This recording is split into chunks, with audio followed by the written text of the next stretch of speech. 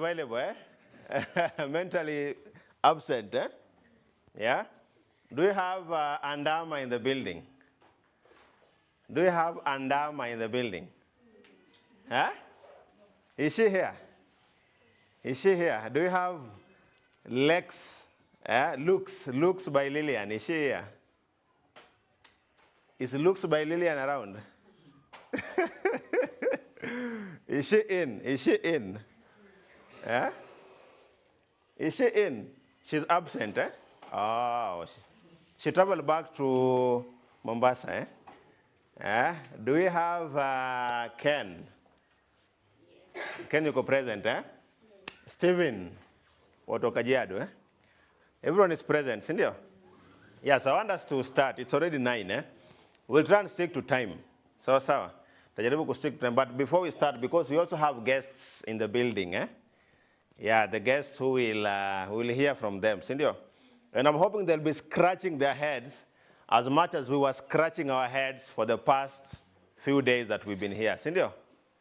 Yeah, so number one, our washrooms are, when you step out of the door, you move straight ahead, the second door, The second door is the ladies, and then the third door.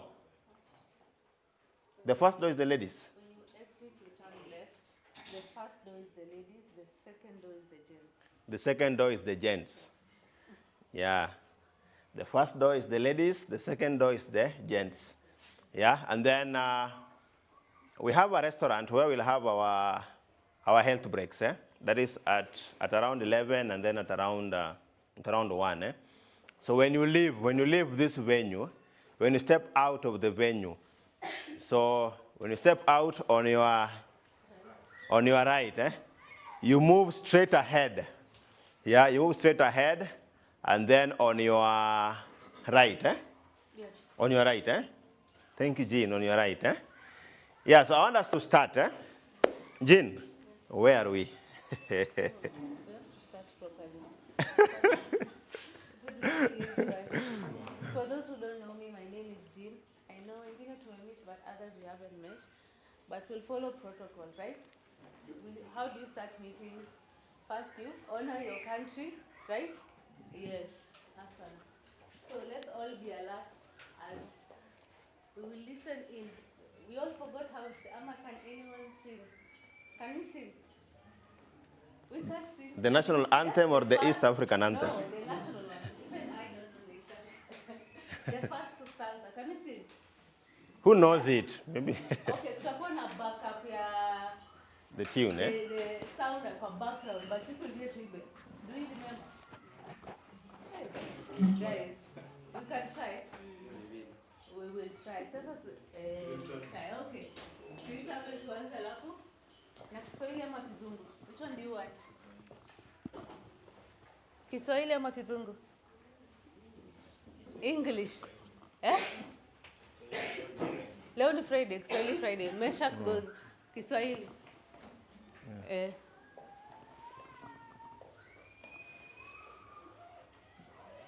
Msiume ulimi.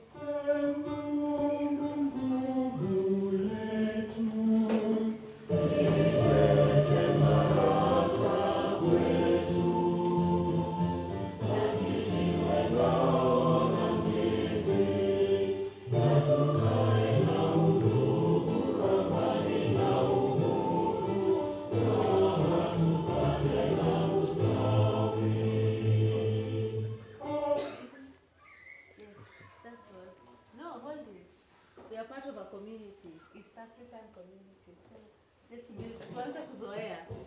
Hata kama mjui sawa. Pia msijui.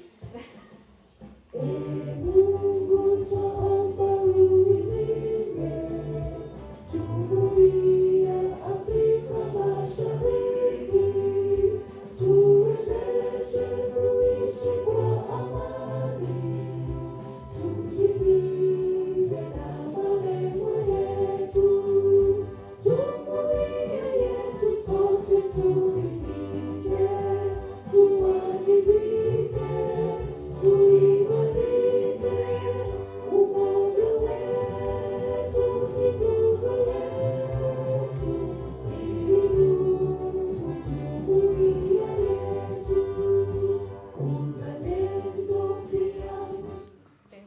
supported Wazalendo, you can have a Ama tuna try for Wazalendo East Africa. Guys were really kissing their lips, eh? Yeah, especially pale nyuma, eh? Hata wana wamevaa branded, eh? There were guys who are seriously in the spirit of patriotism, eh? The East African community, sindio? Yeah, so I want us to start, and over these past few days, we had these innovators here, a very great event, eh? And they told me something about them loving maths, even though we had a few ones who were saying hawapendi maths, but if you want to run a venture, lazima ujue hesabu, si ndio? Because numbers mean something, eh? Now, we took the class back, eh, to primary school, and we're really asking interesting questions. Mom on a divisibility test. Yeah, and I want to throw this to the different categories of groups we have here. The judges hata nyinyi mtakuwa alert, eh? Yeah, so how do you know, how can you tell that a number is divisible by 6? Asha, yeah, I don't want to choose you, eh? I was thinking about Asha. You are thinking about her? Yeah. How do you know a number is divisible by 6? Yes, it's you, Asha.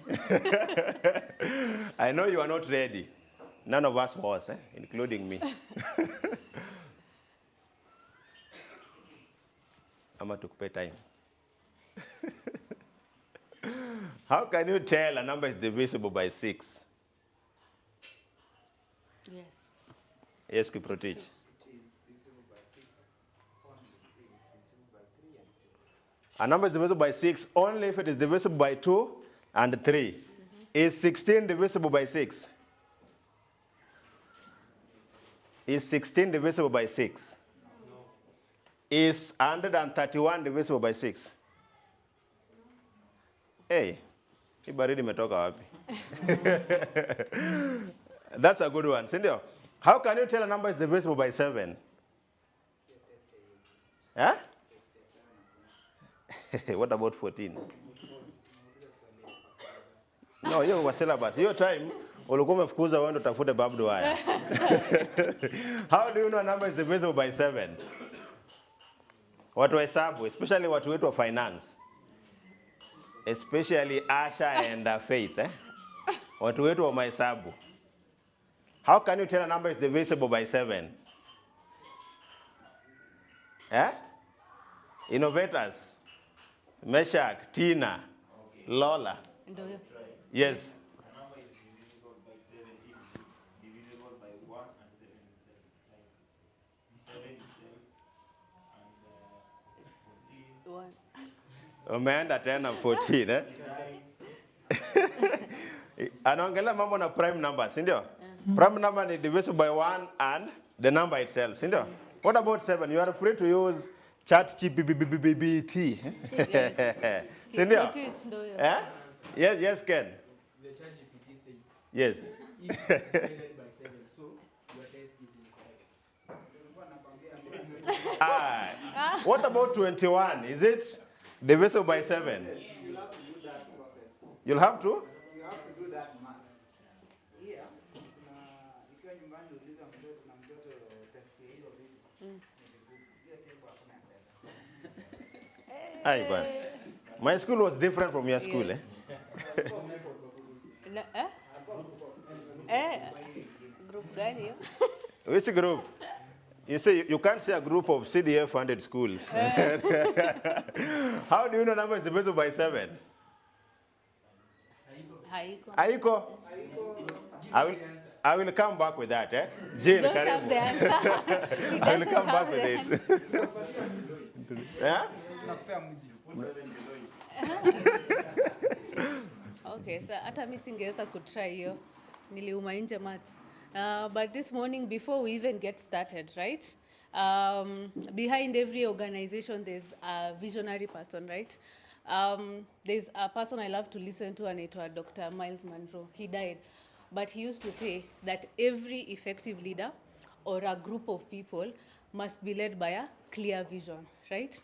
So behind Riziki Source and behind the program that you're all part of, there's someone who had a vision at some point. There's a vision bearer, and then we are the implementers. There's someone who has to carry the vision and run with it. So today, before we start to kick us off, I'd like to invite our ED, who's also the founder of Riziki Sauce. I'll just read a little bit about him. Kidogo najua pendi kuflex, but tutasoma tu kidogo just so that you know who he is.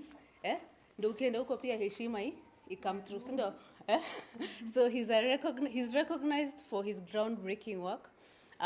He was elected an Ashoka Fellow in 2012. He has demonstrated exceptional leadership, innovative solutions to social change. As a fellow, he focuses on addressing pervasive inequalities faced by persons with disabilities. Fred is known in the industry with his famous quote, "You can't care when you don't know how to," which captures the essence of knowledge and understanding of barriers to inclusive employment and how to break them for a more equitable and inclusive society. He also has a very hearty laugh. Ukitaka kujua kwa building, you will hear him laugh tajua ako kwa building. So let's give a hearty clap for the founder of Riziki Sauce and our executive director. Guys, as Aki come in. Maua. Karibu. Umenipata leo. Good morning, everyone. So my name is, what has been said, Frederick Ouko Alucheli. I'm excited to be here this morning, and solely because of what we are anticipating for the rest of better part of this morning, to hear what 15 finalists have to tell us about their innovative ideas. And I can see how serious the judges are to really tell us who are the three who want to run away with the prize that we have for today. So probably all of you might have known or interacted with who Riziki Sauce is. And we are just that, a social enterprise that wants to help persons with disability connect to employment. And employment, we'll view employment in a 360 format. It could be that someone is getting into white-collar job. It could be that someone is starting their own gig. And that's why we are here today, to try and see what kind of ideas do persons with disability have that we can help accelerate, that eventually it becomes their livelihood. It becomes their source of income. Many moons ago, can someone guess? The moons I'm talking about. Yeah, many moons ago. I was also just a typical disabled person in this country from Shimalabandu, trying to look at how I can better myself. For those who know, Shimalabandu comes from Kakamega County. I will not tell you the specific because you might try to look where I come from Google Map. I even don't know if our place is on Google Map. I was thinking about how do you make it in a country that is so determined to choose who they think are able or not, in terms of how they show up in things, in terms of who gets employment, in terms of who gets to school. But I think I was lucky enough to have parents who supported me from that young age of 2, when I contracted polio. And then it meant that I had to go to what we used to call special school, because I was a special kid.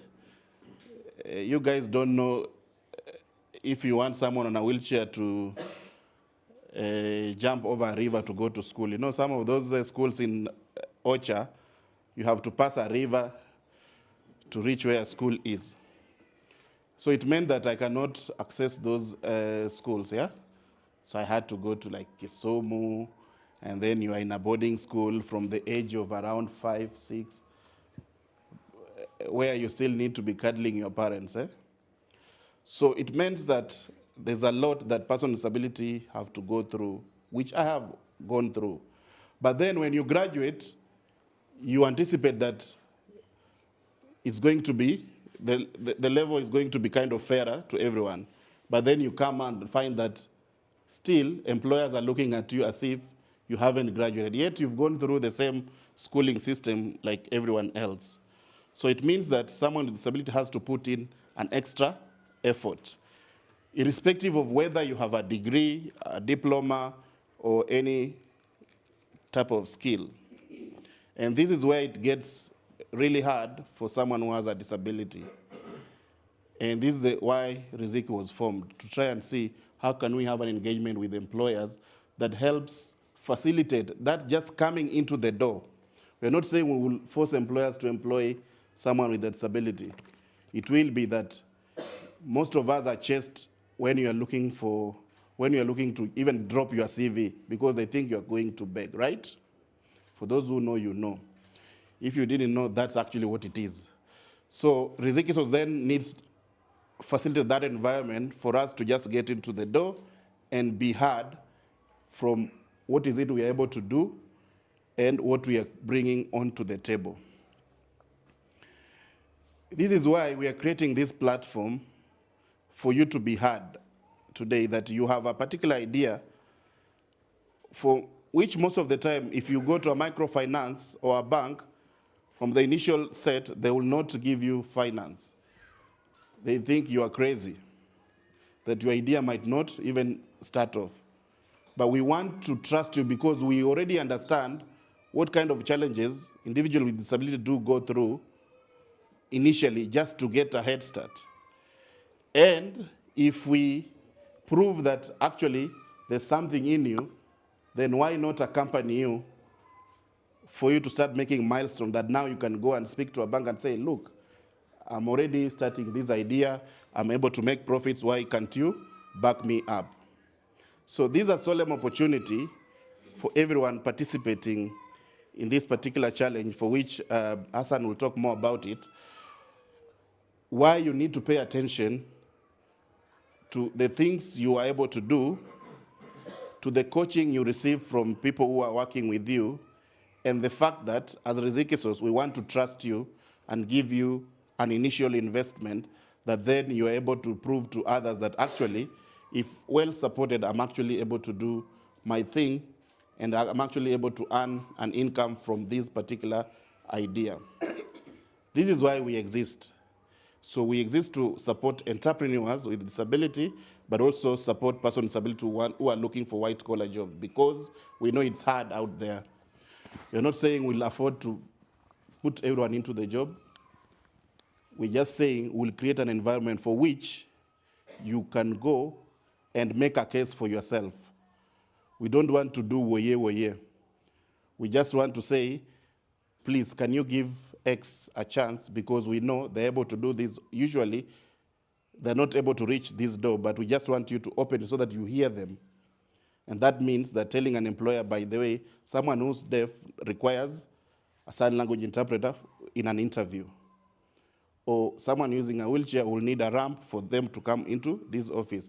But that someone can actually even work from home and be able to discharge particular duties.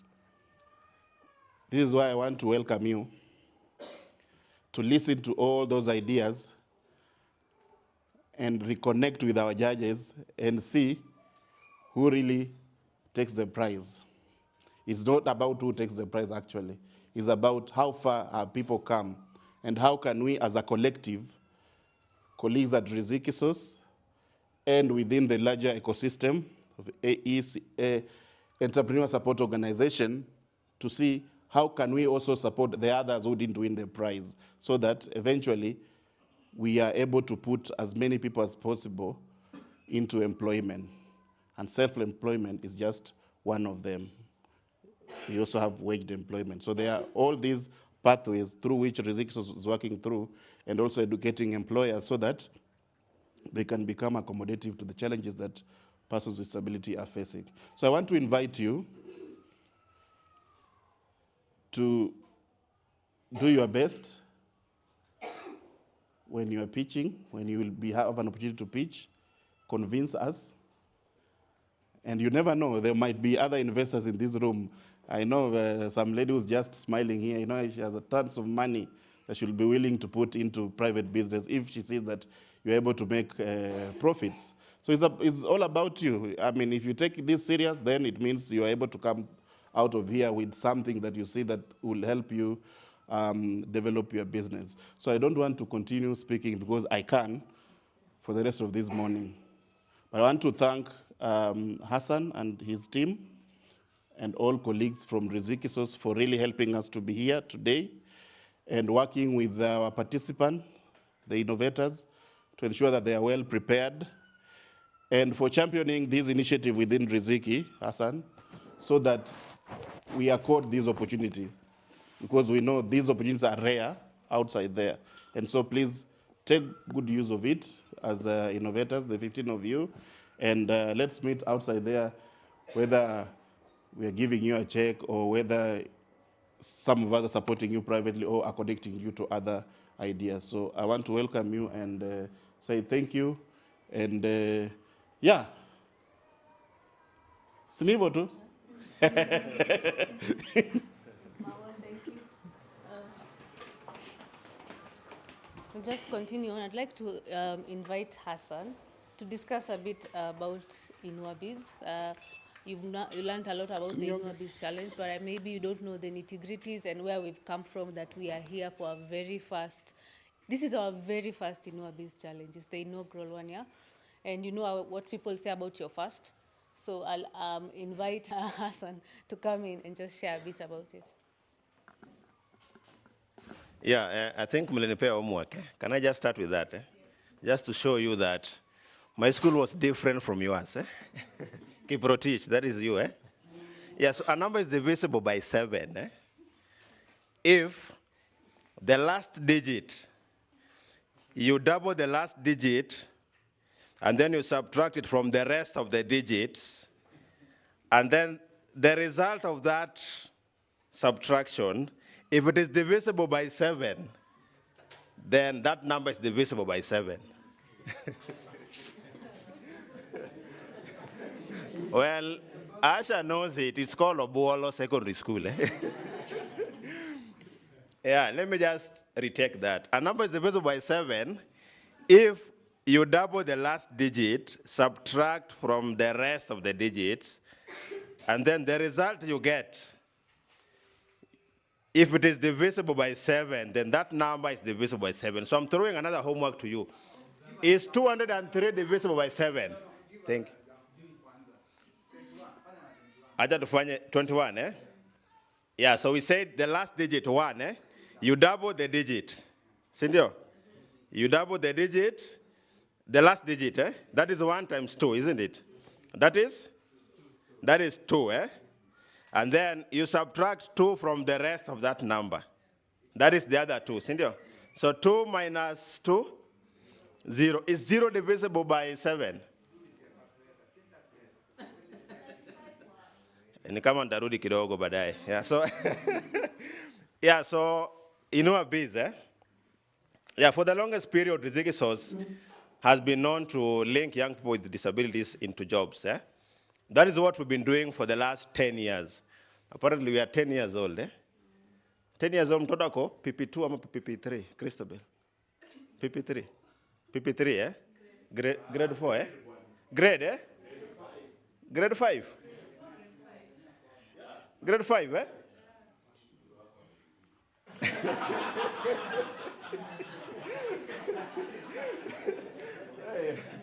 That is a good one. Yeah, so we are in grade 5, Yeah, tujaingia junior secondary, Yes, for the longest period, we've been linking young people with disabilities with jobs. And primarily what we've been doing is around, we skill, mostly we skill for work, we call it job readiness training, which include life skills as well as employability skills training. And of course, we also work with employers around it because if at all we are to link a young person with a disability with a particular employer. And perhaps the employer even has never worked with a young person that has a disability. So that is what we'll be doing for the longest period. But of course, over the period, we have also been learning, yeah? Because a number of young people will tell us that, I'm not made for the, the 8 to 5 or the 9 to 5. But I have this particular skill, or I have this passion, or I have this talent in this. Yeah, is there a way in which I can be supported to monetize on this particular skill, particular skill or particular talent? Yeah? So that is primarily what informed us, yeah, into think about this second pathway around entrepreneurship. Yeah? And part of us listening to young people, we did a feasibility study around 2 years ago. Yeah, and we were talking to young people, yeah, from where they were, around in 5 counties, Kilifi, Kajiado, Machakos, Makueni, and Kilifi. Yeah? So young people were telling us that, I have this small business I'm doing. Yeah?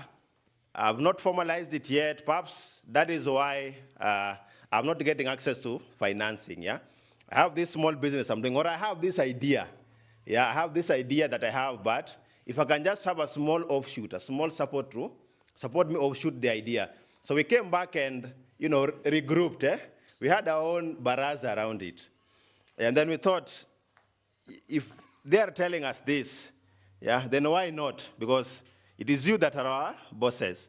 Yeah, so we started out what we call Inua Biz, and Inua Biz primarily has 2 pathways. That is working with young people with disabilities who are running micro enterprises. And that pathway is what we call Inua Biz Accelerator. So Accelerator works with young people that are running MEs, micro enterprises, and it's an acceleration that runs for 12 months. Yeah, and then the other pathway is what has convened us here today, yeah? What we call the Inua Biz Innovation Challenge. So with this challenge, we're targeting young people who are at ideation stage. Uko na idea fulani in your head, sindio? Yeah, but hujapata support fulani, yeah? Hujapata skill fulani, yeah? Hujapata mwenye nakuambia, this idea is actually a good one. Yeah? So that is what prompted us to make out a call for applications. Yeah, and it was really a great and interesting time, eh? It was around 2 weeks, eh? Yeah, we are going through around 93 innovations all over Kenya. Yeah, young people sharing ideas, very, very great ideas. And my team led by Jean, yeah, Jean, Christabel, and Irene, who is not here. Yeah, we're really into, at first, they gave us a very huge list, yeah, that all these ideas are actually very feasible. Yeah, and then we had to speak with our, leaders, telling them, these ideas ni nzuri, like, so how do we choose, Is it possible that we invite all of them to a boot camp? Wakasema,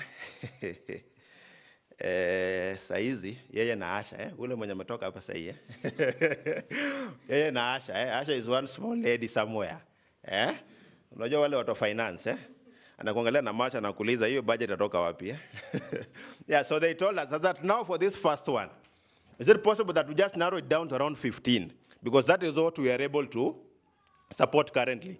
Because apart from the awarding, we also have other budget cost lines that goes into preparing them for the pitch. Sindio? Yeah, so we narrowed it down to around 15 of us. Yeah, and that is why we are here. And what we are looking at is that, number one, all of us are innovators, regardless of who wins and who doesn't. Sindio? The first point is that all of you are innovators, and you are here, and congratulations. Yeah? We need to hear 1, 2, 1, 2. All of us here are winners, sindio? And what we are looking at is, number one, there's mentorship that we've been having here from day one, sindio? We've had engagements here with a number of business coaches. Yeah, and these are esteemed experts within their fields who've been giving us support from day one up to yesterday, sindio? Did you guys have fun alongside learning? Mlikuwa na fun, innovators, Steven, Meshach, ama mlikuwa very busy? You had fun, Yeah, so we're looking at that support and the training, And then what we're also looking at is access to markets, Yeah, that is also part of the support that will give you beyond this, this day, And then we're also looking at access to financing. And I already know currently that we have one investor in the house, sindio? We have one investor, innovators. Ama mtaki investor, ama iya Inua biz du peke yake. Kuna investor somewhere, sindio? Na pia jana, there's another opportunity that came, that we can also have these master classes zikiendelea, sindio? Because for a moment we felt like these sessions zimekuwa packed kidogo, sindio? There's so much to learn, sindio? There's so much to learn. If you're an innovator, learning is a lifelong process, sindio? Yeah, so all that will still continue. So I'm hoping that by around 2 p.m., Jen will guide us further, sindio? Yes, investor to guide on something else. Yeah, and that's how we've been doing it. And then with us here, we have business coaches that supported us. We have Anthony from Light for the World. We have Silas Abudo from Somo Africa. And we also have great esteemed judges, the ones who have a very hard problem today. Because these innovations, if it was within my powers, I'm just saying within my powers, then all this should be awarded. Some. Yeah, so our judges, we have 3 judges. That is, we have Sam Bugwa. I don't know if I can give them like a minute to just introduce themselves. We hear their voices, sindio? At least voices itoke ile wakati wa kupitch. Sinu kweli? Yeah, at least they cool off steam, 1 minute and then ile kenyo lituambia. That one fun fact about you, Okay. Yeah. Thank you, Hassan. Good morning. Tuko salama? Yes. Tuko na energy? Yes. So my name is Sam Bogwa, as Hassan has said. I work for Hand in Hand Eastern Africa as a program manager in an accelerator program. So I sit in a lot of forums like this one, where we speak with innovators, with business people, and also the people who want to accelerate their businesses even to other areas. I also sit in a seat of investors in another forum, where we assess businesses, and we try to see which businesses fit for financing. So I'm so much glad to be here, that you have interesting businesses, and you are ready to listen to the businesses ourselves, so that we can see how best well we can work together. So I think that is it. I think we'll speak much when we'll be presenting. And Hassan has given me a challenge to give a fun fact. Okay, so during the day, I work as a mentor, a coach, and also a variety of businesses. But at night, I study planets. Najua mabaya moons, astronomers. So I'm so much passionate about life beyond Earth. So it's two fields that are so much different apart. So if you want to know something about what is happening in Mars, what is happening in Jupiter, even beyond our solar system, I'm so much informed on that, which is my other part of what I do. Thank you. Let's give our 1-2. Mana Sam, NASA keeps telling us there is a stone that is heading towards Earth. Will it happen in my lifetime? Ama nisikuwe na worries. We have one that is said to pass through the Earth in 2029. Pass near the Earth. It's called 2025. 2029. Minus 2025. 4 years. 4 years. But it won't hit the Earth because it will be in the proximity of the Earth. But then it will pass somewhere. Then its trajectory, if it changes, it will hit us in 2045. Bana, you. Okay.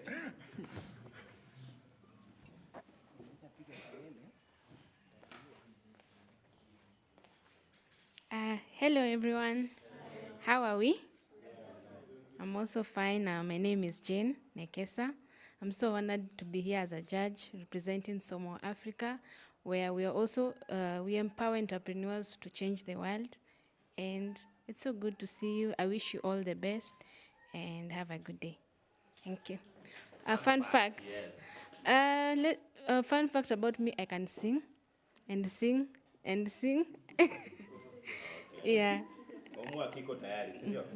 At the end of the session, sindio? Yeah, ushapata kazi, Karibu Juma. Because yes. Good morning, everyone. Yes, I'm excited and pleasure and humbled to be before you as a judge. My name is Juma Derek. I've been economic coordinator for. Okay, I've been economic coordinator for more than 5 years. I've been working within CSO landscape, or you can call it NGO. I've had chance to work closely with youths, with women, with mothers, with almost everyone in informal settlements and communities in Nairobi. And I've been lucky enough to come up with different programs. Currently, we are working with youths in VTCs. We have done something called conditional cash transfer. So what's conditional cash transfer? We usually give or we award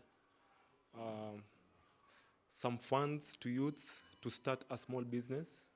And it's almost similar to also this, what we are doing. And I think I'm just lucky enough to also participate in this. Thank you very much, Rizikisos. Thanks, Hassan, for that. Fun fact about me, I know we will interact as we proceed. Fun fact about me, I love poetry, I write poems. I also play basketball, I'm an athlete. And I also do research. Thanks so much. Let's give our judges a 1-2. And to our online audience, yeah, kindly just introduce yourself on the comment section of the live. That's possible, Our comments, that's possible, Yeah, and tell us where you are joining from, Tell us where you are joining from. And our hashtag for the day, We have around 3 hashtags. You never know, we might have awards, Faith, zile awards ziko, Yes, we might have awards. Kindly, if you are able to post, use InuaBiz, hashtag InuaBiz challenge. Yeah, hashtag innovate, catalyze, thrive. Hashtag Rizikisos at 10. 10, that is Rizikisos at 10. Sawa. And without much further ado, I want us to go into this. Jean, I welcome you. We just go into these pitches because that is why we are here, isn't it? Yes, karibu. Thank you for all that. So we've done everything. We've observed every protocol, right? See, now we can go to the core of why we are here, right? Are we excited? Are we anxious? Am I nervous? How are we feeling? Nasikia tumbo inaingia maji kidogo. Lakini I remember jana Anthony alisema adrenaline, it's good, right? It helps you push yourself. It will help you kusimama hapa mbele na kushare your ideas, right? And that's the objective of today. Sawa? So we'll start with our number 1 innovator. And I'll tell you a bit about Ken Maina as he prepares to come. See already Ken? Ama umechange kukua our very first. As he comes, so Ken Maina's innovation is called School I5. It's an edutech initiative to transform learning in schools in Africa, not just in Kenya, but in Africa. And his objective is to equalize access to education, especially among undeserved communities. So as he prepares to let's encourage one another. Si pia unataka encouragement ukikama hapa mbele, right? Maua as he figures this out. Maua. I don't know if you can have some music or something playing as he comes.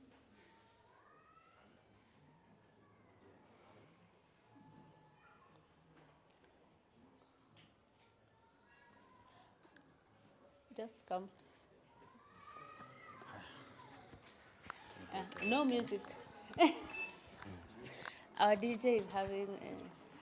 I don't know if Jane wants to sing at this specific point. Let's just give him 2 minutes.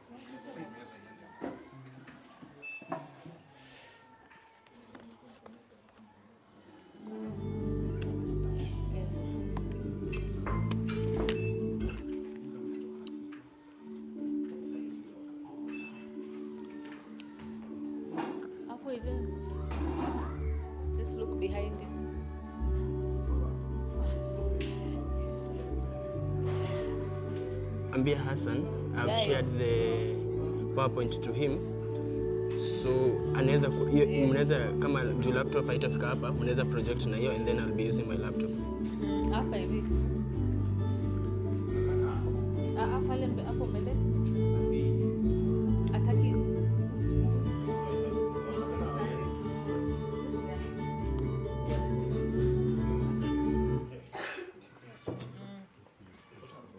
Fiti.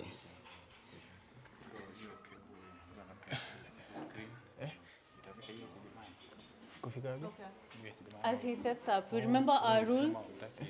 Everybody gets 10 minutes. 5 minutes you pitch your idea. 5 minutes we give the judges some time to ask some questions. Sawa? 10 minutes. Our timer is alert.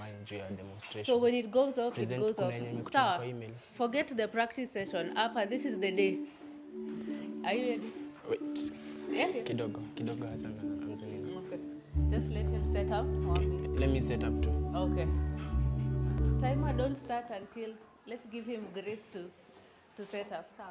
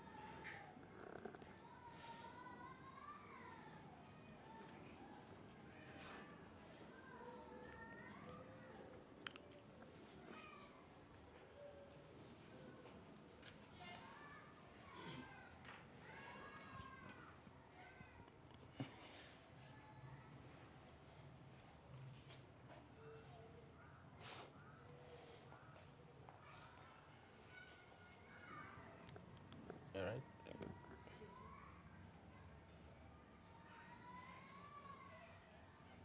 Okay. So we are ready. You're Are you ready? ready? Okay. Our time starts now. So imagine I have a friend called Eric. Eric is a visually impaired student at Kenyatta University. Eric got an A- in his KCSE, but he never wanted to do the course that he's doing right now. He's doing a bachelor's in arts, but he wanted to get into medicine. But Eric couldn't get into medicine. Why? Because there was inaccessible education for him. He could not be able to get into STEM courses. So I am Ken Minor from School Hi-Fi, and we are trying to help Eric and others to be able to navigate into their STEM subjects regardless of the impairments that they have in sub-Saharan Africa. So, our solution, School Hi-Fi. School Hi-Fi is basically a tool that helps these students who are visually impaired have something we call a virtual lab. Just imagine how this student can enter into a lab without the need of interacting with this HCL NIMDM, because they are going to cause damages or accidents. But we are providing a tool whereby he's going to command the tool to do the things for him, and then after it does maybe the practicals for him, it's going to give the results to him in a piece of paper, which at sometimes it's braille interpreted, and the examiner is going to take that piece of paper, look at it, and then give out the results as the other student would. But Eric, in this case, could not do that. Why? Because even the education system in Kenya has not provided him with the technological advancement or the tools to be able, for him to be able to do this as the mainstream society can do. So most of the Erics and others are limited in this. So how is this tool made? So our tool is majorly an AI-powered tool. I'll show you some demos. It uses AIs and 3D models to help these students be able to navigate into their STEM subjects, practicals, mathematics, and you can name them. So what have we done? Our journey. School Wi-Fi was basically started in the year 2023. It was inducted into the Viable Community Africa at the CC Hub, where we got some mentorship on how to build these tools, and on how we can be able to build this tool in accordance to the KICD and other African initiatives, educational initiatives, so that we can conform to their guidelines. In 2024, School Wi-Fi was able to build a new module, that is School Wi-Fi Vision, for the disabled users in particular, in support of Enable and Art4D, where we are currently incubated. So we have currently tested in 4 schools, in Kiambu County and in Murang'a County. Our major school being Thika School for the Blind. And for the mainstream schools, we have tested in Gatogo Secondary School and Kenyatta University Primary, among others. So timing. Why did we come at this point? Remember, we are calling Kenya the cradle of technology. They are calling it the Silicon Savannah. And then we have this bill that has been passed recently where AT, that is assistive technology, has been given the go-ahead to go maybe into schools, into healthcare, so that we can be able to assist these people in achieving the SDG goals, that is the Vision 2030 SDG goals. So we have a very huge gap in this. Remember, these tools are only used in Europe for now, but in sub-Saharan Africa, we have no tools like this. We only have only have one assistive technology accelerator in Africa, that is AT4D. But with this bill, we are going to be able to bring more of these tools, and I'll be happy to see Riziki Sos coming to champion on these tools, so that we can be able to bring meaningful life for those people who are not able to access STEM subjects at ease. Traction. On Breakthrough, we aim at generating maybe 200 million Kenyan shillings, that is in sub-Saharan Africa. But in the first 4 years, we aim at generating 80 million Kenyan shillings when we are able to bring these tools into close to 60 schools, that is in Kenya. We aim at, we are looking forward to bring the tools in Nairobi County, Kisumu County, and Mombasa County at first, and also Murang'a County, which basically has accepted us. Our target market. You have the high schools, junior secondary schools, and special schools. And also you have the tertiary schools like Kenyatta University and Akina USIU Africa, where they are trying to bring in more of these tools to help their disabled community.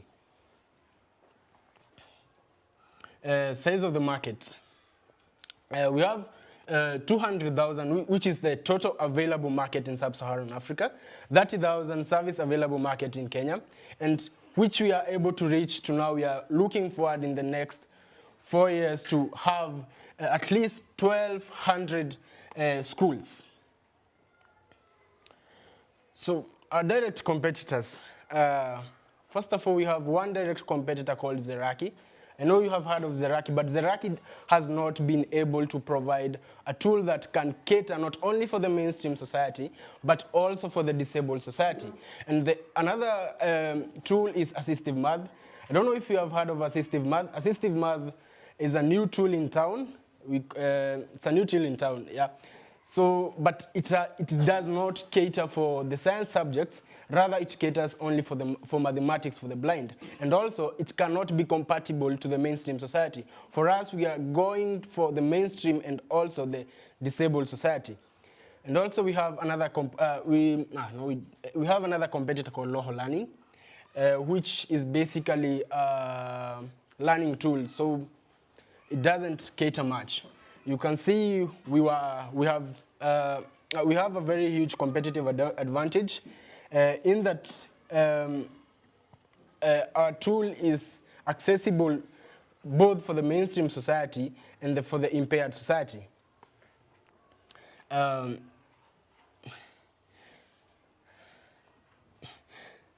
to the next slides, please. Next slide, kindly. You can see we have got various awards. This is I think our second award from Enable, where we presented our solution and we were able to get inducted for some business advisory, what do you call it? They are one of our stakeholders. So our business revenue model, it's very simple. Number one thing, we have the School Wi-Fi vision and we have the main School Wi-Fi. So for the School Wi-Fi vision, we are looking forward to generate income from subscription features. That is for the blind. We hope that we have a subscription feature of 1,000 per month per user. And for the School Wi-Fi, we have an initial installation fee of 100 bob, and we have to, the student have to pay a termly subscription fee of 60 bob. So if we have a school of 600 students, it will require them to pay 60,000. That is for the activation, and if in the same school will be paying 24,000 for the 24,000 for the subscription. That is termly subscription. Our roadmap. We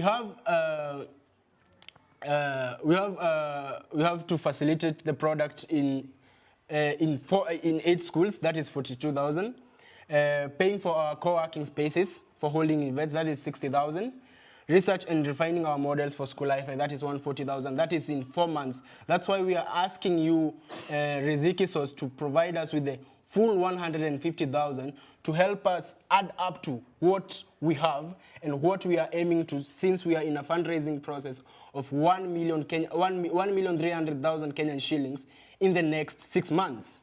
So we have some various partners, that is Innovate Now and CC Hub Africa, who are helping us in stakeholder analysis and all that. And yeah, you can contact us. These are our contacts. And yeah, please, Bana, do it. So I can show some judges the product itself. As you ask any question, so you can have some view of it. I know I'm not that, I'm just a technical person, so you might allow me, I'm not a marketing jargon. So you can see these the AI-powered features.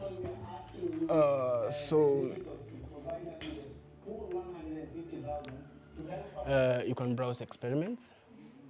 So this is the maybe acid-based titration. You can see this like a virtual lab, but this one is we are in a research mini. So this one we are doing research with Enable to help us come up with some good 3D models, and we have a very huge community in this. And also, yeah, we have an AI assistant. So you just need to talk, and then it gives you the answers. For now, we have hard-coded the results.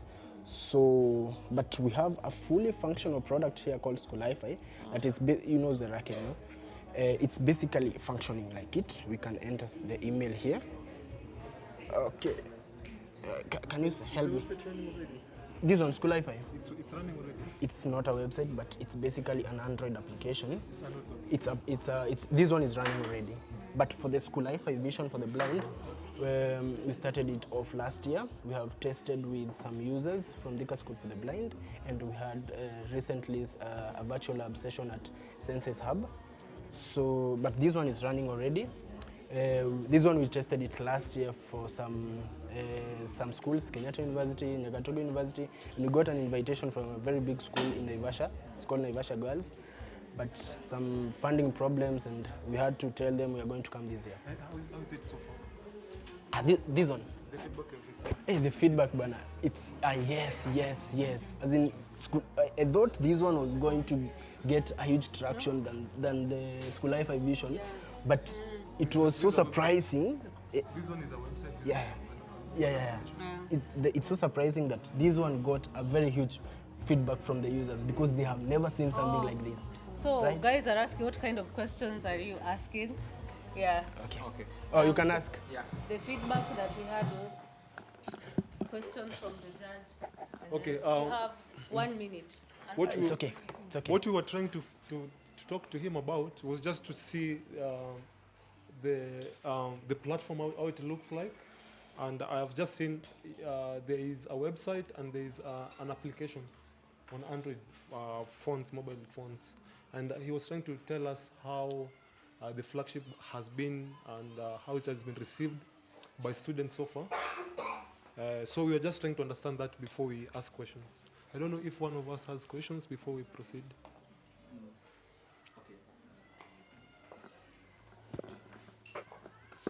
Thank you, Ken, for the presentation. And also thank you for the good work that you are doing. What's your background?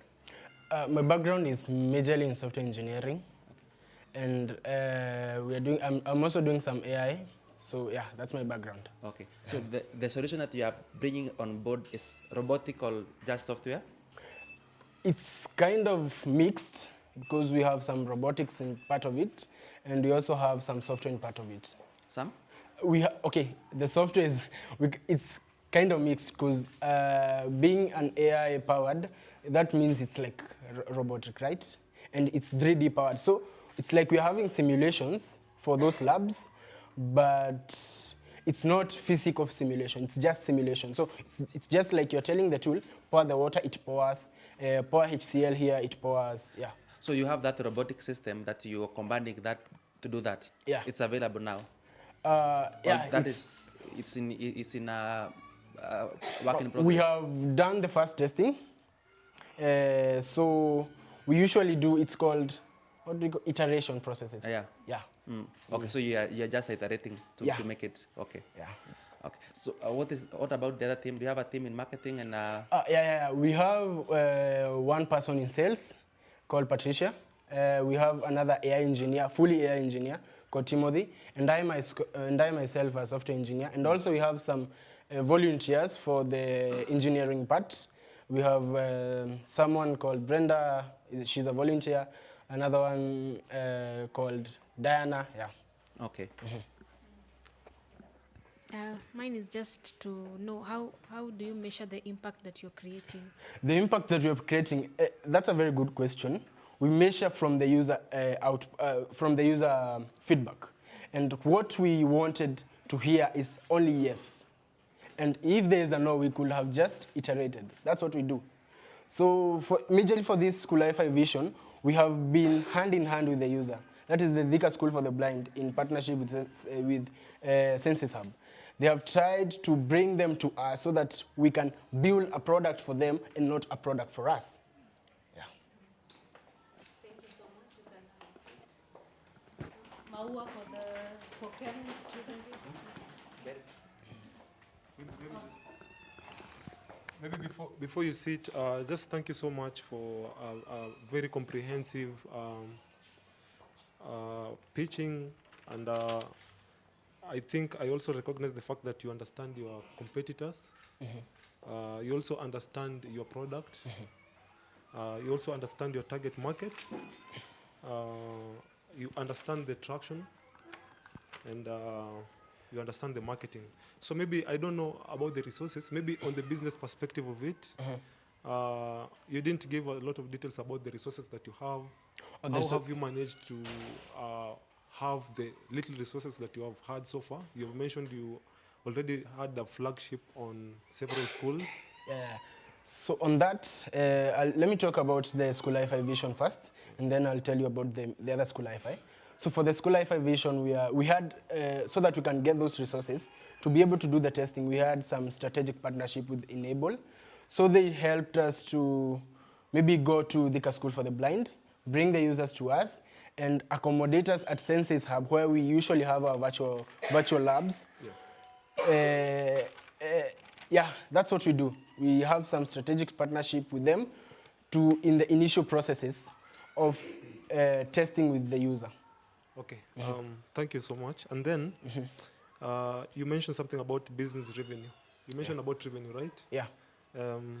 So I'm so keen to understand. So far, so good. You have said you want to raise the roadmap that you gave. The funding process, you are seeking 1,300,000 shillings. Right. So far, so good. For the flagships that you have done, how much have you managed to raise? For the ones that we have managed to raise. Yes. For the flagships that we have done, they have been majorly sponsored by Enable. So were they a pro bono job? Yeah. Was it pro bono? Were you doing that without expectation of any profits, or? Oh, for that one, for the School Life Vision, Yes. we expect profits, but for the testing, as I have said, It was free. it was free. Okay. For all the testing that are being done by School Life, they're usually free, and it is us who usually, maybe if it's say paying for the servers, I usually use my own salary to do that. Okay. Yeah. When will you launch? Sorry? When are you expecting to launch now fully? We expect to do it on maybe July next year or August next year. Because of time, for the interest of time, It's let me okay. ask you a last question on costing. Because I've seen you understand your model very well. Right. So, how much do you think you are going to use on general cost? Because you usually have several costs in terms of salaries. You have a team on marketing. You mentioned their names. How are you going about with the costing part? Because So on there's the so many things which happen in the costing. As a business person, you have to understand how to manage the costing part. On the costing part, majorly we are going to incur cost on sales, and we have already, me and my partner, we did some model, and we saw it wise not to give the salesperson a salary, rather give her a commission. So we have a commission of 20% per each and every schools that she brings to us. We are going to pay her a commission of 20%. That's what we do. Thank you, Ken. You can have your seat. So for the interest of equality and equity, we'll add time for every other person. Sawa, is that okay? Are we good? Sawa? So we'll go to the next person. So you'll hear my timer. When it rings, uje umefikisha halfway mark, right? You're supposed to be winding up. So we can give an additional 3 or 4 minutes to the judges to ask questions. Are we okay? So 6 minutes you do your presentation, and then the other couple of minutes, another 6, 7 minutes you get questions. So, are we okay this side? Yes. Yes. So the next person is Charles Kilonzo. He is the innovator behind TT Poultry, and it specializes in farming of indigenous chicken. Maua, as he comes in, yes, baka afike. Karibu.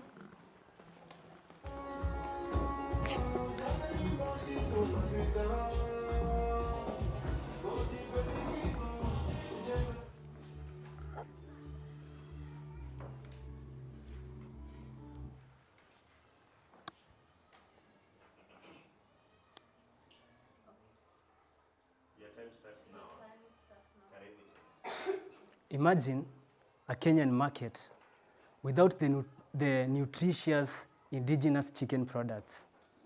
Ladies and gentlemen, good morning. My name is Charles Kilonzo, and I am presenting to you an indigenous chicken project by the name TT Poultry Farm. This farm is coming to improve on what I have been doing in the last 2 years. I have been keeping indigenous chicken for eggs and meat, but in a smaller scale. In this 2 years period, I have conducted a research that has seriously shown me a gap in the market in relation to indigenous chicken and their products in the market. Informed by this research, I have chosen to walk through this path. TT Poultry Farm has its roots at Machakos County in a place called Ngelani. This farm is aiming to keep 50 indigenous chicken for production of eggs and meat. This farm is also aiming to create employment opportunity in the society and also to help in climate mitigation, since the waste from the birds will be used as organic manure. Medical research has proven that consumption of indigenous chicken products have more nutritional value compared to other chicken products from the other breeds. This farm is aiming to bring an opportunity to the society to keep health by consuming health products from this farm. My immediate targeted customers will be the local households for consumption, local shops, butcheries and hotels for reselling, as well as institutions such as hospitals and schools, especially now with the CBC curriculum. What do I need exactly to establish a successful, standard, but yet cost-effective indigenous chicken farm? I require 80,000 that will be used as follows. 30,000 will be used in purchasing the construction material of the chicken house. The materials will be acquired from the local society, again impacting the local society positively on the economic development. 5,000 will be used for the structure construction, 15,000 to purchase the birds, 20,000 to purchase the feeds, 10,000 will be used for medication, vaccination, and any other miscellaneous costs that may arise as the project goes on. Profitability balance of this farm is guaranteed. From my previous experience, production of 1 kienyeji egg will cost me 11 to 13 Kenya shilling.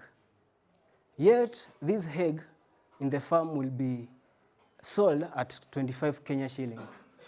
Therefore, the profitability balance in that aspect is well catered. In 1 hold of this farm, 1 year hold of this farm in operation, I am planning to bring a value addition to the eggs produced from the farm by bringing in an incubator that will enable me to incubate eggs purposely for selling to the community for any person who wants to venture into this business line, and also ensuring that I have a fresh birds in my farm at any time. By the 2nd year of this project, I am planning to sell the first phase of the chicken into the market for meat. And by this incubation, I will have another stock birds, another fresh birds, hold like 6 months already laying to ensure the products, there's a flow of the products in the market. By this time, I'm also expecting to have joined a local circle, a local agricultural circle, to ensure that I save for the profits achieved from the sold eggs, to ensure that with time I will be eligible to a bigger financial support like loan from the circle for expansion of this farm. It is my belief, as by such ideas and projects in the society, we will always have the indigenous chicken products in the market and in a very fair price. And that's why I believe the Riziki source will partner with me, will be part of this vision, actualizing this into the society for the betterment of the entire society. So I'm looking forward for your support. Thank you very much. At this time, I welcome question, if any. Thank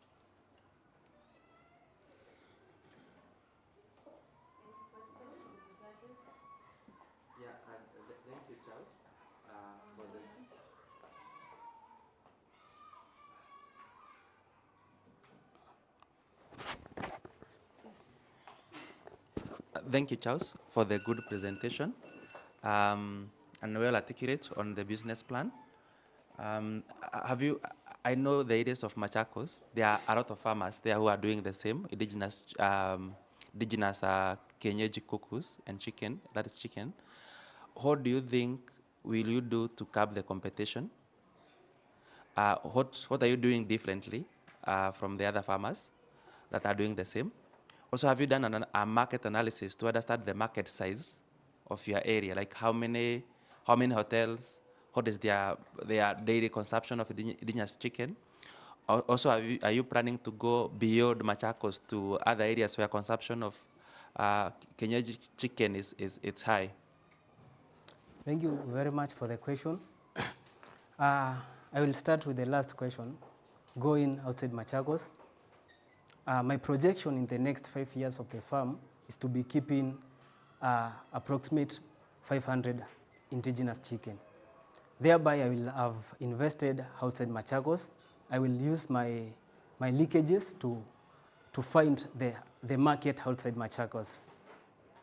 In terms of what different am I doing, or else what new thing that I'm bringing to ensure that my products are quite different from the others.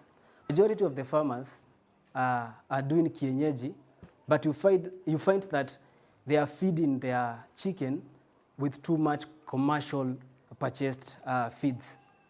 For my case, I'm choosing to do less than 50% of the feeding will be from the indigenous products, especially maize, you know, the omena waste as well as rice waste. This will ensure quality and sure kienyeji products in the market.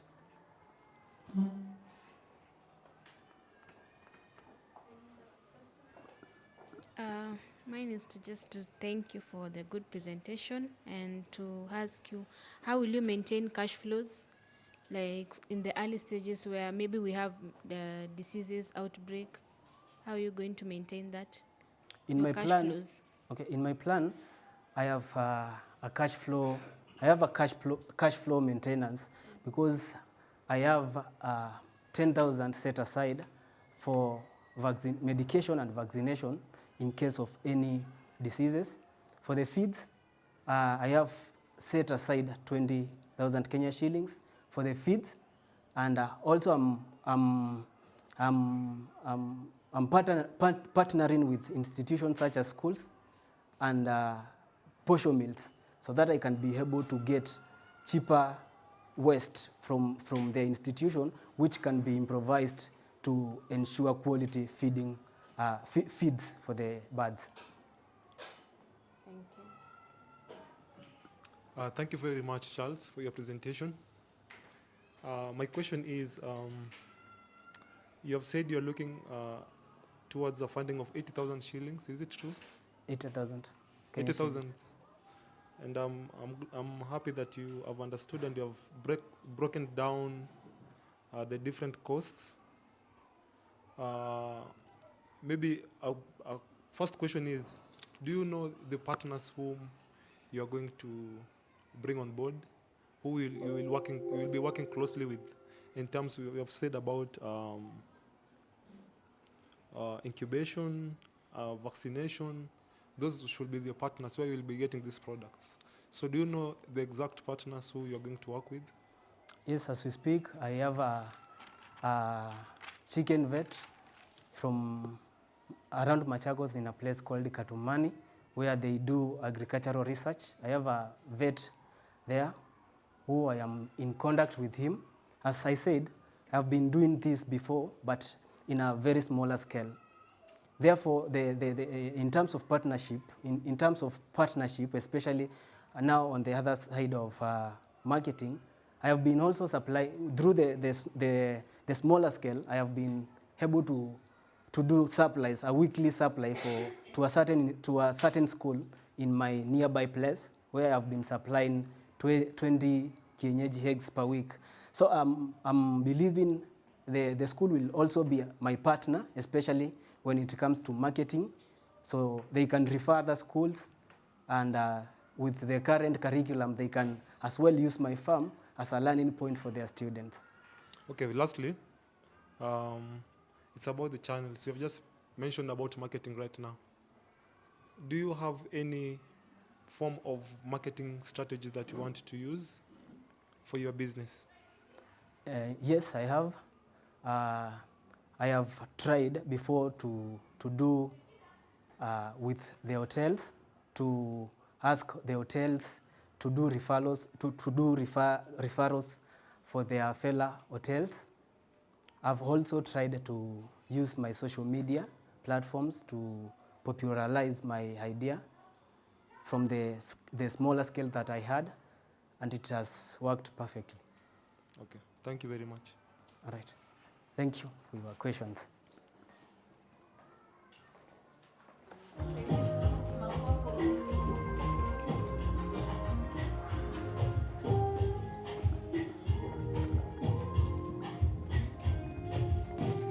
okay, thank you.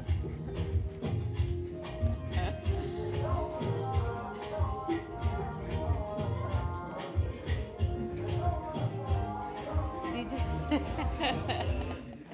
Thank you, DJ, for the prolonged session. We move on to innovator number 3. He knows himself. It's Ian Njehia, and he's passionate about creating impactful stories. His platform aims to amplify the voices of the underrepresented. So, Maua for Ian as he comes to share his innovation this morning. Maua until he gets here. Yes.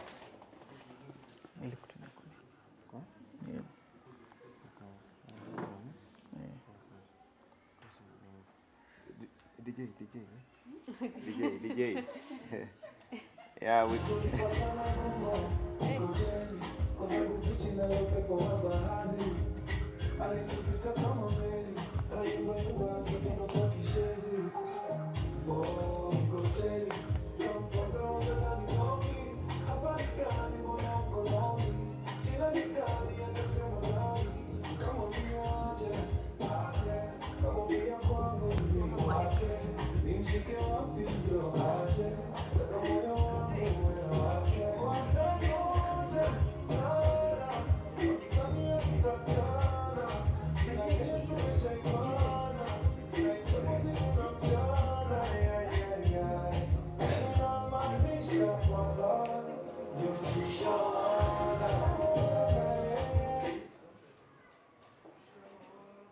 Yeah, we have an open role for a DJ. Feel free to apply.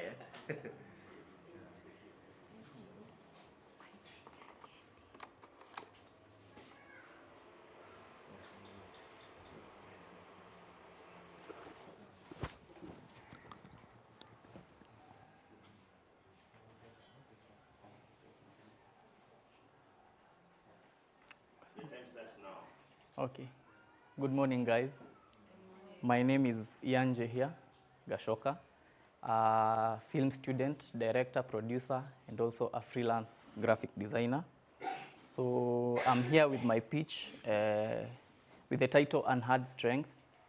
So basically, so next slide.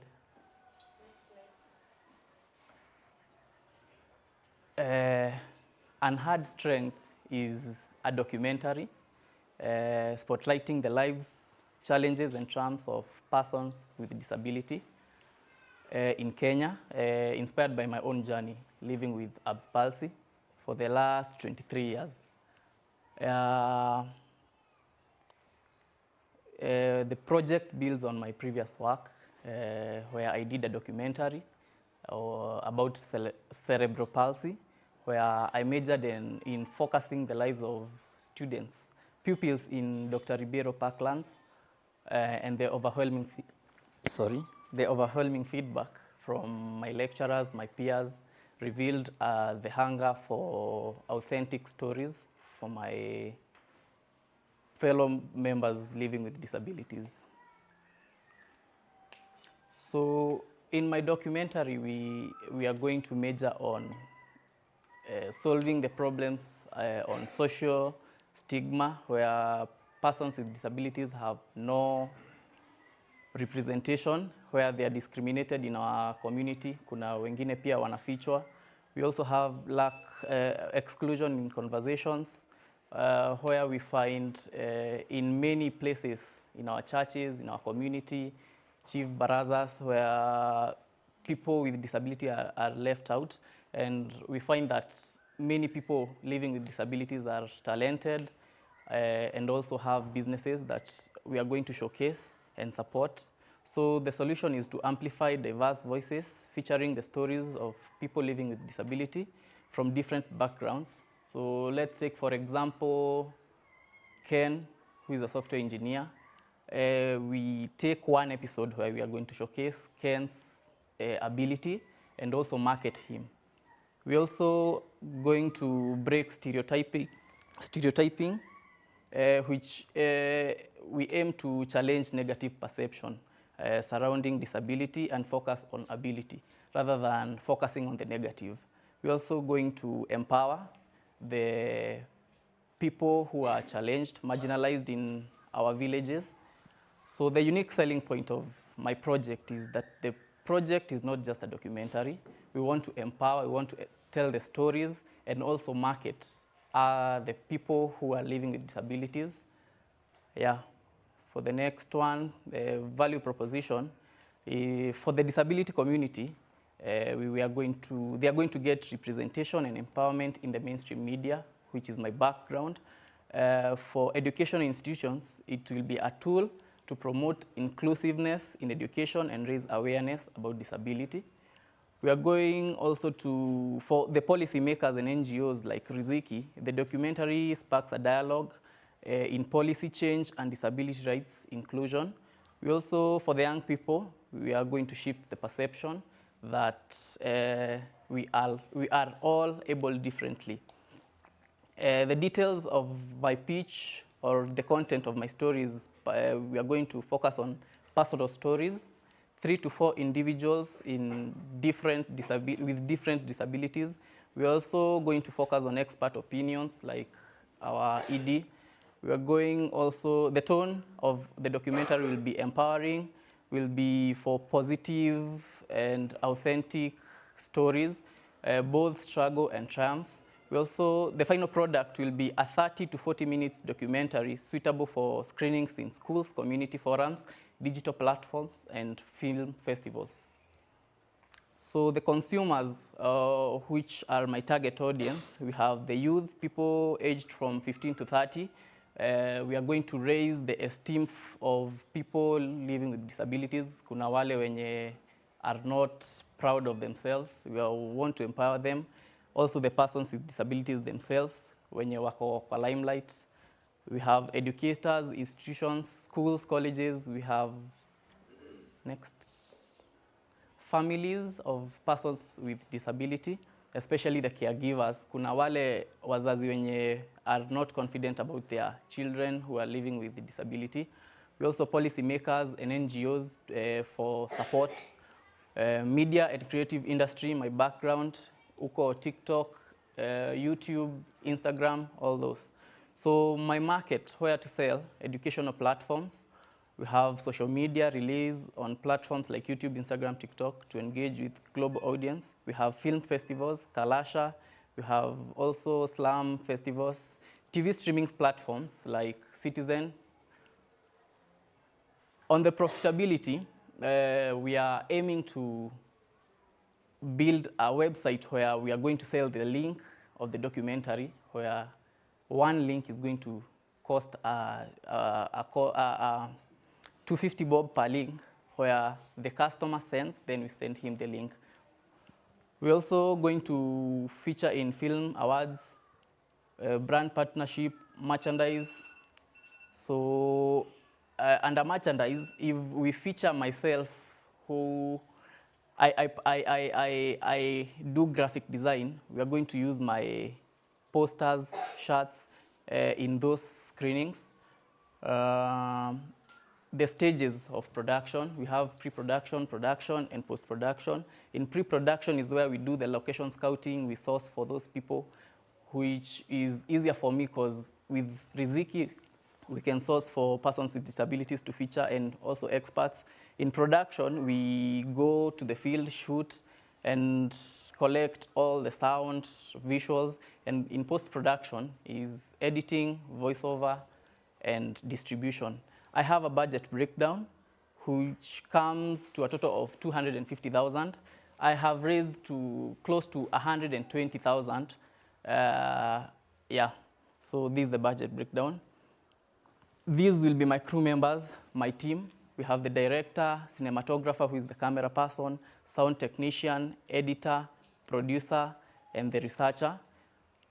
Yeah, and that is the end of my pitch. This documentary is more than just a film. It's an opportunity to create authentic stories for persons with disabilities. Thank you.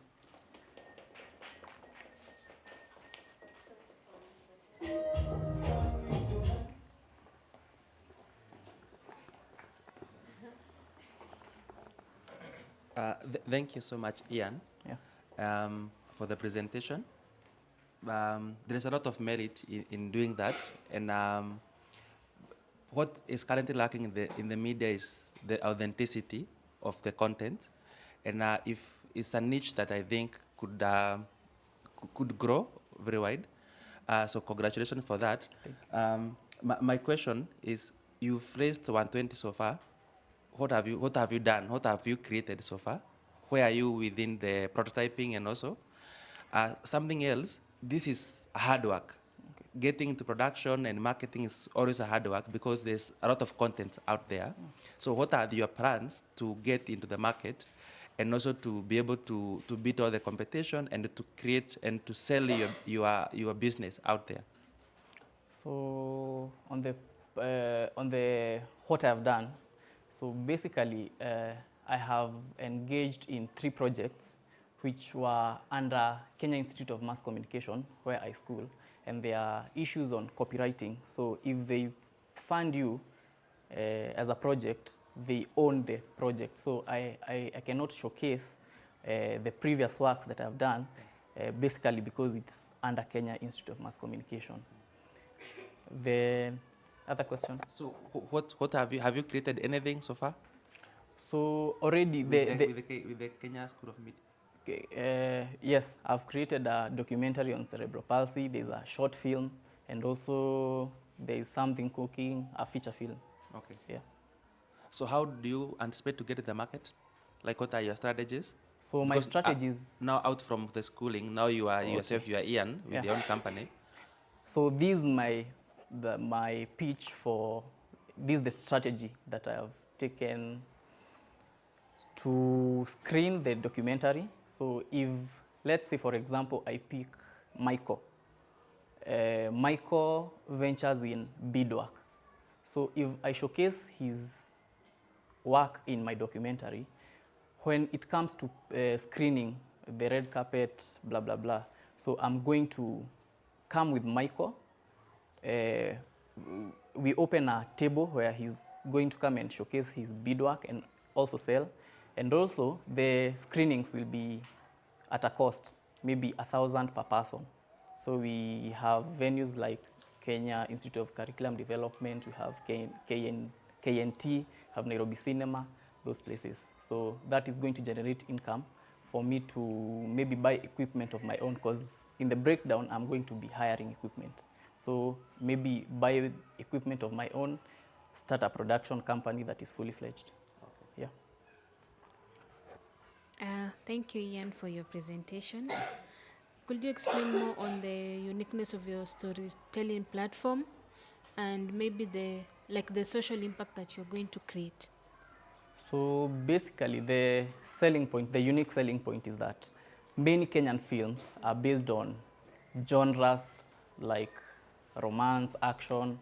Nobody's focusing on the persons with disabilities, because in most of the movies that we are watching locally, there is no inclusion of persons with disabilities. So my unique selling point is that I'm going to tell the stories of these people living with disabilities, not the typical Romeo and Juliet stories. Yeah. Thank you so much, Ian. Mine is mostly to ask again about costing. We usually have different types of costing. We have fixed costs and we have variable costs. So you gave a budget breakdown, and you also talked about crew members. On your budget breakdown, I didn't see the salaries. Are these people going to work for free? Are they doing pro bono job, or how are you going to handle that? So The cinematograph, researcher, director, all those. So in the budget under film production, you see, like, for example, in the camera and equipment, it holds the hiring and also paying the camera person. We also have the transport and logistics. This is the movement from one location to another. We have sound and lighting equipment. So we are going to pay the gaffer, the sound technician. We also have the editor and post-production. This entails everything that is going to be undertaken in the post-production. So I only minimized it for the slide presentation, but there's a breakdown. Okay, another question. When it comes to shooting, mostly there is a lot of things involved. One of it is rights to show someone's face, or something like a license. So in such a scenario, how are you going to handle it? So to start with, we can see their location, permits, and fees. And also, personally, I own a press card where we are allowed to shoot. Like, maybe we are shooting in the CBD. I already have a permit that I'm permitted to shoot in the CBD. Also, when it comes to showing the faces and all that, let's say I pick somebody like, let me choose Kiprotich. Kiprotich is a friend who wants me to market him in my documentary. And we are all passionate about persons with disability. So we are going to work hand in hand with people like Kiprotich, the people partnering with Riziki Source, Homo, Light. See, it will be much easier working with them rather than just meeting a person randomly. Yeah.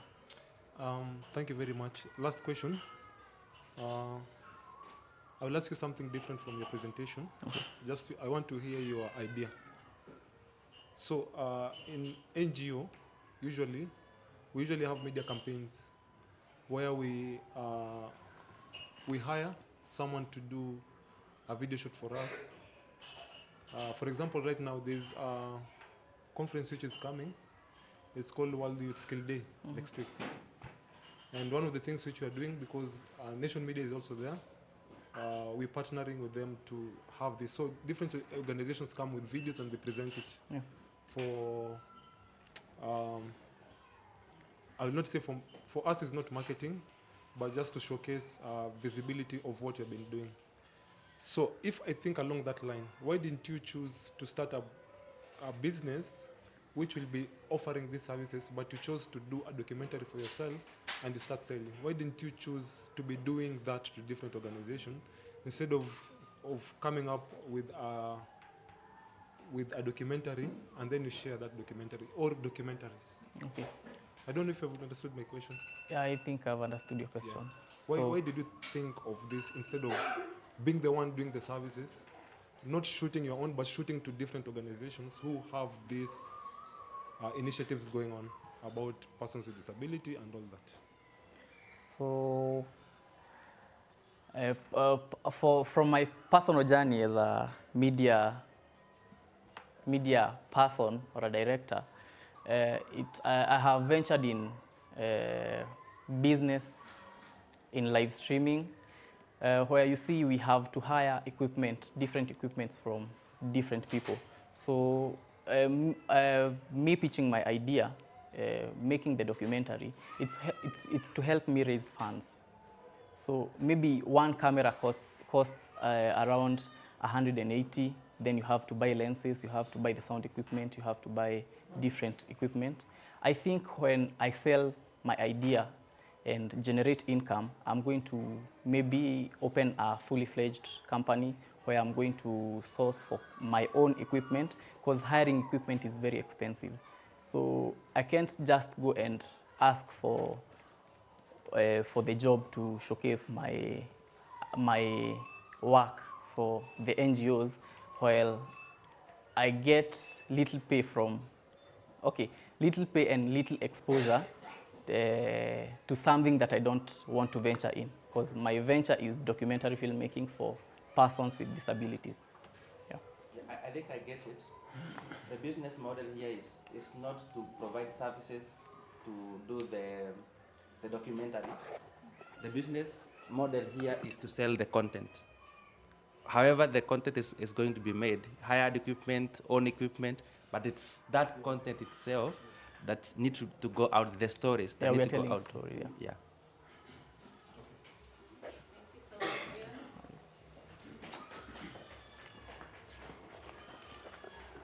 That's it. Havuna encouragement.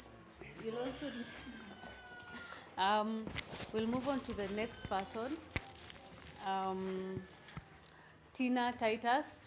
And Tina Titus is the innovator behind Empower Act, which focuses on storytelling and acting to educate on matters mental health.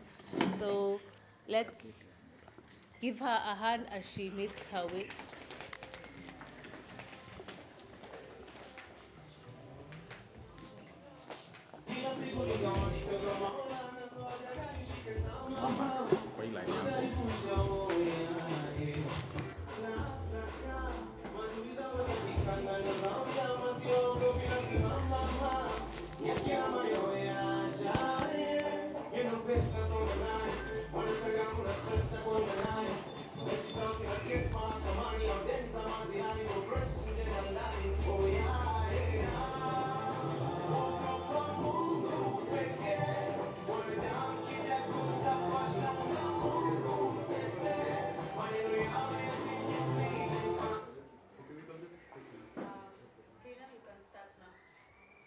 As we all know, mental health and gender-based violence are the most challenges that affect the youth nowadays.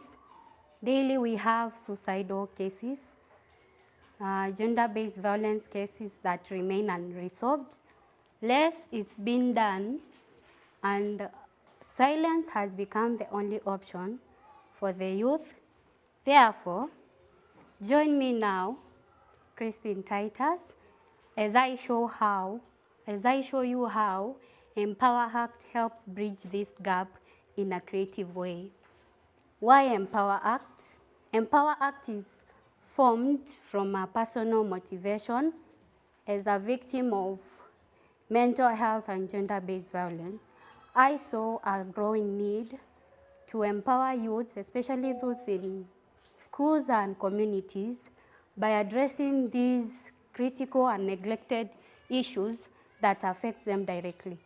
Empower Act is going to solve the problem of high rates of mental health and gender-based violence in our communities, the lack of accessible awareness and education programs that target the youth, stigma and misinformation surrounding mental health, youth disempowerment, and silence. The solution: Empower Act will provide youth-centric mental health and gender-based violence awareness programs, interactive workshops, digital campaigns, peer support network, community engagement, accessible, reliable, and culturally relevant content.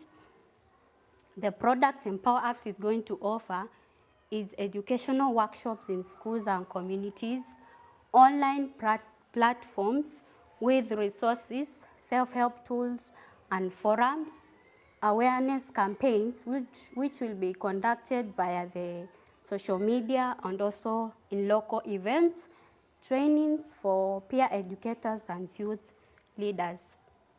Value proposition: Empower Act will empower youth with knowledge and tools to become change makers, to take actions in these issues, break stigma and encourage open dialogues for healing, create safer and informed communities, support youth leadership and resilience, and also their skills will be developed in form of acting, teamwork, and public speaking. Target customers or consumers will be youths aged 13 to 35 in urban and semi-urban areas, schools, youth organizations, NGOs, and CBOs that deal with mental health and gender-based violence, parents, caregivers, guardians, teachers, educators, policymakers, especially the government, mental health professionals, and counselors. Sales and distribution channels for Empower Act. Empower Act will partner with schools, youth centers, NGOs, and CBOs. We'll also do social media platforms for sales, community events, local government collaboration, and local radio talk shows and TV performances. Business profitability strategy. The revenue streams of Empower Act will come from workshop fees and training sessions, which will be charged from 30 to 50,000 per month. Sponsored campaigns and strategic grants, which will be either 20,000 to 200,000 per month. Premium digital content subscriptions, which will be charged for 3,000 to 30,000 per month. Merchandise sales will be in form of t-shirts, wristbands, bags, which will be charged from 5,000 to 50,000. There will be a low overhead and scalable digital resources, and also the business will have a projected break-even within 18 months. Development progress will start from research and curriculum design, which will be done by mental health and gender-based experts. There will also be piloting of workshops with feedback cycles, digital platforms development, which will include designing, coming up with scripts, uploading the scripts, and user testing. And there will also be a continuous improvement based on the user feedback. There will also be a monitoring and evaluation. My team will include I as the founder. Mental health specialist will be Hamisi Fondo. Gender-based violence advocate, Keita Molo. Content creator, Sage Boronae. Marketing and social media manager, Salibella. And we will also have volunteers and peer educators. What I've done so far, I've conducted research on mental health and gender-based violence. I've led a pilot in 3 local schools to test the curriculum impact. I've also introduced the product to the public through a play on gender-based violence, where I happened to receive a positive feedback from the community and also from other stakeholders. I've also held open dialogues with youths to get their perspectives on mental health and gender-based violence. Next. The impact and growth will be, there will be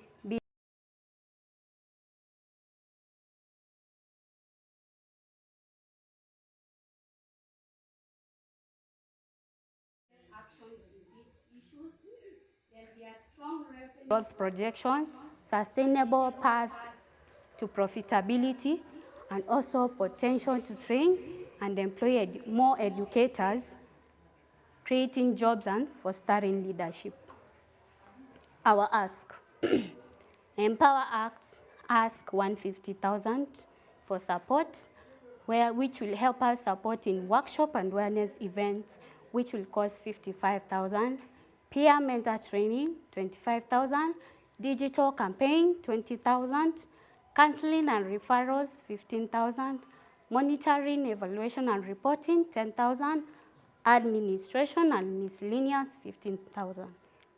Empower Act also seeks partnership opportunities for co-creation of education and advocacy content, and also grant application, and also network access and resource sharing.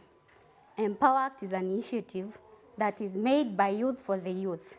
We are the change, and the time to act is now. The time for change is now. Thank you.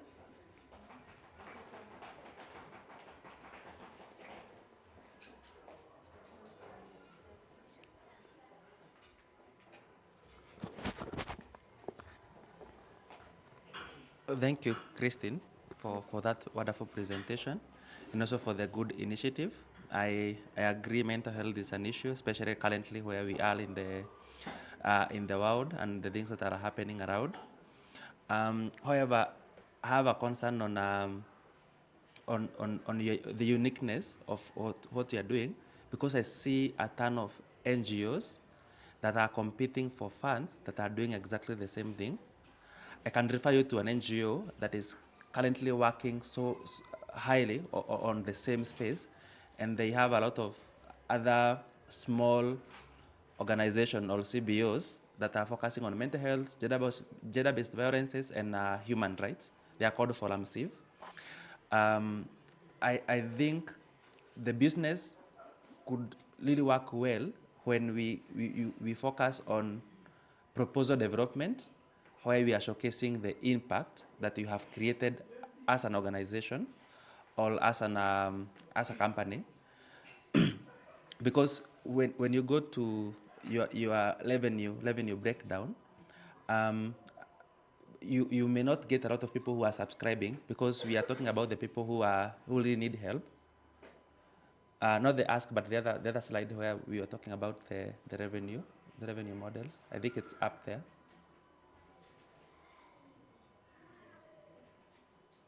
There. Yeah. So when we talk about people paying for the workshops, it may be hard for the people who are experiencing the challenges to subscribe to the services. But I think if you invest so much in fundraising, if the investment that you are looking for is for fundraising and to showcase some of the impact that you have done within your area, maybe content, maybe report writing and all that, it might be very easy for you to get into that simple space, because there's a ton of fund out there that is speaking to human rights, gender-based violences, and also mental health. So my question would be, what is your future plan as an organization? Where do you see yourself in 5 years or 10 years to come? In 5 years to come, as an Empower Act, we aim to see ourselves to have created an impact. The impact we aim to create, to have reduced mental health cases, and by giving referrals and counseling, and also have break-even points as a business, and also our profitability, we hope to be generating revenue at that time. Yeah, thank you so much. Yeah, I think it's the space that you are in. It's a very unique space, and it's a very wide space that you have a lot of areas that you can be able to pick up and be able to support, especially in those vulnerable communities. But perhaps even after, I know Hassan had indicated that something may emerge from the meeting. We may discuss this after the meeting, because I know there are a ton of NGOs that are looking for people who are in that space, not as direct implementers themselves, but the people who can implement the people in the same space, if they can showcase impact of their previous work. Hi, Tina. Hi. Thank you for the good presentation. Now, I have 2 questions. First is on the funding model. How will you sustain, to go for those workshops and outreaches? And also, currently, how are you reaching your target audience? Our sustainability will be through the diverse revenue streams. That is grants, membership, donations, partnership with other organizations, and also merchandise sales. And also we're trying to cost effective. That's why we are using volunteers to reduce staffing costs. Yeah. You could also maybe partner with schools and media. Yeah. Okay. Thank you, Christine, for your presentation. For sure, this is a very unique space. I don't know if I didn't get your point well. What's the business model? Is it a company? Is it not for profit? Is it a consultancy? What's the business model? It's an initiative. It's an initiative. Yes. It's a business in form of an initiative. A business in form of an initiative. Yes. So how are you going to register that business by law? Since I have a team, I'm not alone. I'd register it as a partnership. As a partnership? Yeah. So it's going to be a partnership? Okay.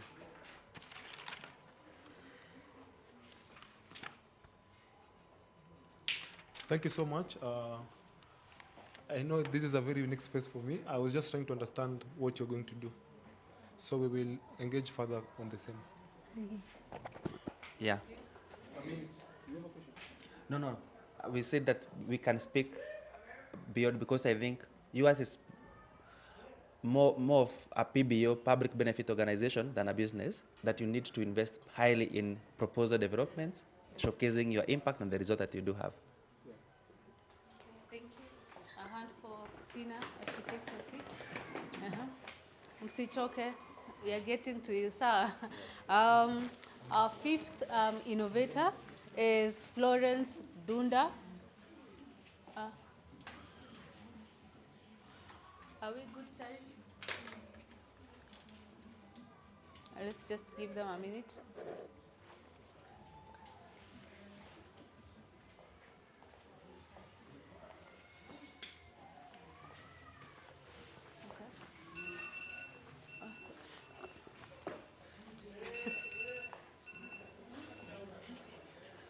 Okay. Our fifth innovator is Florence Dunda. She's the creator of Africana Designs, creating eco-friendly products that reflect the African culture. Give her a hand as she comes to make her presentation.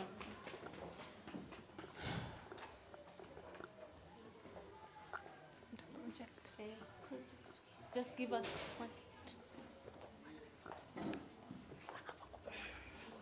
Sina voice ule ana sign. Tuko watatu. Mimi na voice then ule ana sign.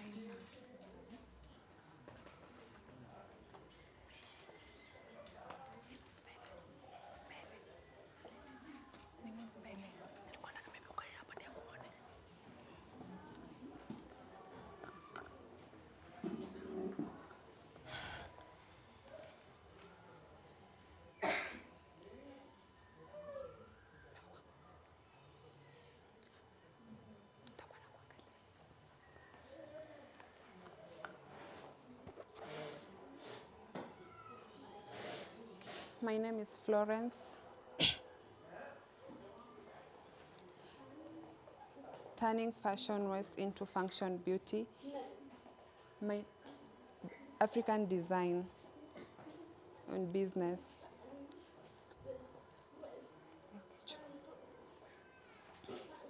Called in design at Karen Hub that transform fashion waste into a beautiful, useful product. The idea, colorful vintage fabric into unique handmade fashion bags.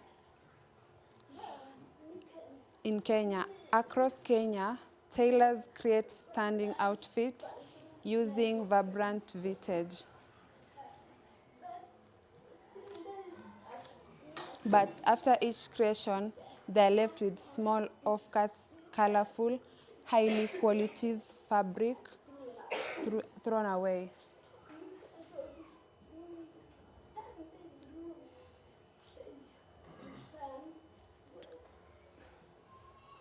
Instead of trash, using business with collecting this fabric offcuts and turn them into stylish, one-of-the-kind bags.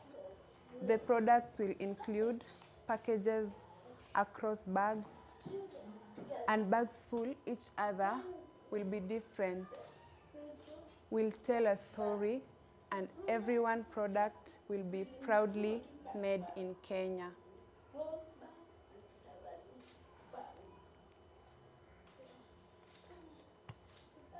The target customers. My customer will be fashion individual aged between 18 to 50. Those will include fashion lovers who want unique handmade pieces, tourists looking for authentic Kenyan items, NGOs and the companies interested in eco-friendly gifts, anyone who has a value, sustainability, cultures, and creativity. We'll see mainly through WhatsApp, Instagram, pop, and stall and events. Business model and visions. Our raw materials, the fabric of cuts will be low cost of free. A bag will cost around 500 to make and will be sold to 1,000 Kenyan shillings. Give us a good profit margin.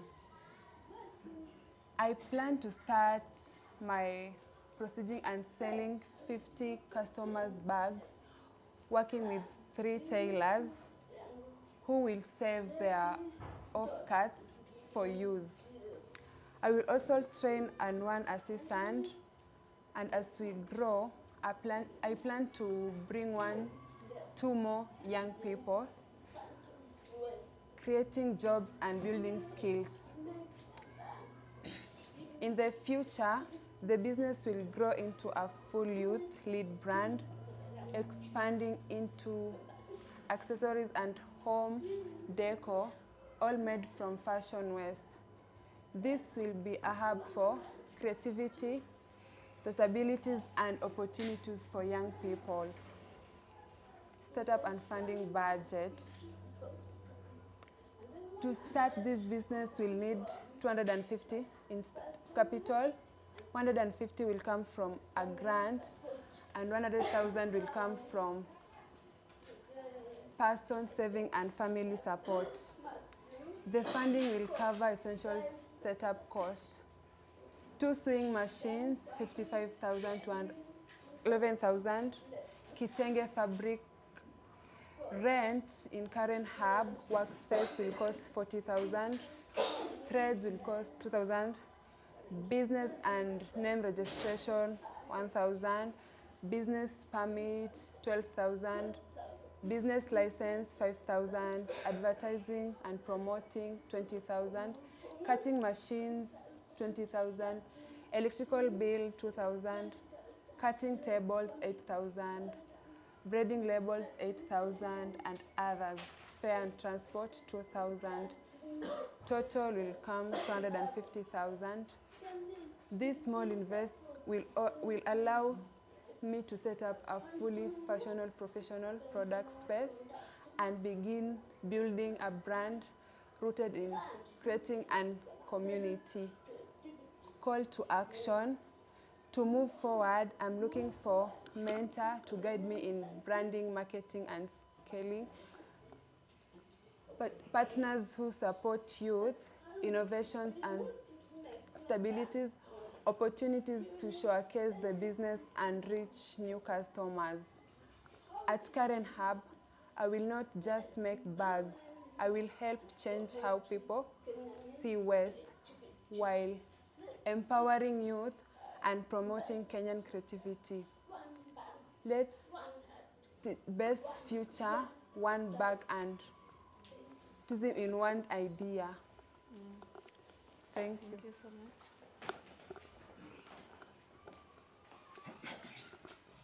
much. Thank you, Florence.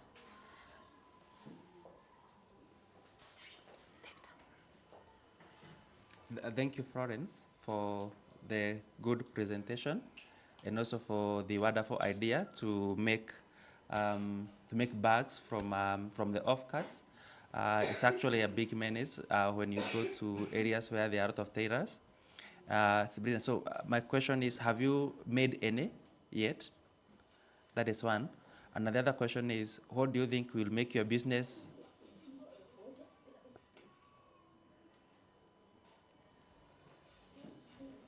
Yes, we have made a bag.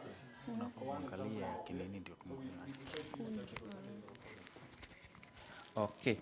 So the other question is, why do you think your business is unique as compared to other people? I know there are other people who are collecting the garbages and also making uniforms for schools within in slums for free. How do you think would make your business as unique from those other businesses? And also, how will you be able to collect what is your strategy to collect the waste? From which regions? Yeah.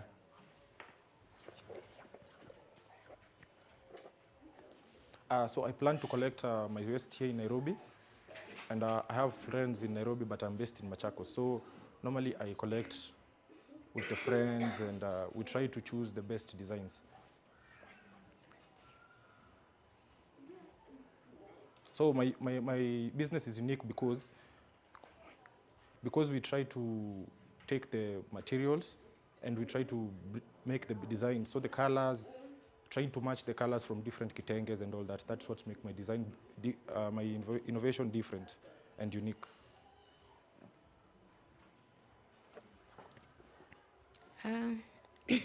How are you currently marketing the bags that you have?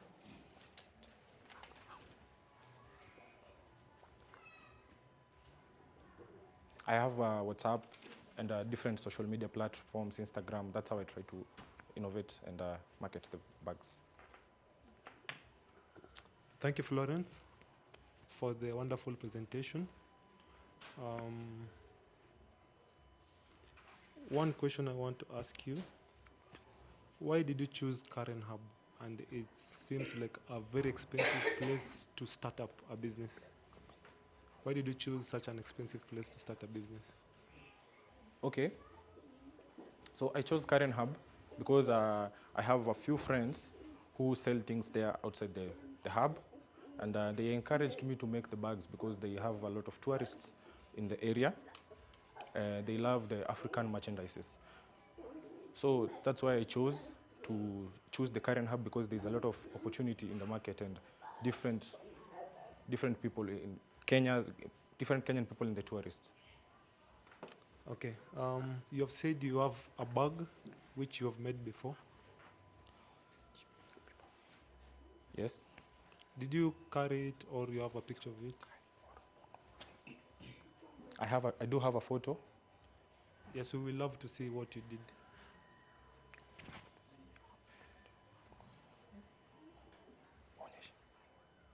And then, this is a comment.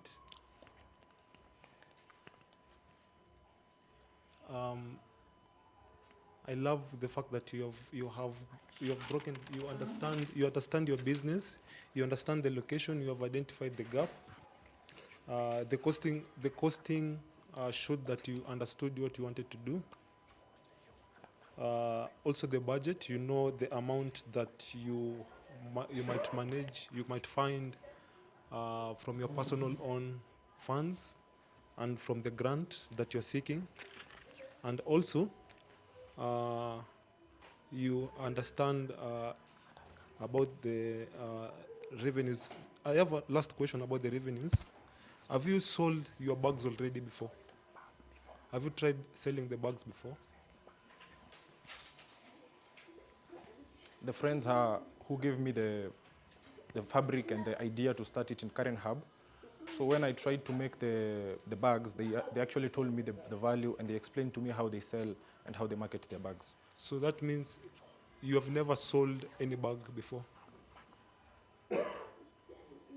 I have not yet sold a bag, But through the friends and the advice they have given me, and I've seen how they do the work, I'm pretty sure I can be able to sell. You have a background in tailoring.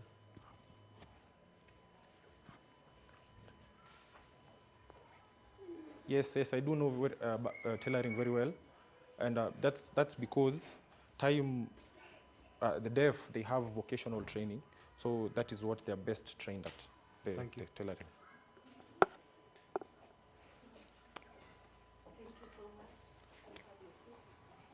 So that is, you can see the bag, that's the bag, example.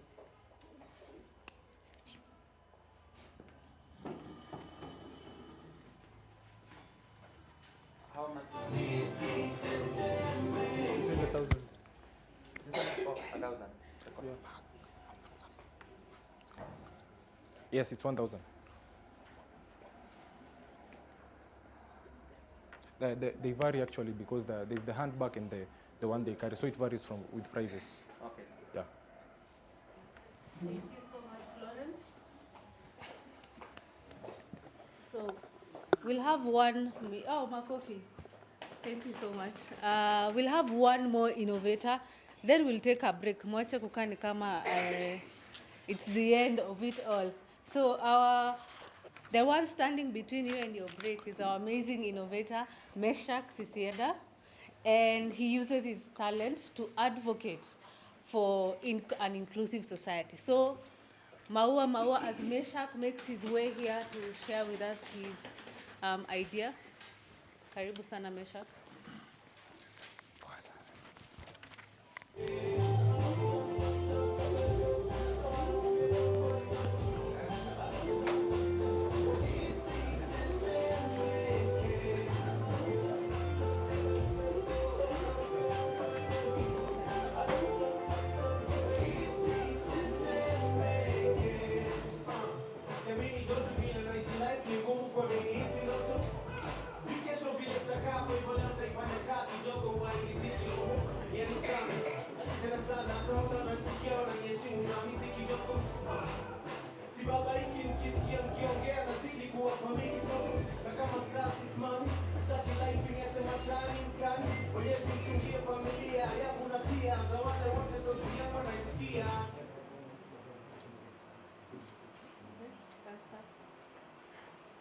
From Trans Nzoia to Nairobi now, feed my lines, must starve. My name is Meshak Sisenda, aka Mesh Holy Kid, from Advocacy Network for Change. Is a youth-led organization, community-based in Kiminini, Trans Nzoia. We work with artists with disability. In our mainstream media, the content for persons with disability is around 0.5%, and among the 60% of this 0.5% only focuses on the negative side of disability, the challenges. Only 19% talks about the ability of persons with disability. So Advocacy Network for Change envision to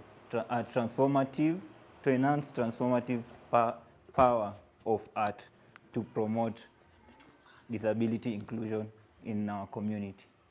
We work with artists with disability, and we offer music coaching and instrument playing lesson, and also vocal therapy to artists with disability. And above all, we are not limited to other artists without disability.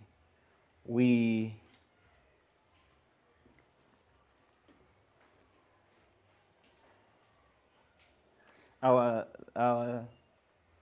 sustainable model, we do contract. We sign artists in our label and link them to event organizers who get a slot for them to perform, and we get a 20% commission from their performance. We also do music recording, audio recording, which also earn us some revenue to run our studio. And so far, we've done a couple of media tours. Back. No. Okay, what makes us unique from other music studio is that we've blend disability advocacy rights with music. Other studios only work with artists who are on entertainment field, but we entertain and also educate. And also we work with artists directly from the grassroots. This also gives us a good relationship with the community, and we are inclusive. We work with both artists with disability and those without disability. So far, we've done media tours. We have won several awards. Last year, we won the Western Region Gospel Music Award.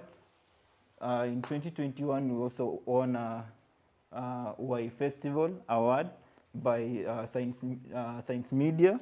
And our vision, we envision to create a society where persons with disability and can thrive in both in entertainment field and also leadership field. So we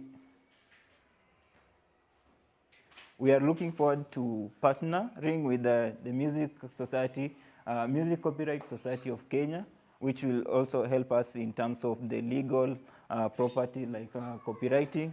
And because we are in advocacy, we are also looking forward to, we are yet to sign an MOU with the National Council for Persons with Disability. We work with Mitume Radio, which is a community-based radio. It also helps us to market our artists and also our services. We also work in line with Peak Records, who are our mother studio. Our team, you can contact us on our through our email address at advocacynetwork@gmail.com. Call us on our phone number. And our team, we have our team leader, Dennis Wanyonyi, who is a visual impaired person and is an expert in music. Myself, I'm an expert in communication and also songwriting. We also have Joan, who also helps us in marketing and administrating. Our asks, now that we have been doing a lot of audio production, we are looking forward to get at least a camera to upgrade our work from only from producing of audio to also video production. And also we want to renovate our studio to become a modern studio. So that will require approximately 150. And we are looking forward now that Riziki Source is in advocacy for persons with disability. We welcome you to work with us in advocacy. And we believe that we will impact our society to raise awareness and change the mindset of people that persons with disability are limited in art. We want to make them know that we are also able to do good music. We're also looking forward to turn the art work of persons with disability into money so that they can also improve their livelihood. Thank you.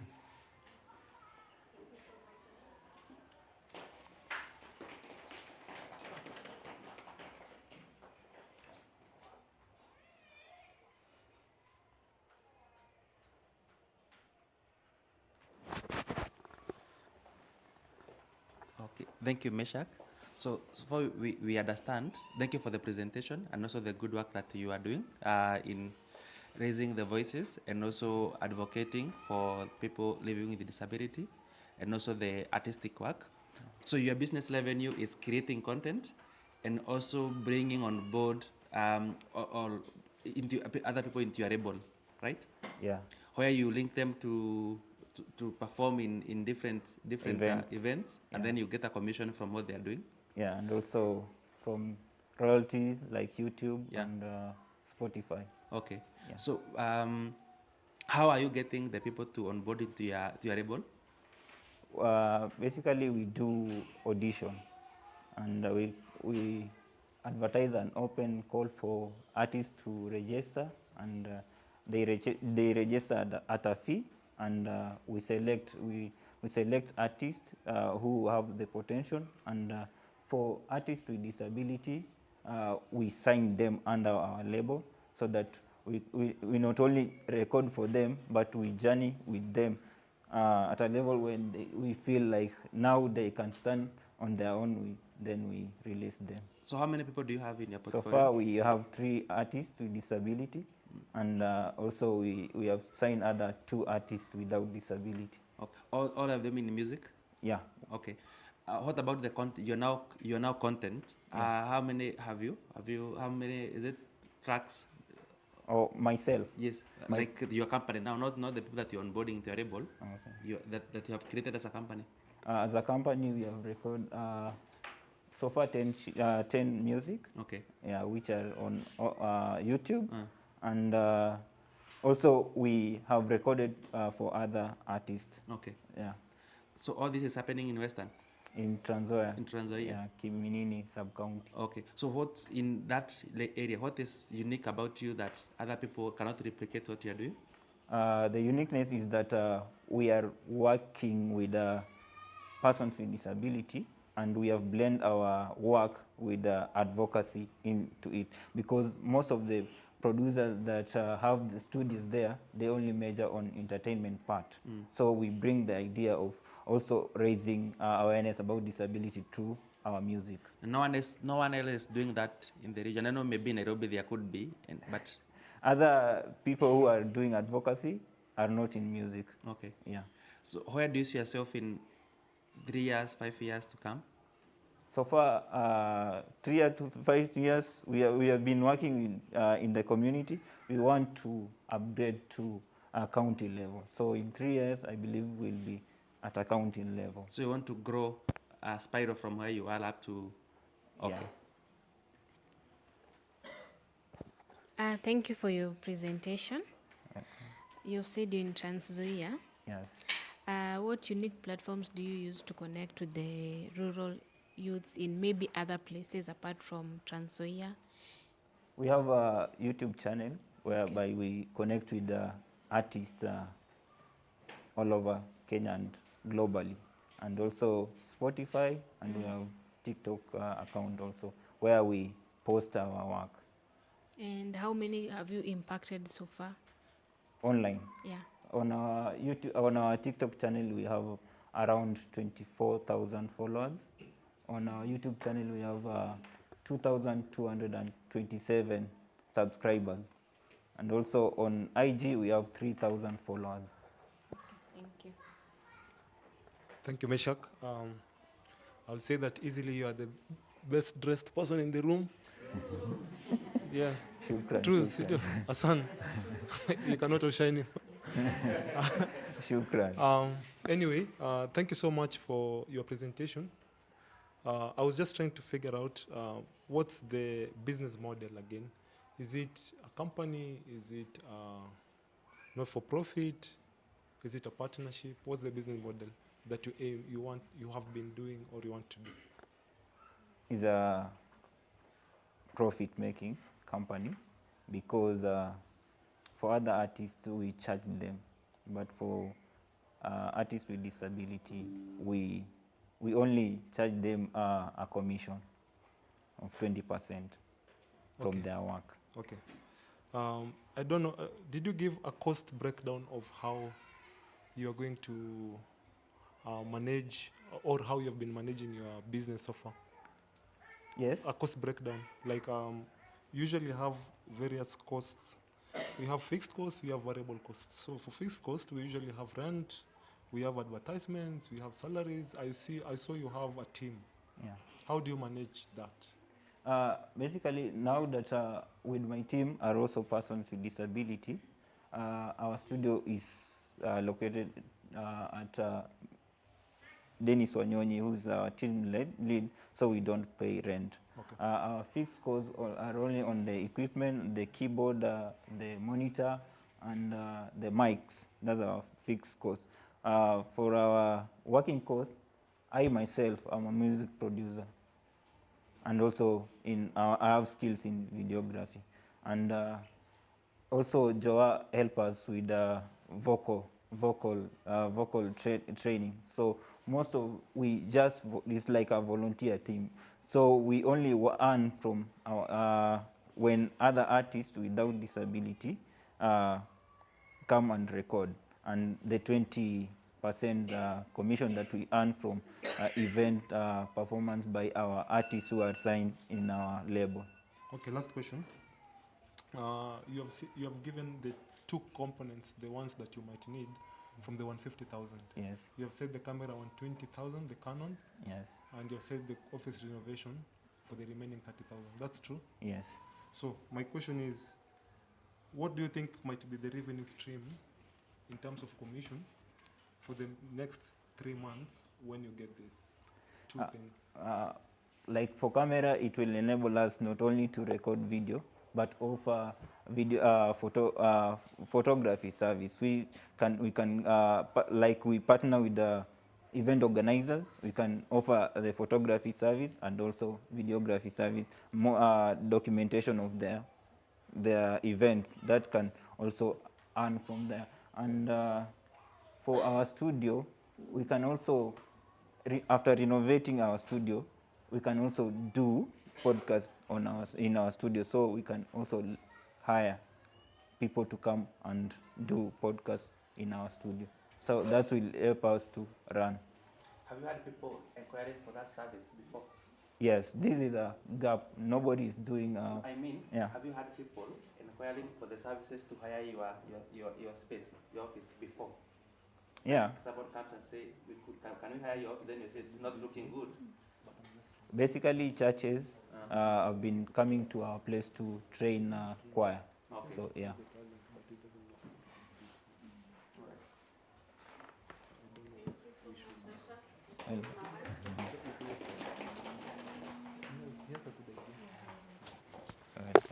Okay, thank you so much for all the innovators who began the session for us. We'll take a short health break for around 30 minutes. There's tea at the back. Then we'll come back at 12 on the dot. So, are we good? So, okay, let's take a break. Our DJ can entertain us. We have an open role for a DJ.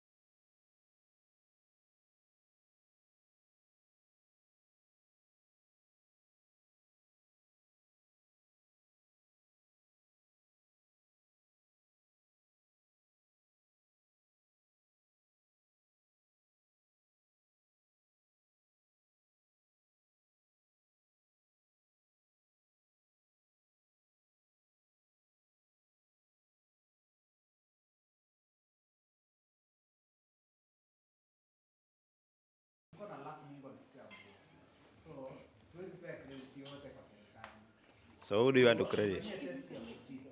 Tufanye test ya 14, eh? The last digit is 4. Sindio? You double 4, eh? You get 8, eh? 8 you subtract from the 1, eh? That is 7. Is 7 divisible by 7? So 14 is a divisible by 7, sindio? Correct. 21. 1 double ni 2, sindio? 2 subtract from the 2, is 0. 0 is divisible by any number. Sindio? Yeah, so that gives me courage. I can have my lunch very well. Sindio? Sindio? Yeah, that is a good one, eh? And I'm coming here with goodies.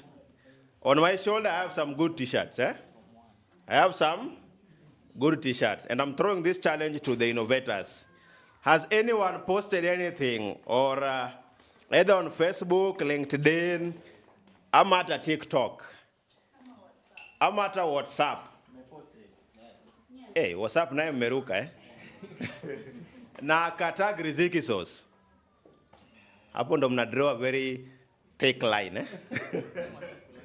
Okay, how many of us have posted online? I have t-shirts here. Usipost sahi. Si ati mkono moja yuko juu, ingine kwa simu na type. How many of us have posted? I have t-shirts here.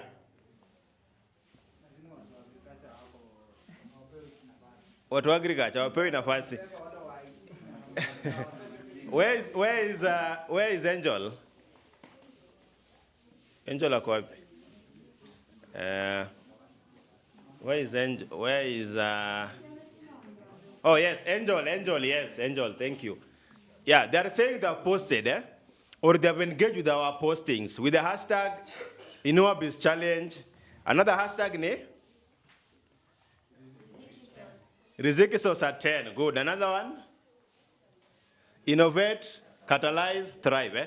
So there's a group of young innovators hapo nyuma. Wanasema, they're posted on our pages, and I want us to prove that. And you can support me in proving it. Zawadi ni t-shirts. Anze na? Na? Anze na? X. Oh, X, Twitter, oh. Hey, leo watu wa backbencher ni kama mmenilemea. Watu wa comms, oh, mmekata hiyo.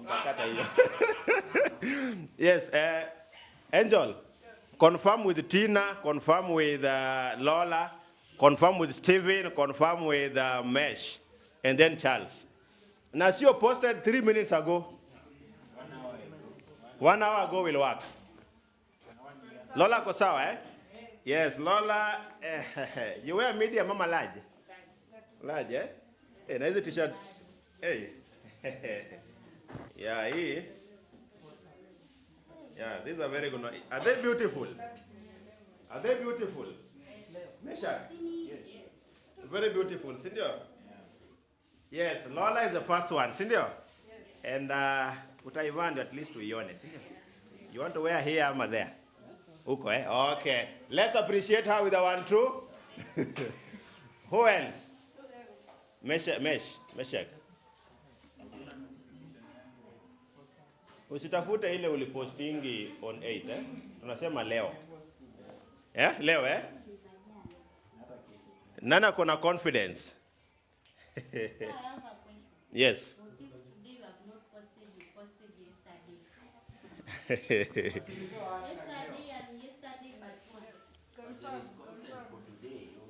Meshach is confirmed, eh? Meshach, you do black, eh? Ama white? Black. Yes. Meshach is the second guy, Sindio? Yes? Yes. We still have a lot of goodies for us. Sawa. Yeah, and during our first batch of the pitches, the judges were really walikuwa naumwa na kichwa, Sindio? Yeah, I was just here studying them, trying to look for a fit like gani, eh? Each one ikikuja is like that one is better than ingine kuja like they were really nodding their heads, eh? Yeah, and that is why we are here, Sindio? That is why we are all here. And I have this other round, Tukonai round. We have a round of around 7 other innovators that will will pitch, eh? Yeah, let me just open this. Let me just open this.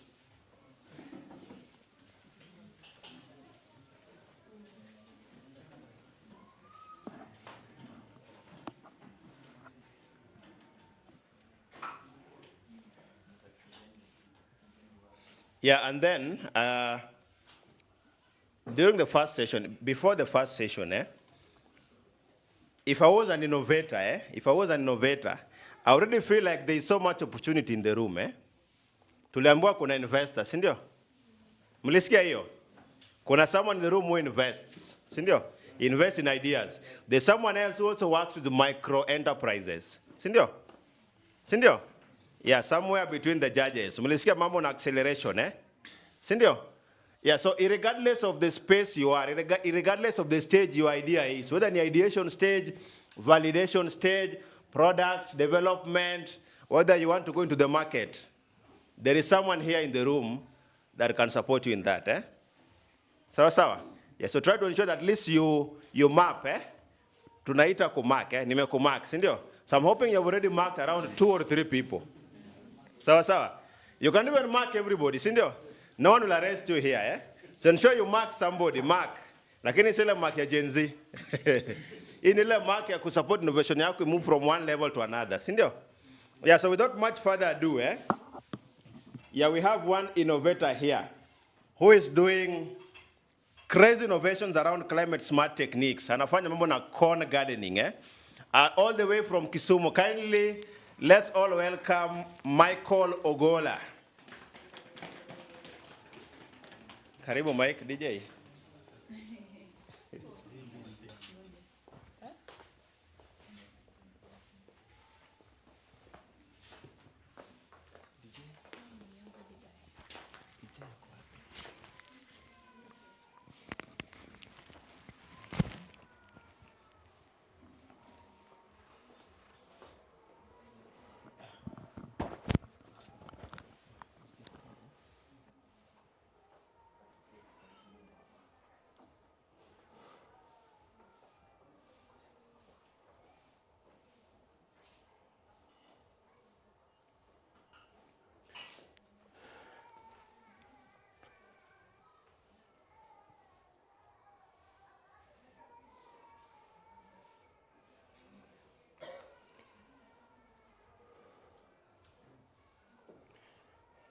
Climate change is posing an increasing threat to social, global development, and also environmental sustainability.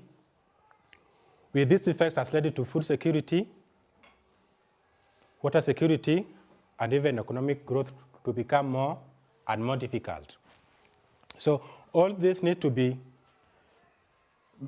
mitigated and addressed so that to save the lives and livelihoods of our young people. My name is Michael Otieno Ogola. My business idea is production of African leafy vegetables using climate smart technique, that is corn garden, in farming systems to boost food security and also to mitigate the effects of climate change.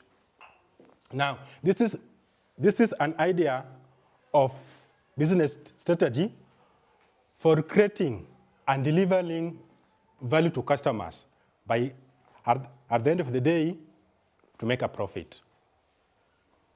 Next. Next. Now, there is data to confirm this. Climate change profile Kenya, Relief Web, 24 November of 2020.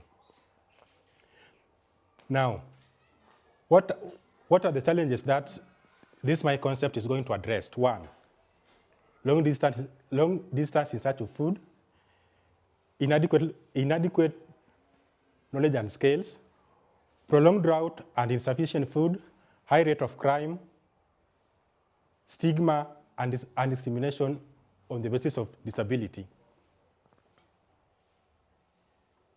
My target customers are SMEs, that is Lake Basin Hotel,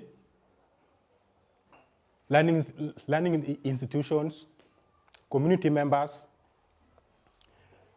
early stage entrepreneurs, market centers, and also even social events.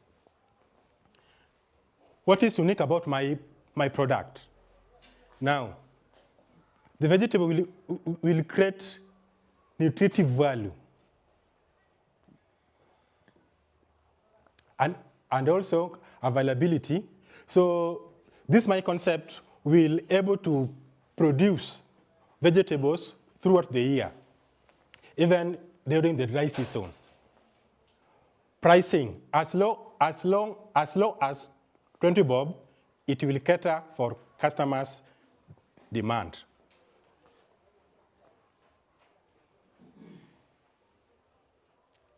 Now, what are the advantages of this kind of concept?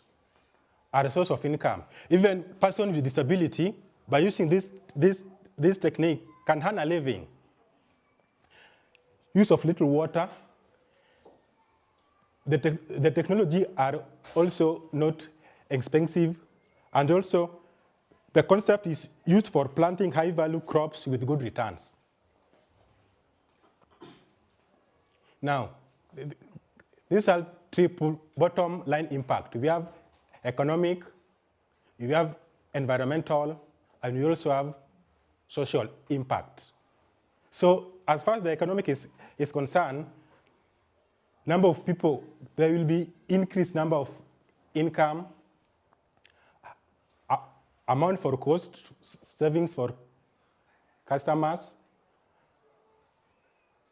and also number of customers who shall be economically included. So that is the environmental, and also that is the social. Now you can go to this second. Yes, no, just go on. Now, what am I going to use to get this my customer channels? I'm going to use phone calls and SMS, in-person, WhatsApp, and email.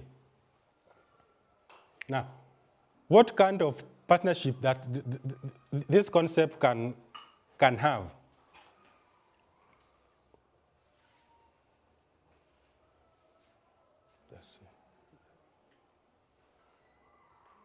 Now, we have joint ventures. We have buyer-supply relationship. We also have county government of Kisumu, financial institutions, private sector like CAM, and also KEPSA. CAM simply means Association of Kenya Association of Manufacturers.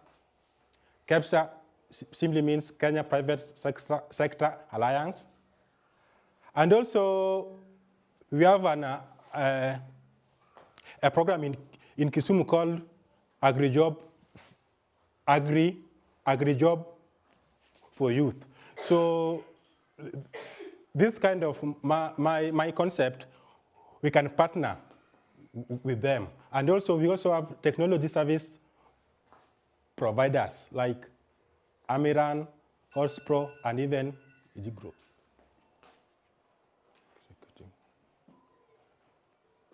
My cost structure: production cost, advertising and marketing, research cost, personnel, transport cost.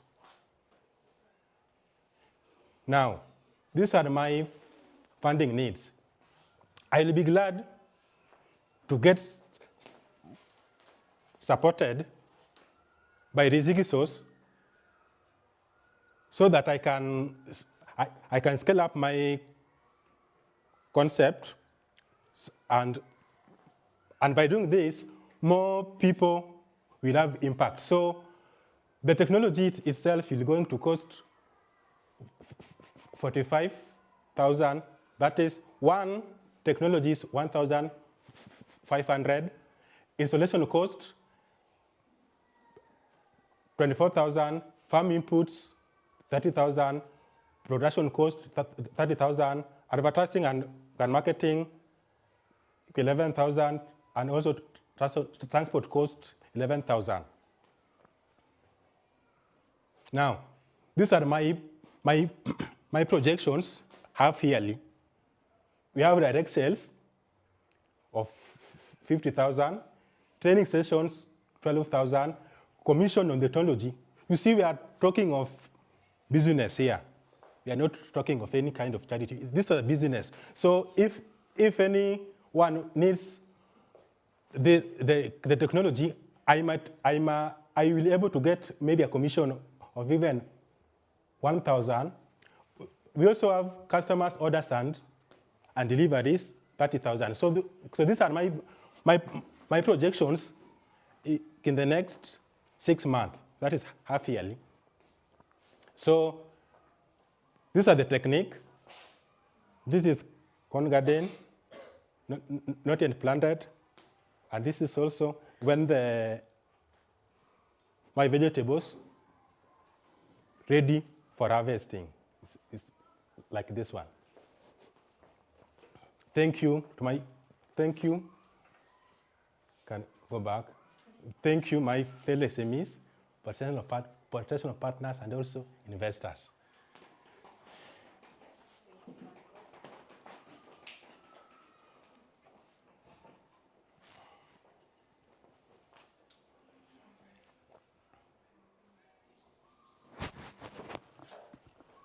Thank you.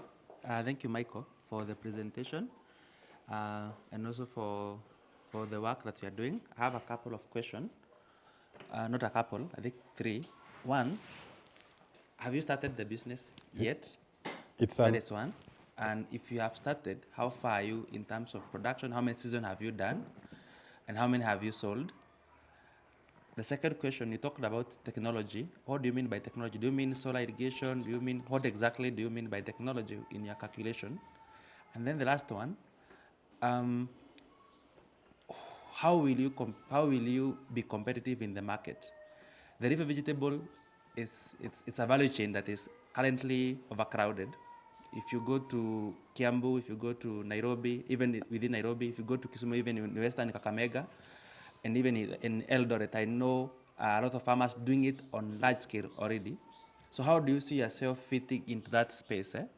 And what are you coming up with unique that will make you exist in an ecosystem that is dominated by big farmers who are able to produce organically, who are able to produce organic and for export, who are able to dry, who are able to cool their vegetables and sell outside? Thank you. So those are my 3 questions. Okay, I have conducted research, and the concept is at the ideation stage. Now, my unique. Sorry for cutting you. Yes, so the photos, you have not installed the pyramid gardens yet? Yes, not yet. Okay. Yeah. So, my unique advantage during dry season in Kisumu, I'm coming from Kisumu, yeah. There is lack of vegetables. So, by using this concept, it will ensure that there is continuity or availability of the vegetables, even on dry spell. Yes. Okay. So how you are coming in is to produce vegetables throughout the season, yes, throughout the year. Yes. Using the technique. Water source? Water source is available. You well or liver? Well. Okay. Yes.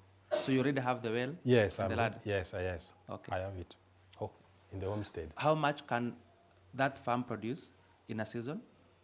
In a season, it will depend with the technology. How many you have? Okay. Yeah, you have the lad already. Do you have the lad? Yeah. Yes. Size? I'm coming from rural area. Yes. Okay. Size? Yes. Size also. Which size? 0.03. Okay. How much can that produce in a season? No, I'm not going to use the all of it. I'm just going to use part. Okay. Part of it. Yes. And how much would you anticipate to produce in a season? in a season, in terms of? The kgs of vegetables, the leafy vegetables. In a season, about 5 to 6 bags. 5 to 6 bags? Yes. Okay. Thank you, Michael, for your presentation. Mine is a comment. Yes. Since you're saying you're going to use a certain space, have you maybe thought of hydroponic farming to save on the space? Because if you compare corn farming and you can also introduce hydroponic to save on the space and to get more produce from it. Yes. Yeah. Not yet, but I can think about it. Yeah, you can just check about hydroponic. Yes. It's similar to that, and you'll get more produce out of it. Okay. Thank you. Thank you. Thank you so much for the presentation. I don't have a lot of questions. I just noticed something on the key partners. I don't know why did you choose the government agencies as your key partners? Government agency, maybe in any case. Like NCPWD? Yes, National Council for Persons with Disability. Yes, I've just seen the partners that you chose, and I was trying to figure out why did you choose them? NCPWD. And others. There are some organizations. Okay, maybe if I... Yes, those ones. Yeah. Maybe if the community, that is person with disability, might need the concept, I might assist them to earn a living through their concept. Okay. Yes. Thank you very much.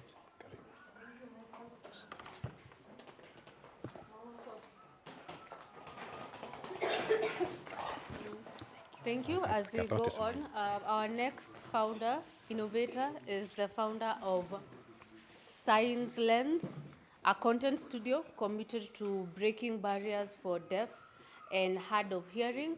Let's welcome Francis Gishui to the stage.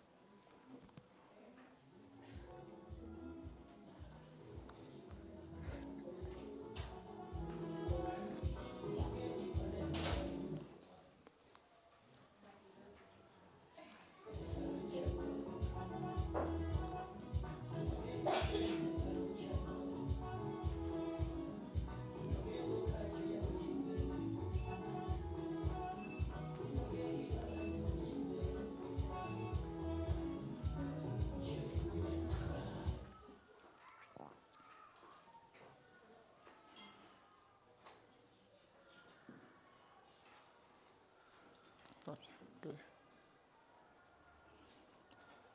They say content is the king. But what if the king can't speak your language? That's what definitely can fit daily. Okay, and that was talents. It looked my name is Francis with G, and my founder, Talent, are deaf lead creative business.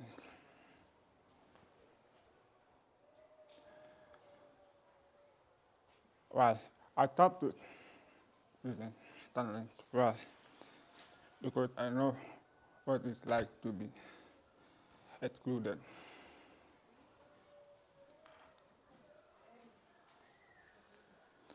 So, and I'm not alone.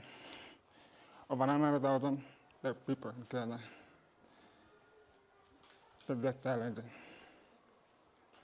because the media do not offer accessible content. So, and that's what I'm looking to have an offer.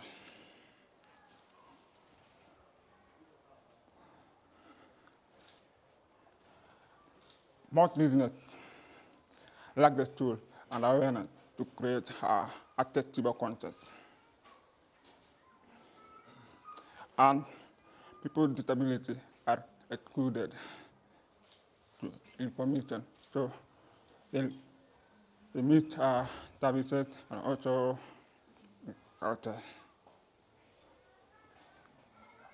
which means that the organization lose reach and impact.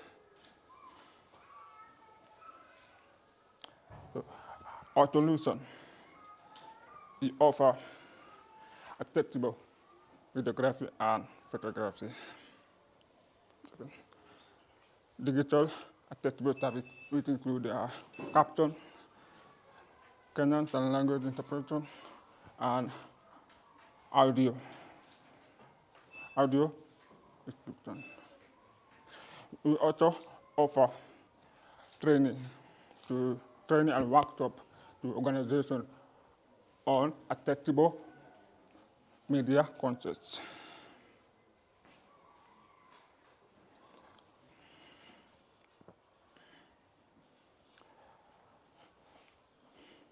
On the first 6 months, we focus on security clients, invest in equipment, and build a brand awareness.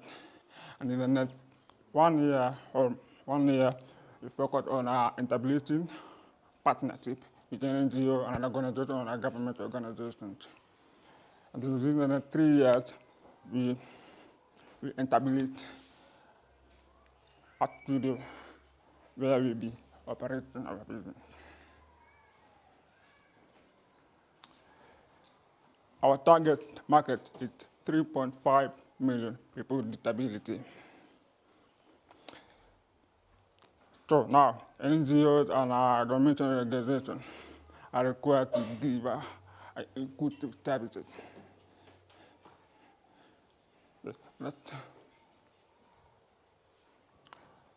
Our revenue model could be extending to projects with about 10,000 Kenyan shillings to 25,000 Kenyan shillings, and a subscription mode, which is 2,000 Kenyan shillings, but it's separated in 3 ways. One, which is basic, which is 2,000 Kenyan shillings, and standard, which is 5,000 Kenyan shillings, and premium, which is almost 25,000 10,000 Kenyan shillings. We also offer a workshop for an organization which will extend out around 15 to 50,000 Kenyan shillings, and a long-term service contracts.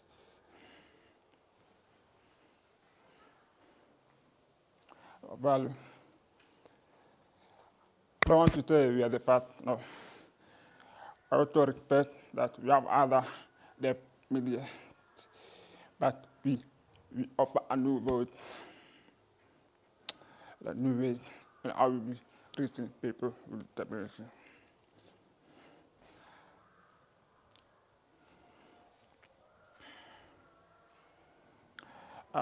We are asking for 500,000 Kenyan shillings, which will be used in the following ways. 40% will go to equipment and software, and 30% will go to marketing and awareness, and 20% will go to business development, and 10% will go to operation, and growth. Yes. I'm the founder. Yes.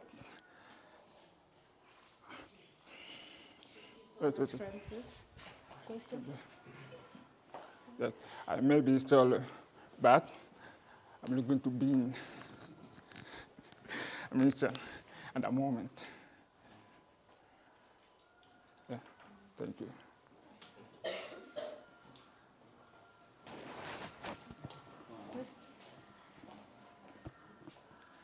Thank you. Thank you so much, Francis. I think this is brilliant. This is very brilliant because I was just reading the statistics, like the people that are not able to hear or mild listening in the country alone there are more than 3 million. And a lot of advertisement that happens in the social media, in the main televisions, they lock this market out, right? And that's the solution that you are trying to solve. So I think there is a lot of merit to what you are doing, and I can see value even into the mainstream media, the people that are, the companies that do advertisement. I can see them using your product and services very much. So thank you so much for thinking about that. My question is, have you started yet? Have you launched any prototype? Have you worked with any partner? Started another prototype. Sorry? Yeah. Yes.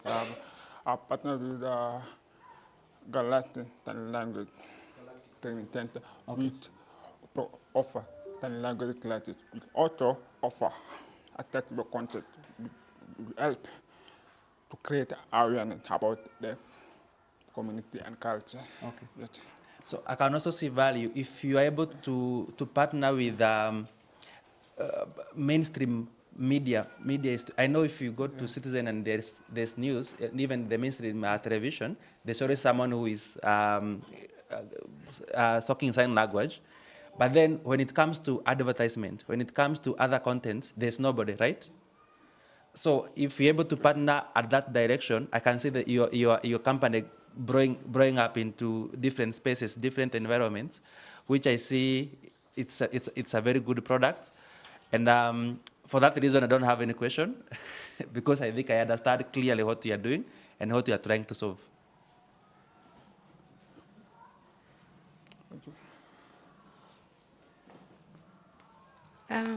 My question will be on the marketing. On your ask, I see marketing, it's 30%. Isn't it too high, or what kind of marketing is it? Like, Partner myself, I'm a digital marketer, so I know how it goes. oh, okay. Yeah. Are you paying for it? Is it like Personal. Oh, okay. A digital marketer, so I know how it goes. Okay. Thank you. On the same slide, thank you very much, Francis. That was a very good presentation, and I am also proud of the thing which you're trying to solve. My question is here on this slide. You are asking for 500,000. So what if we might not have that amount of money to give you? How much are you? How do you think you're going to raise the rest of the money? Yes. I will get other through partnership with another organization, which I know is possible. Okay, thank you very much.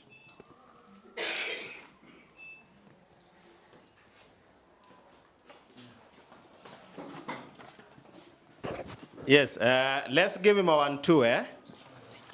Yeah, I like it when judges ask questions, eh? Yeah, if Otola was an innovator, I'd love as much questions.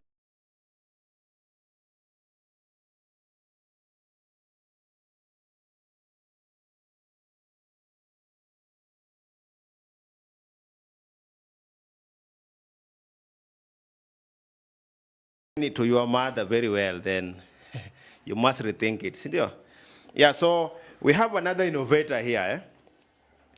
who is developing sweet products, indigenous sweets, for type 1 diabetes children.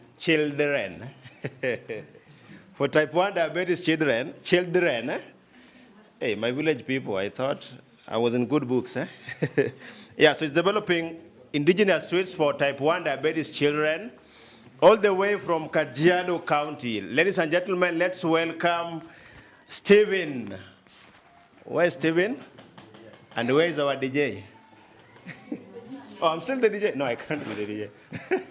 Welcome, Steve. Thank you.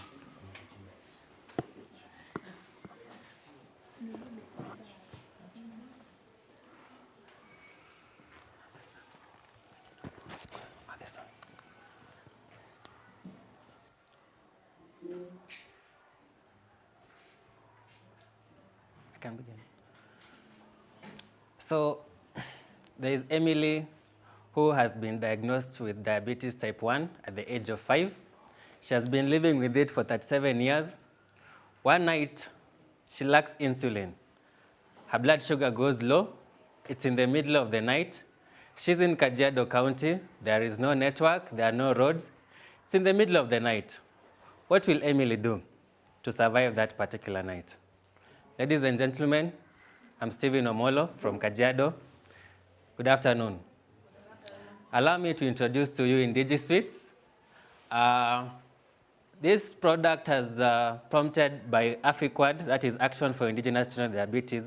The reason why we came up with this particular product is, one, to ensure that we help the T1D clients, that is the type 1 diabetes persons, to manage their sugar using reliable, culturally relevant, and affordable snacks. We are using basically very simple ingredients to make this particular product, locally manufactured ingredients such as the goat dairy milk, the natural sweeteners like honey, and of course the indigenous grains. The process is very simple. We take the products from, that is the dairy goat milk, from the local farmers from within. We take it to the processing area, whereby we do the baking of the biscuits, the cookies, the coated nuts. We package them and then take them to the distribution center, whereby they can be picked by the T1D clients for consumption at any particular time. Next slide, kindly.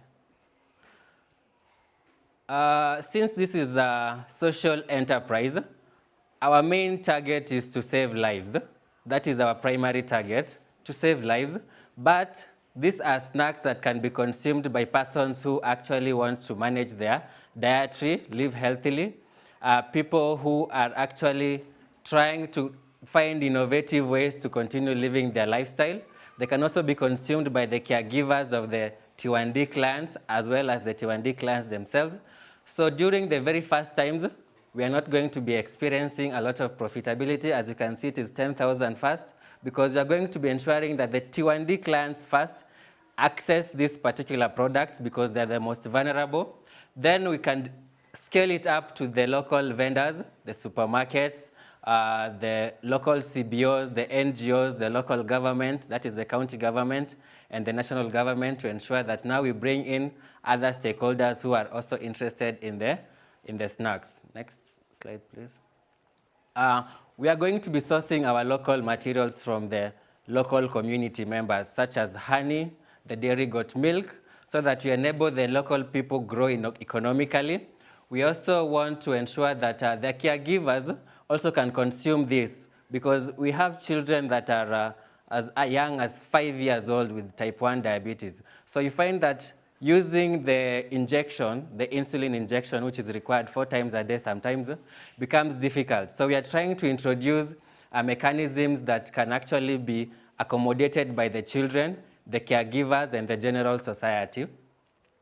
The progress so far, we have mapped out the Kajiado County, because we're starting with Kajiado County, to identify the most vulnerable and of course the T1D clients, and separate them to ensure that when we roll out, we first deal with the most vulnerable persons first, and then scale to the rest of the T1D clients. We have also started initiatives across the entire county to sensitize the general public on the need for nutritious dietary, such as the indigenous sweets. Can go on. Our ask today, we are seeking a seed funding of 500,000 shillings. The reason why we need this amount of money is because we need to buy equipment and set up production bases in different constituencies across Kajiado County. We also need to do mass testing across the entire county, because the only way to know if someone is a T1D client is to do the testing. So we need to do the mass testing across Kajiado County. We also need to do the packaging and the branding for the particular indigenous sweets, as you have seen the branding from the first page. We also have the licensing and compliance, which we have also not done, because the indigenous sweets is still in the idea phase and has not been rolled out yet. So we will be seeking 500,000 shillings from Riziki Source and the mysterious donor, our sponsor, who is within the room. The impact of the seed funding, of course, the Kajiado County will be top-notch on #1, that is across the pastoral community, and ensuring that we identify all the persons of T1D. There'll also be operational foundation, because we'll need to scale up the production and, of course, the distribution of the indigenous sweets across the entire county and, of course, across the pastoral community areas. Can go on. What we are seeking today is a humble request for the donors, for the sponsors, to actually come and embrace food as a tool for healing and, of course, empowerment. Thank you. I'm open to questions. Thank you, Steve. I will share it back to the not donors, judges. Thank you, Stephen, for your presentation. Mine is to ask you, who is your biggest target audience? Yes, our biggest target audience is the T1D clients, the most vulnerable, just to be specific, because we have scenarios in Kajiado County whereby we have a person living in an area where there is no transport. Totally. Their communication there is also not available. The dispensaries are far away from the reach. So this person has to, yes, they can access insulin in the referrals, but then sometimes accessing this insulin becomes a problem, because one, they don't have money for transport and all the logistics around that. So our primary target is the T1D clients, the most vulnerable in that category. Yes. And on your market strategy, like, how is it?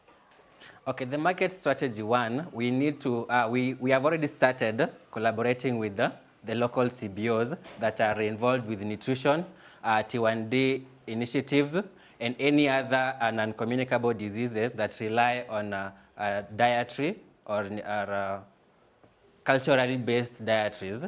So we have started with the CBOs. We are moving on to now the relevant stakeholders like the county government and, of course, the national government to try and bring them in to ensure that persons or the T1D clients can actually have access to reliable sources of controlling their sugar. Is it a running business? Is it something that you have started, or it's an idea? Okay, we did the testing among the people within Action for Indigenous Children with Diabetes First to actually see if we can actually survive with the indigenous sweets without necessarily relying on insulin the whole day. So it did work for us, but since this is a matter of dietary, we also have to consult the national government, the county government, the relevant stakeholders to come and see, okay, there's this. In terms of certification? Yes. The logistics around dietary is very critical. So we have not rolled out yet to the general public. We did it ourselves internally to see if it actually works for us, so that it is easier for us to convince the government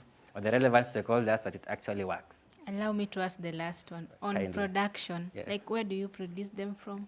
I didn't get it clearly. The first production was done within one of our volunteers' homes. They have a home, and the first production was done there. Yes, and so far it is still being done there. Okay, maybe Hassan, we have a place where we produce. It's called Tengeneza na Somo. So maybe we can see. Maybe you can also visit the place. It's a good place. they produce such and more. Oh, So okay. maybe we can talk on the same. Yes, yes, yes. Yeah. Thank you. So you've indicated that you've started producing. We did the testing. The testing? Yes, the testing if it works. Okay. Yes. So I think this just maybe an advice. It's good to have also clinical trials so that whatever that you claim is backed by science. Yes. Like if it claims to work for the people with diabetes, you can be able to show with lab results that it actually do the work, and it will help you even in marketing and also even confidence from the clients. But I think it has merit, and yeah, if you work with Jane, I think you can be able to grow very fast. Thank you. Thank you so much for your presentation, Stephen. I have a couple of questions. For me, I'm thinking on the business-wise, when you start the business. Yes. Maybe I didn't get the first part. Where do you think you are going to locate this business? Okay. The location. The mode of distribution, like I discussed it before, we are going to use Action for Indigenous Children with Diabetes Network, because we have a network across the entire county. From the CBOs, from the church, from the local county government. So we are going to be using that network, and there's also an existing network for distribution of insulin across the county. So there is that designated point whereby people normally go and pick their insulin. So we also want to use that same network to ensure that at some particular points, someone can go, a T1D client, a certified one can go there and access the Indigi Suites as a substitute for the insulin. So that's where you will be posting your product. That is one What of about them. production? Okay, the production, we want to scale it up. Currently, it is just under one location, that is Kajiado West. And the most vulnerable are distributed across the pastoral community. No. I don't know if you're getting my question. Where do you do? Because you need to get the product and make it. You have to produce. Yes. So my question is the production. Where are you going to do the production? At home, or you're going to find a place to do the production? Okay, if funded, we are going to get a place, because the first thing we are going to do is lease land and set up a small operational base within Kajiado County that is centrally placed. So we are going to actually lease land and set up that particular operational base. Yes. Now, same thing on the business-wise, on the business aspect. Costing is very important before you start a business. I've seen how you have postulated all the costs, so including what you've just mentioned now. What you've mentioned now about how you're going to lease a land. Yes. So I think it's also something you also have to find a way of putting it in the costs, because it's important you understand all these costs and how much. Because if you have to lease a land, then that means it's going to be expensive for you to start this business on top of that 500,000. Okay. Maybe I can add that currently at Action for Indigenous Children Diabetes, we have seen grace. We have received a lot of volunteers who have come in kind in so many ways. So one of the volunteers who actually decided that if you ever decide to go big, I can maybe negotiate the price with you in terms of land. So we have actually been receiving a lot of people that are telling us that, hey, you can use my land for at affordable price if you actually decide to go through with this, because this is something that can actually help the county. So on that, that is why I think I did not put so much emphasis on it, because... but it's important that you put emphasis. Yes. Also, I'm also trying to think of the resources which you might need, because the production seems to be a little bit intense, how you're going to create these products, including the packaging. So you also have to mention all these resources, both physical resource, intellectual resource, human resource, and financial. Of course, financially you have mentioned it, but it's also important that you understand all the resources that you might need. Do you have any other question? Maybe in terms of marketing, what is your go-to-market strategy?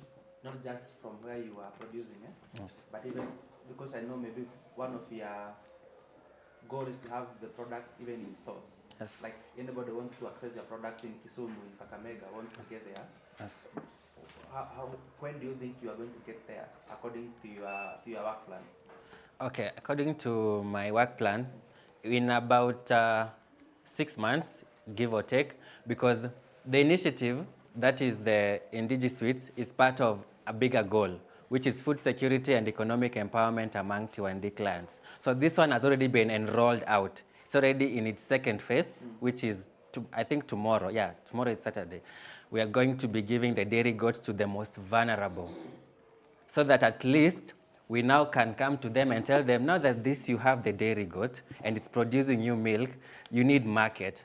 And maybe looking for that market is a problem. Why don't we buy it from you and then come and make the Indigi Suites with it? So it's a matter of just trying to ensure that we empower the T1D clans economically from across all different channels to ensure that at the end of the day, they can survive on their own. The farmers will be making the product themselves? No. We are going to ensure that at least they have the raw materials. And one of the raw materials, yes, we buy it from them. Because one of the raw materials we are going to be using for the T1D is the dairy goat milk. It's very specific with the dietary. So you provide the dairy goat to the farmers? Yes. For free? We have already done, yes. For free? Yes, we've done that. Because we believe that the most vulnerable, because these people, they need this. They actually need it. And they don't have an alternative of doing it any other way. So we have decided to partner with other CBOs to ensure that we identify the most needy T1D clans, empower them with the kitchen garden, the dairy goat, and now we are going to bring in the Indigi Suites to ensure that now, apart from just relying on the insulin, they also have a snack which they can be proud of and say that, hey, I'm the one who produced the milk, and I'm also the one who produced the snack. So it's a win-win for everyone. Where are you getting the cash to provide the goods? Like I said, we have partnered with other CBOs who have come in to ensure that they help us in ensuring that the initiative is a success. Let me ask you, on the same issue. You said it's a social enterprise, right? Yes, it is a social enterprise. So will you be making profits, or will you be doing this for the community? Okay. How are we going to, what's the business model? How have you thought about the structure of the business? Okay, this is a snack. Let us start that from there. The baseline, it's a snack. It can be consumed by anyone. Anyone can consume it.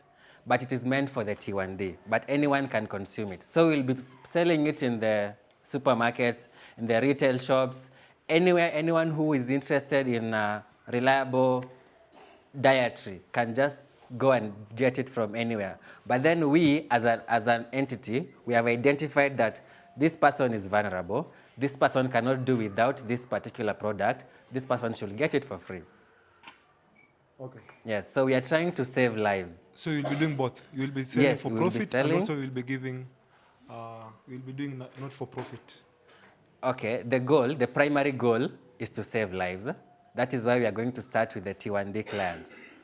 That is why I said in the profitability margin, during the first 2 or 3 months, we are going to be focusing 100% on the T1D clients, the most vulnerable. And then from there, we'll get to the T1D clients as a general. So if you do that, how will the business sustain? The business will sustain itself because there are people currently who are interested in living a healthy lifestyle away from sugar. They are there, they exist, and they are large in their numbers, right? But if the first 3 months you'll be giving it for only those vulnerable, not those people you are mentioning, how will you sustain the business? Okay, we're not making 100 pieces of the Indigi Suites and saying that this is specifically for T1D clients. We'll be making 10,000, 100,000 plus. So the number that are most needy of this are not more than the number that you're producing. So the remaining, the surplus, are going to be distributed to the supermarkets, the retail shops, and of course to the local CBOs. So the operating business will be already started way before. So if it's 100 people that require it mostly, we will give them that. And then the rest can now buy it from us. Okay, so before you sit, or before you ask the next I think what we are struggling with is the business is very young, right? Yes. And if you start the work of the social enterprise at this level, I think it may drain your efforts and also your resources. I think the best approach would be you grow the business, the brand, the indigenous suite. If it grows, it makes profit. Then part of the profit goes back to giving back to society. That's it. And starting from that other side.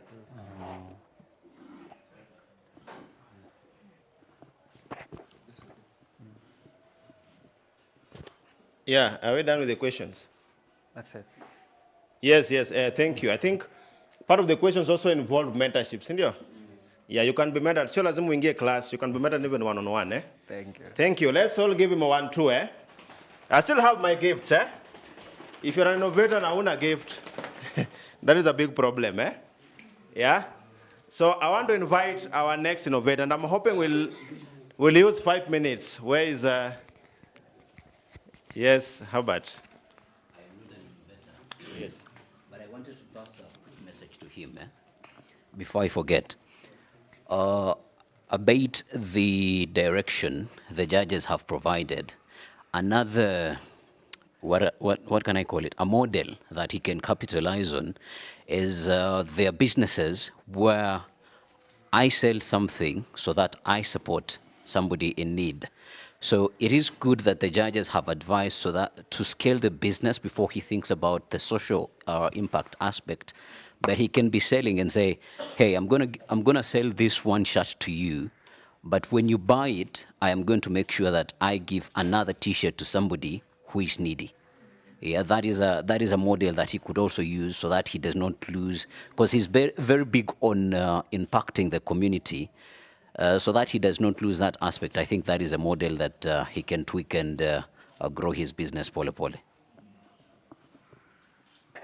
Thank you, thank you. I was also wondering, can I also apply for the next Inua Biz Innovation Challenge? Nimeona kuna watu wengi hapa that I need to mark, si ndio? Yeah, so I want to welcome the next innovator all the way from Nandi. Hey, Nandi still exists, eh?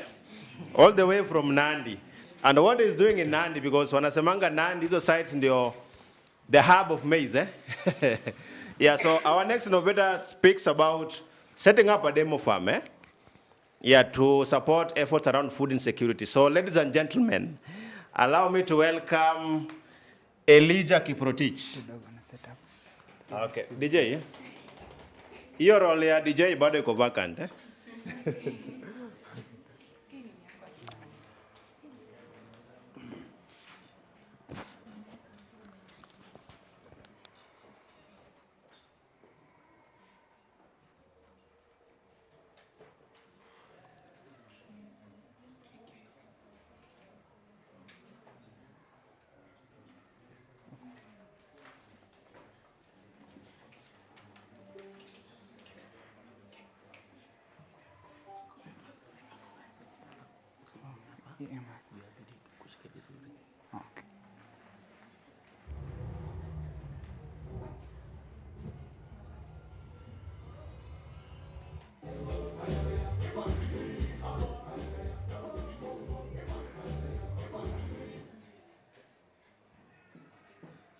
Kidogo.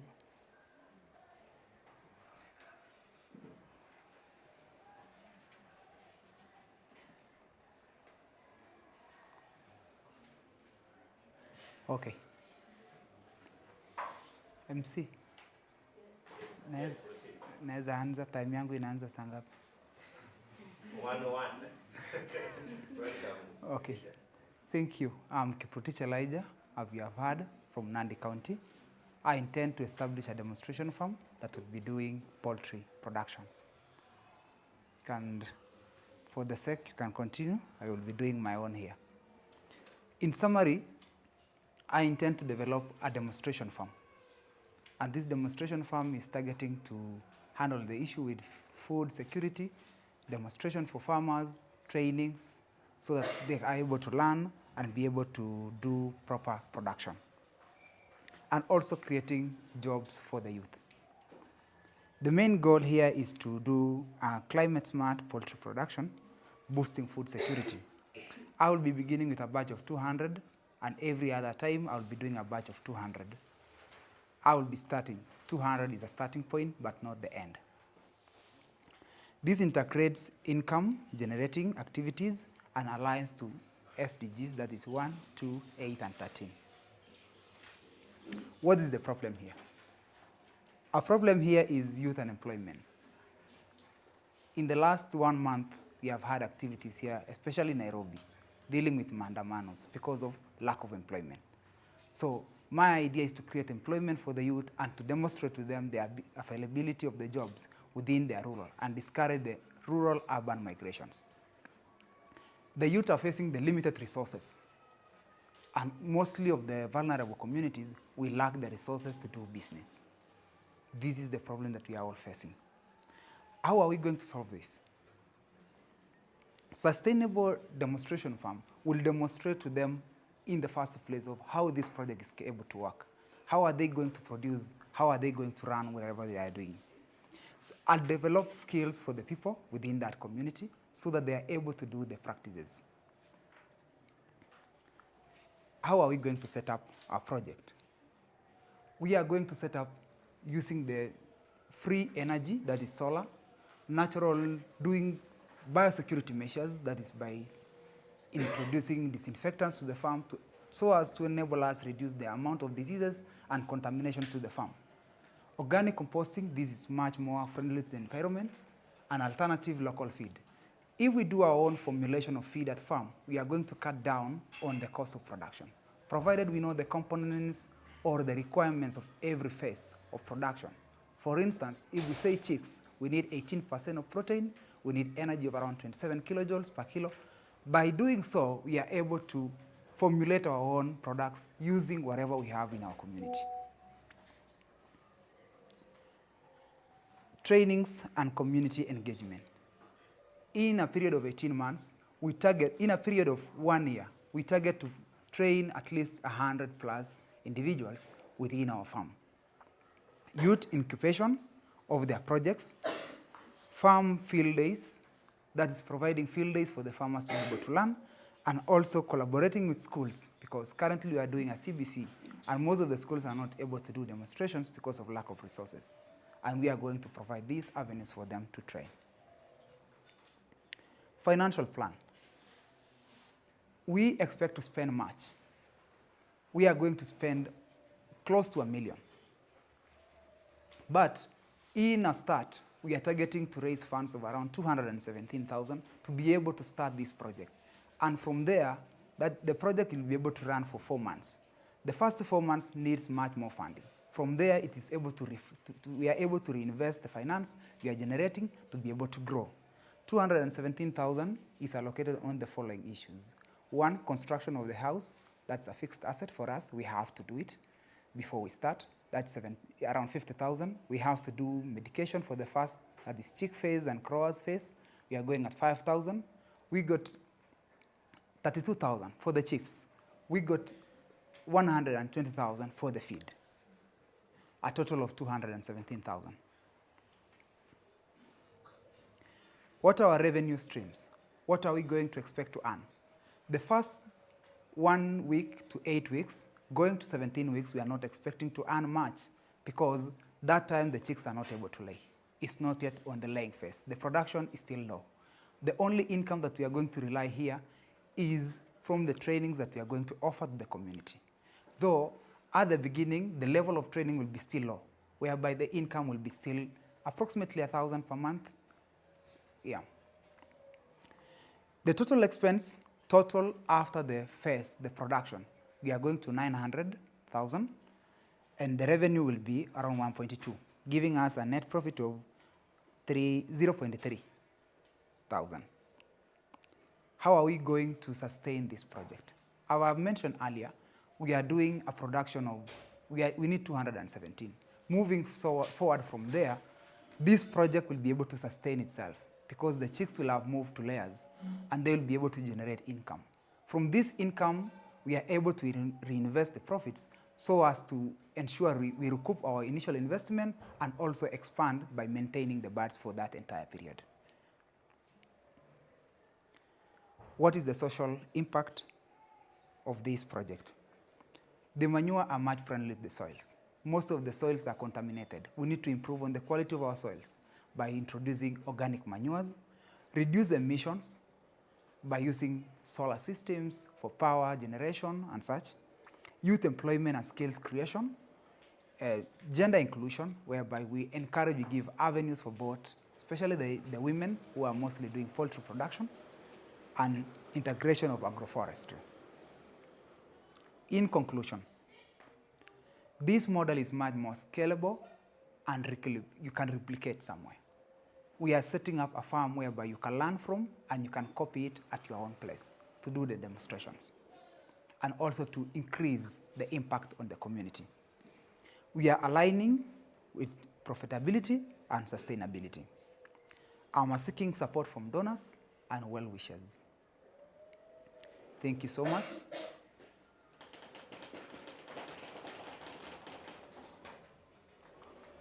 Yeah, thank you. We welcome the judges. Thank you so much, Kiprotich. Yes. I was trying to follow up on the business. I think this is a very good initiative. I don't know if you have started already.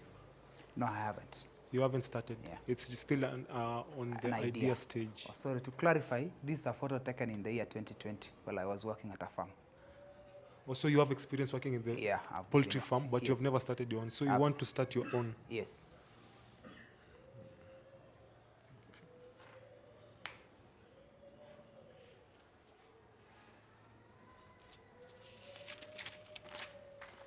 Mine is a comment based on the presentation that you have given us.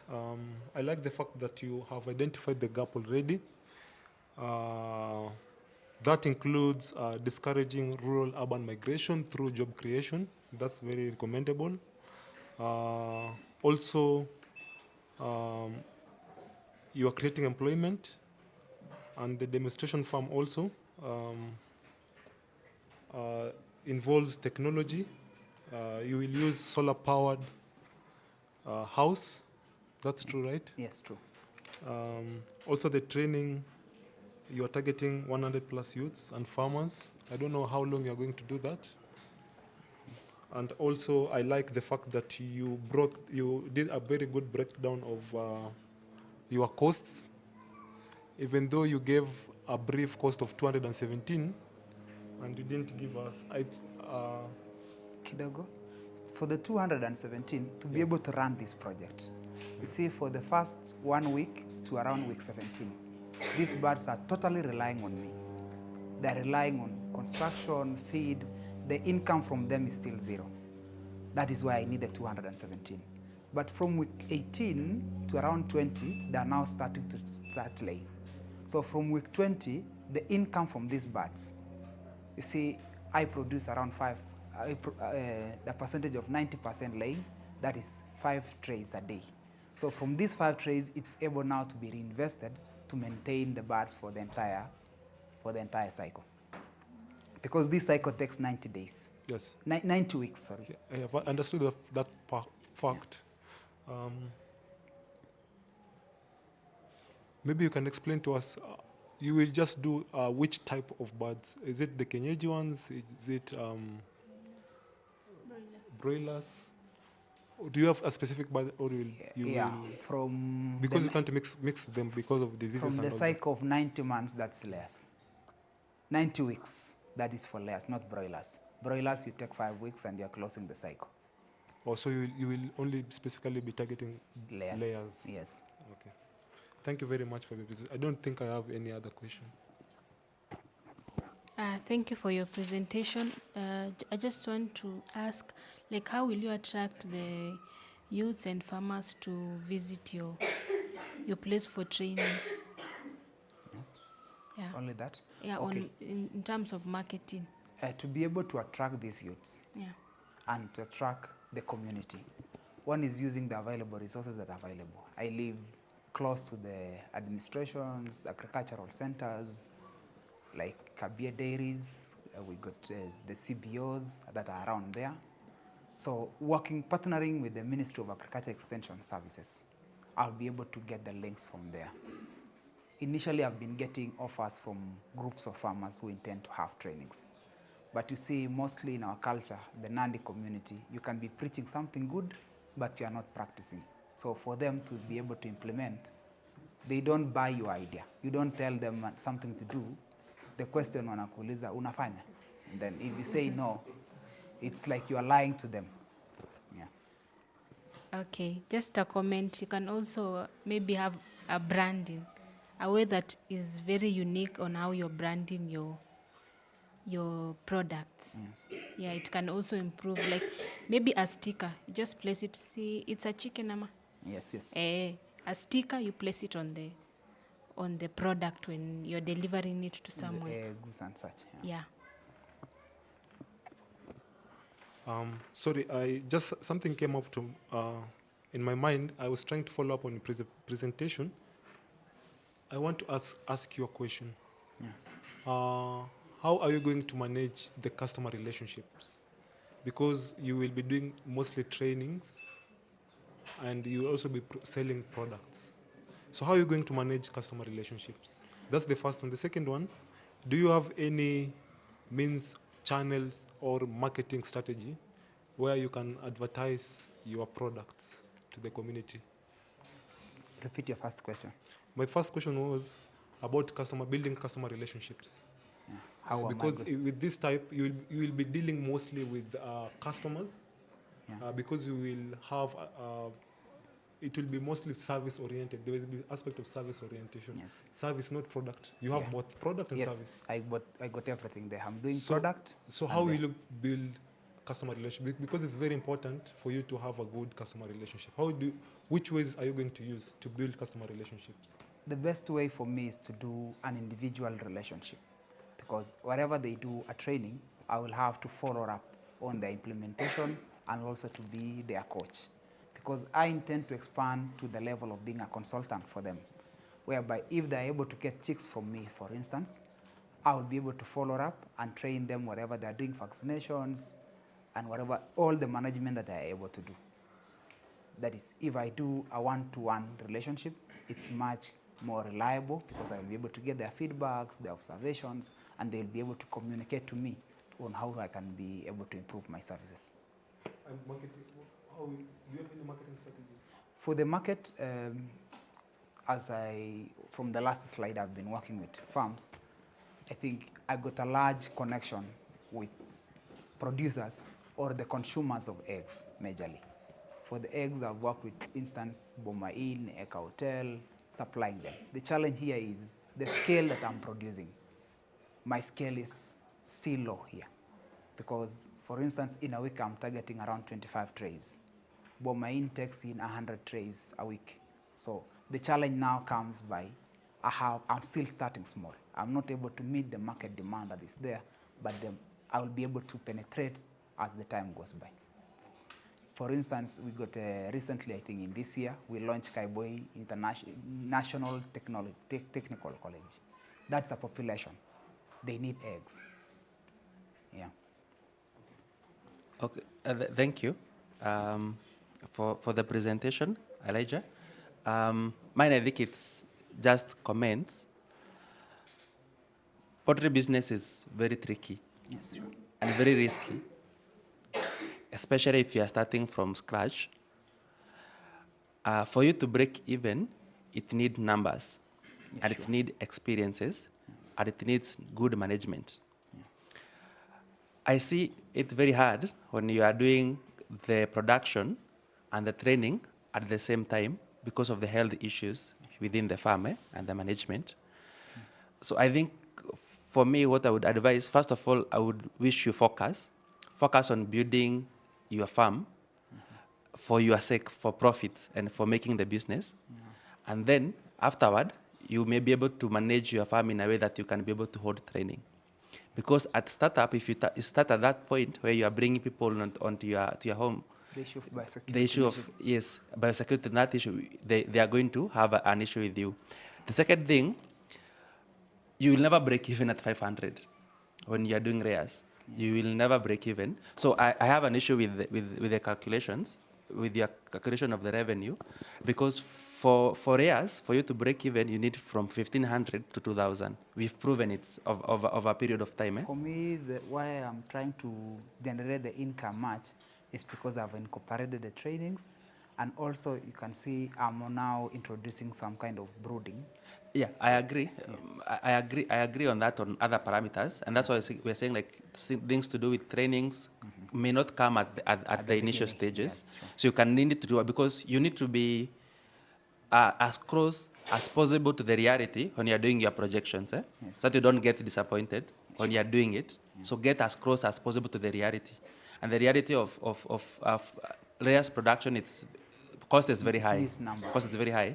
Also, you need to map your market. I know my colleague has indicated about the market. You need to map your market well in terms of who else is doing the same. How big is the market within our Nandi location? I was tempted to ask you how many hotels are within your Roko town, but then I would ask you the question. But you need to map that market to understand their current consumption of eggs.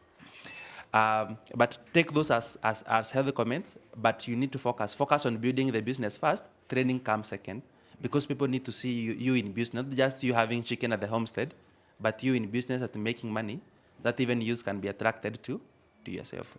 Yeah. Thank you. Yes, let's give him 1, 2, eh? Thank you, Elijah. Thank you, Elijah. A lot of comments there, Cindy. Yeah. Yeah, on day one, we were asking ourselves, it's a question, if we are first-time founders or not. Cindy, mnakumbuka hiyo swali? And some of you told us that you are not first-time founders. You have founded other things before, na zika fail, Cindy. And then tukasema, that one day, we just need to have a session where we just speak about why innovations fail. And I'm saying this because our bosses are here. Our leaders are here. Cindy, why innovations fail, and perhaps lessons that you can pick from them. Cindy, because as young people, we have time to try things out. Cindy. Yeah, so on stage, I want to welcome our next innovator. And this is my humble request, because I also need to attend a wedding in the evening. So I'm requesting that the next innovator, the 3 innovators remaining, kindly let's use 5 minutes for the innovations and then 5 minutes for questions. Is that okay? At least we finish with the 3. The judges retreat shortly. They come back with the results. We announce the results. We have a photo op, and then we leave. Cindy? Yeah, so on stage I'm welcoming an innovator all the way from Kisii County. Cindy? Yeah, she's called Christine Ndama, and her innovation focuses on rotatable solar panels. Ladies and gentlemen, allow me to welcome Christine Ndama. Let's give her 1, 2, Karibu, Christine.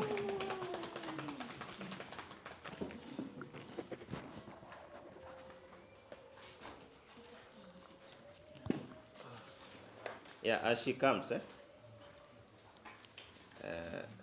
nimekataa tena.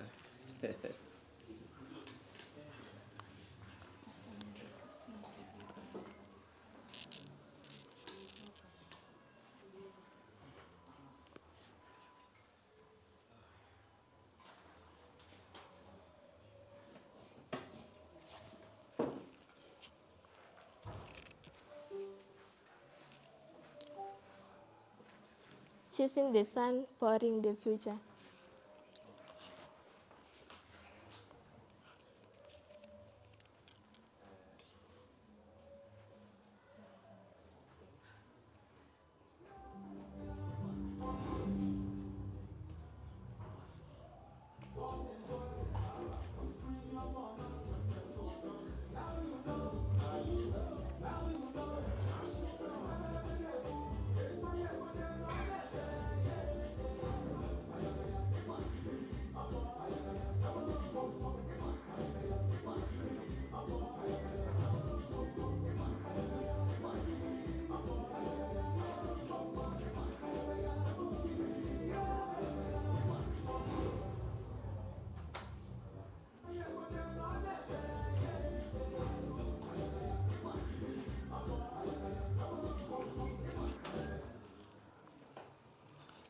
Chasing the sun, powering the future. I greet you all. My name is Ndama Christine, and currently I'm a student at Kenya Mass Communication, and I'm hereby presenting my project on the rotatable solar panel. The main problem with the traditional solar panel is that they're stationary. This means they only capture maximum amount of sunlight for a short period of time throughout the day. My solution is a rotatable solar panel. Unlike other solar panel, this is a type of solar panel that can rotate according to the movement of the sun in the sky. Hence, high and maximum generation of energy, that is 30 to 50% more as compared to the traditional solar panel. This idea stands out in a way that it is effective, it is affordable, and also it is designed with a local condition in mind. I'm targeting households, especially in off-grid areas, schools, businesses that uses solar for lighting, and also farmers that uses solar for irrigation. I'm planning to work with local community groups, NGOs, and circles, and as trust and demand grows, I will upgrade more on it. I'm targeting to use social media, local exhibitions, schools, and also house-to-house demonstration in order to reach my audiences. Currently, I'm in ideation and design phase, and I'm looking forward to collaborate with local technicians, Juakali artisans, and also solar expertise as I'm moving to prototyping. This idea is more impactful in a way that it increases solar energy efficiency, it lowers on cost, it empowers local community, and also it supports climate action. To put this idea into life, I would like to ask for your support, be it financially, mentorship from solar expertise, and also partnerships that are interested in clean, renewable energy so that I can put this idea into life in order to benefit the community and the planet as well. And thank you. And I'm ready to answer any question you may have.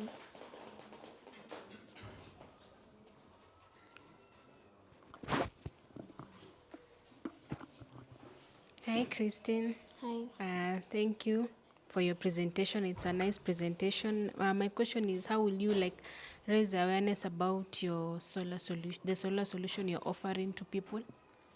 Okay. First, I will design the solar. Then, I will let people know by demonstrating it, and also campaigning on the benefits of it over the traditional solar panels. Okay. And on the same, how will you improve affordability? Because there are already people who have solar. How will you make them to want it in terms of affordability? Okay. For my solar, yeah, while making it, I'm using locally available materials and also cheap. Instead of using maybe expensive motors and expensive trackers, I'm using a microcontroller that goes 1,000, and also a DC motor that charges 100. The charges 1,500. Yeah. Okay, thank you. What's your background?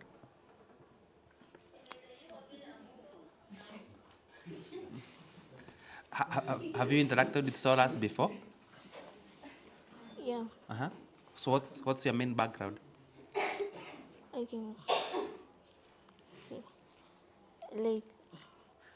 When I was analyzing maybe the operation of the traditional solar panels, I found that when you look, the solar, the sun rotates, yeah? So for the solar to acquire maximum energy, the angle of incidence should be directly proportional to the position of the solar. So when you see, as the sun rotates, the angle changes. So mine will follow the As the sun moves, it will also rotate to track this. Okay. track You, this. you've talked to your expertise in solar, like the people you indicated that you'll work with, the Juakali experts and all those people experts with solar. Have you talked to them to see if it's possible to do that? Like it's possible to use motors. I can see the idea, how it's moving with the maybe how the heat is moving. But have you talked to now the right expert to see that, yeah, this is possible, you can actually do this? Yeah, like it was on May, I talked to one of the members from Delight Solar, and he told me that it is possible to use this tracking mechanism to improve the workability of the solar. Okay. Yeah. Okay, that's all. Thank you, Christine, for your presentation. I almost asked the same question about your background, whether you are an engineer, whether you are, because you have said you want to do. Okay. I'm passionate in engineering and innovation. This is not the first project I'm implementing. But currently I'm studying film. You're studying film. Okay. So, we have competition right now. Solar products from China. We have competition from LG, Panasonic, SunPower, and all those other brands. So how are you going to create a competitive advantage in your business for you to compete with these other big companies? Okay. Like I said, my design will be using local materials that are affordable, that will enable that will make it affordable and easy for maybe households, as compared maybe to the purchasing of the other products that may be costly. Also, there is customer relationships when you'll be doing the, before even I go to customer relationships, did you ever thought of costs for you to establish these panels?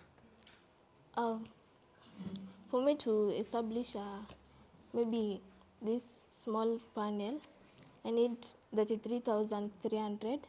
That is 10,000 for the panel.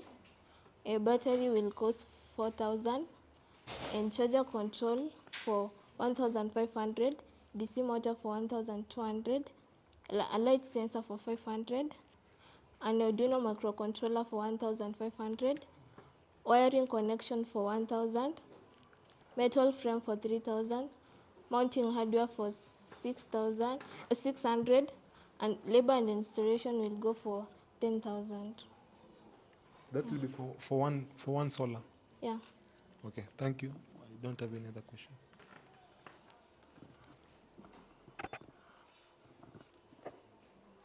Okay, thank you.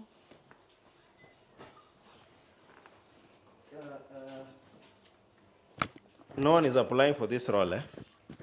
He role, yeah, DJ, eh? Yes, let's all give Christine and Amma a round of applause, eh? Yeah, I know I've taken you to different counties, sindio? I've taken you to nimewapeleka Nandi, nimewapeleka Kisumu, nikawapeleka wapi tena? Kisii, sindio? Sahi nataka muende muoge na maji ya pwani, eh? Yeah, I want to take you all the way to Mombasa, eh? Where we have a fashion and beauty innovator. Yeah? Ladies and gentlemen, a lady who doesn't need introductions, eh? Ladies and gentlemen, let's all welcome the founder of Lux by Lillian, eh? Ni Luxe ama ni Lux? Lux, eh? Thank you, Christabel. Lux by Lillian, eh? Lillian Shihundu, karibu.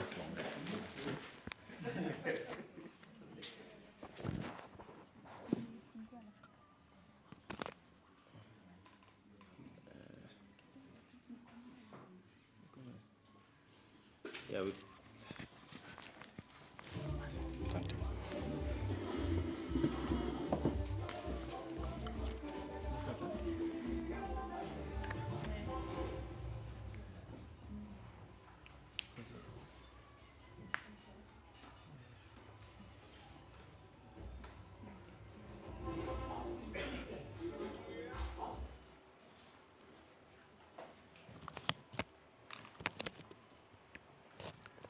Hello, everyone. My name is Lillian. I am a business entrepreneur with a business by the name Looks by Lillian. What we do with fashion, beauty, modeling, and self-care. So the customer problem we have is talented models lack the structural management and the career development in Kenya. Also, the users face a lot of challenges to accessible, quality, affordable, and the makeup suits in the African skin. The other one is the local fashion lacks strong representation and unique dignity. Design identity, sorry. So this is my solution. So by coaching fashion models as a luxury fashion beauty and in skincare. Also, it manages, the solution I have is to manage and nurture models through coaching and contacts of exposure. Also providing professional makeup and services for the workshop. So what is the target? What is the target we have? Looks by Lillian caters for the young urban women and a passion for fashion and beauty. For the people who love beauty and all that. So this is my business revenue model in the offering good services in the fashion and in management, yes. So we'll use that as a 50,000 for 50,000 for the shop. For my business customers, we offer 30,000 for the services.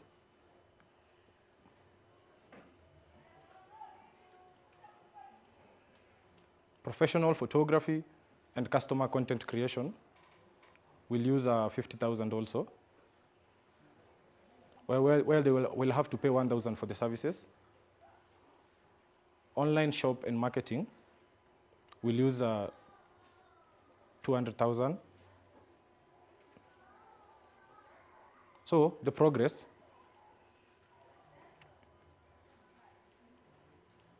So we'll have to have 7 brand collaborators. We have to have 7. We have people who are collaborated with, 7 of them. We have a team, and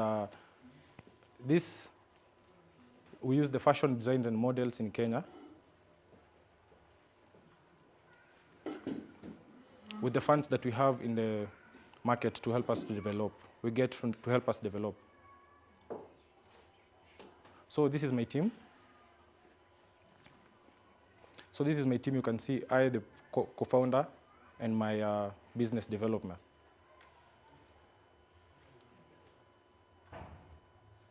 So this is my ask. So this is my ask. For the makeup, we'll need 250,000. Having emergency branding and for the fashion, we'll have 10,000. Training, 5 models, 100,000. We're left with almost 25,000. We'll use this to have a shop or rent the shop, build a place of business.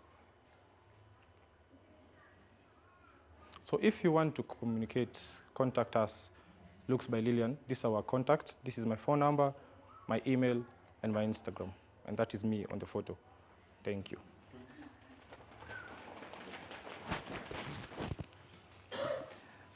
Thank you, Lillian, for the presentation and also for the good work that we are doing. And also thank you for the business. I think you're not a startup, you're a going concern.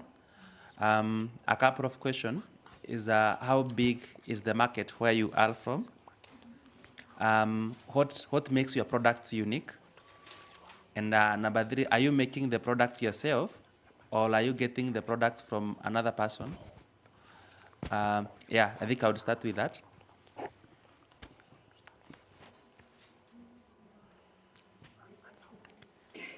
Okay, so I'm unique. I'm unique because my products empower the deaf and also makes them feel beautiful. And with the skills that I have, previously I was Miss Deaf Kenya 2022. This gives me an edge because a lot of young deaf women look up to me since they saw me win the Miss Deaf 2022. So this gives me an edge and helps me market my business.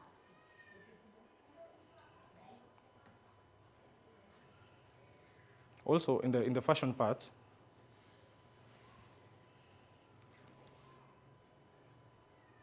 we have also different things like a VIP packages and all that, where we try to make people, if you feel like the materials are not enough or they are not up to your standards, you can be able to get VIP things and all that. And the reason why I feel like I'm special is, I feel like the market is unique, I market uniquely, is because of the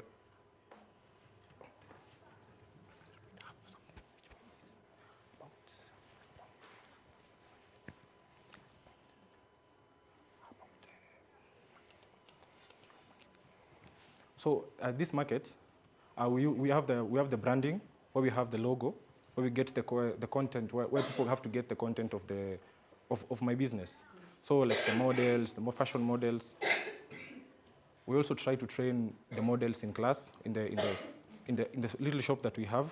We try to help them get different ideas so that they can be able to feel confidence in their skin and the things they purchase in our shops. Thank you. The products, does she make them? Do you make them yourself?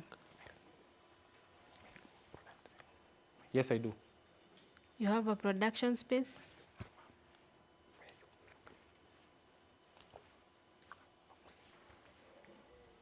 Yeah, we have a place where we initially started the business, where we try to make the skincare products, and that's how we know these products are best, because I myself use them in the skincare, and a lot of people try to ask me what I use and all that. So this is why I decided to start making their own products and having a skincare.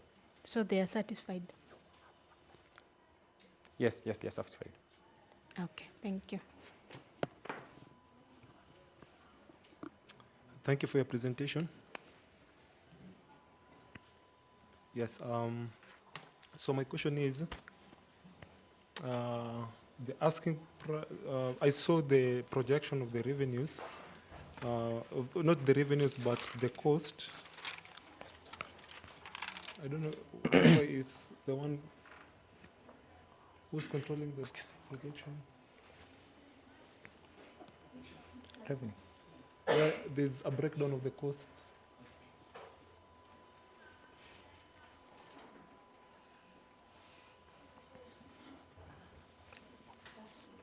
Yeah,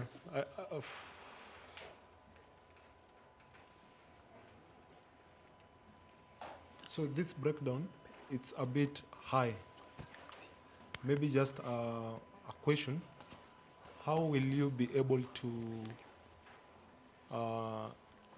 get more funds in case the one which you might be given will not be enough, meeting all these expenses?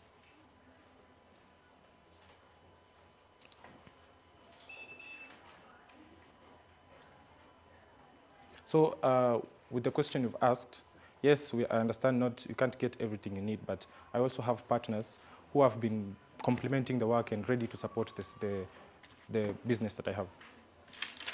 So I don't think that is going to be a problem. I've seen the partners you have listed. There's a part on the progress you have mentioned about, not the progress, but on the business model. You have mentioned about collaborations with partners. So who are these collaborators? You have mentioned 7 of them. Brand collaborator 7.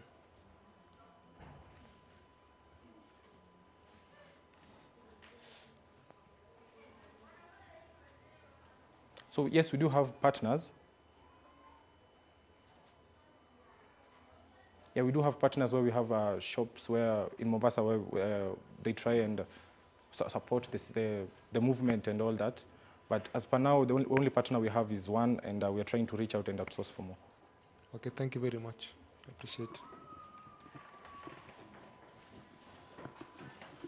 it. Yeah, let's all appreciate Lilian Shihundu. Thank you, Lilian. Tumeenda Mombasa, si ndio? Tutoke Mombasa tuende wapi? Tuende wapi? Lazima turudi Nairobi, si ndio? Kuna SGR ya saa 4. As long as hatutasikia iko na technical issues, si ndio? Ile ya saa 9. No, ilikuwa ya saa 4. Yeah, ilikuwa ya saa 4. Watu wa summer vibes. Yeah, so I want to welcome the last innovator. Yes? Oh, Fred Komolo. Tutaongea naye nyuma ya tent. Yes, I want to welcome the last innovator. All the way from Nairobi, Ametoa Mombasa, tukakuja na SGR ya saa 4 usiku, si ndio? Now we are here. So I'm inviting her, and then, yeah, all the way from Nairobi. The lady empowering young ladies with crochets. Now, kona samples, Yeah. Karibu. Thank you. Albright Alisi. Yes, Albright Alisi. Yes, Hi, everyone. My name is Albright Alisi. I'm the founder of Lola Crochet Foundation. As you can see, this is one of my best artwork that I'm working on. I started this morning. It's called crochet, and I crochet as a professional. Kindly next. So, introduction. So, Lola Crochet Foundation was founded in 2022. I started this organization since after graduating, doing my majoring in social science. I did not get employment. I was being discriminated in the ground. It was my first time facing the biggest challenge of discrimination.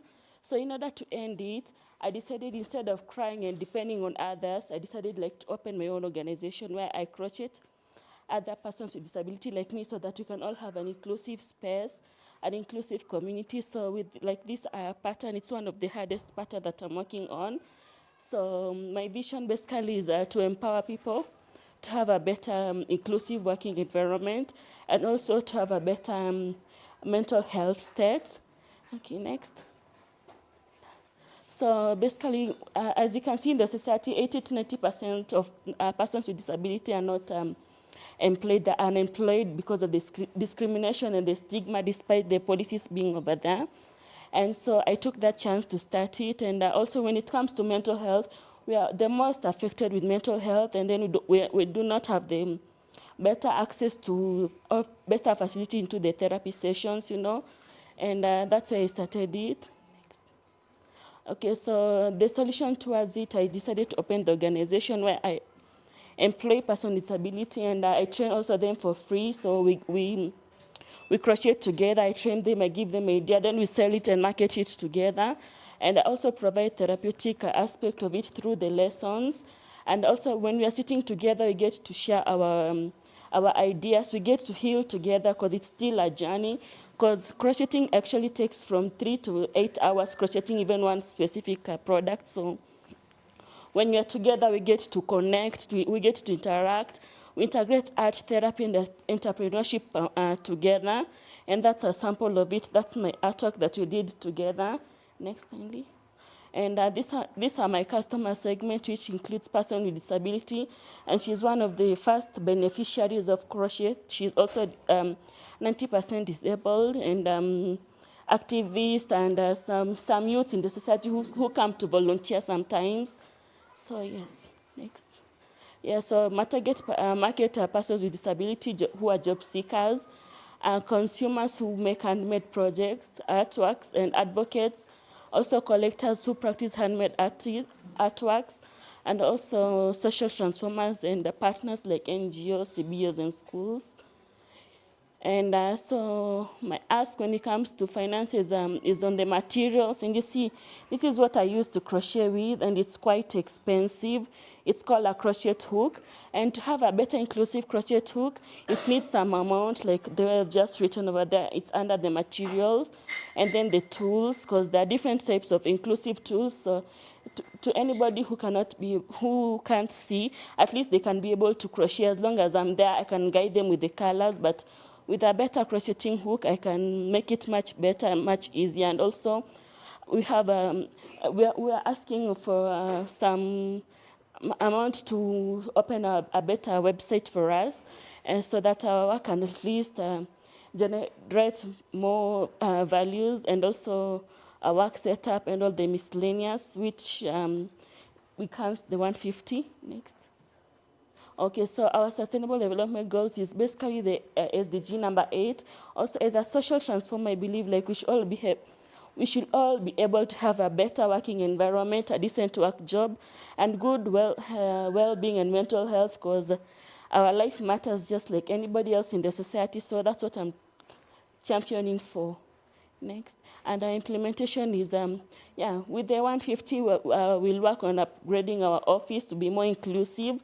We'll have a better adaptive tool, a better website, and then we'll also be able to raise more awareness, most especially through our social media handles and through our website. So kindly next.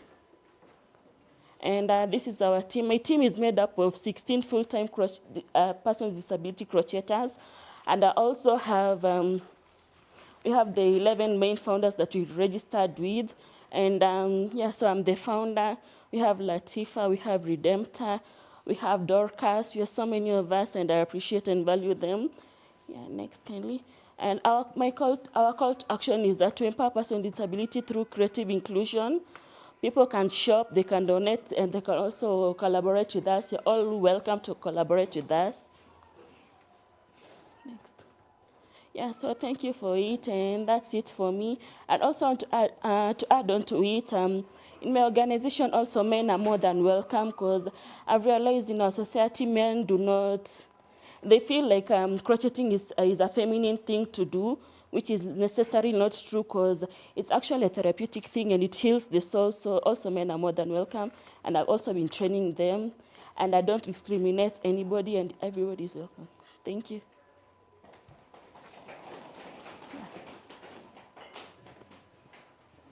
Thank you so much, Albright, and congratulations for what you have been able to accomplish, and also for the presentation. I think you have done a very good work, and also bringing together 15 people to come in and think of a product, and you go for it, and you take it to the market. I think that is brilliant, and congratulations for that. Thank you. My question is, how much would it cost for you to sell that one? Okay. And also, how big is your market currently? Okay, thank you for the question. So to sell this one, it depends with the size where I'll stop. So the person that I'm making this for is medium size, so it will take around 3 yarns. And 1 yarn is around 150 shilling to 200. So it depends with the yarn. You see, if you touch the material matters. Okay. So I use sustainable material because I cannot just use any yarn, because of people have different disability, and others have eczema, and it can prick their fingers, you know. So yeah, it depends with the yarn also. Okay. Yeah. So where are you selling them? I sell them like through online most of the time in my TikTok. I'm so active in TikTok and Instagram. Instagram with actually 4,000 plus followers. So that's where my target audience is as for now. And yeah. So where do you see yourself going next? After, because you will grow this, but what's your next plan?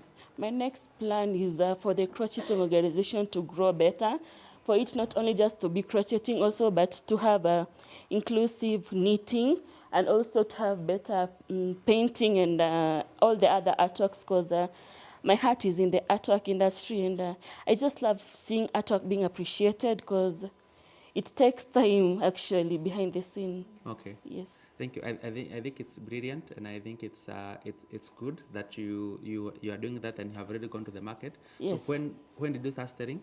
When did I start selling? Yeah. I started selling it just immediately after I was chased from from that incident of being chased while looking for my job. That's when it Which was started. 20? 2022. So how many have you sold, like in terms I've of pieces? sold more than 3,000, more than, including Congratulations. the ones that I've trained. So it's more than. Okay. Yes. Congratulations for that. Thank you.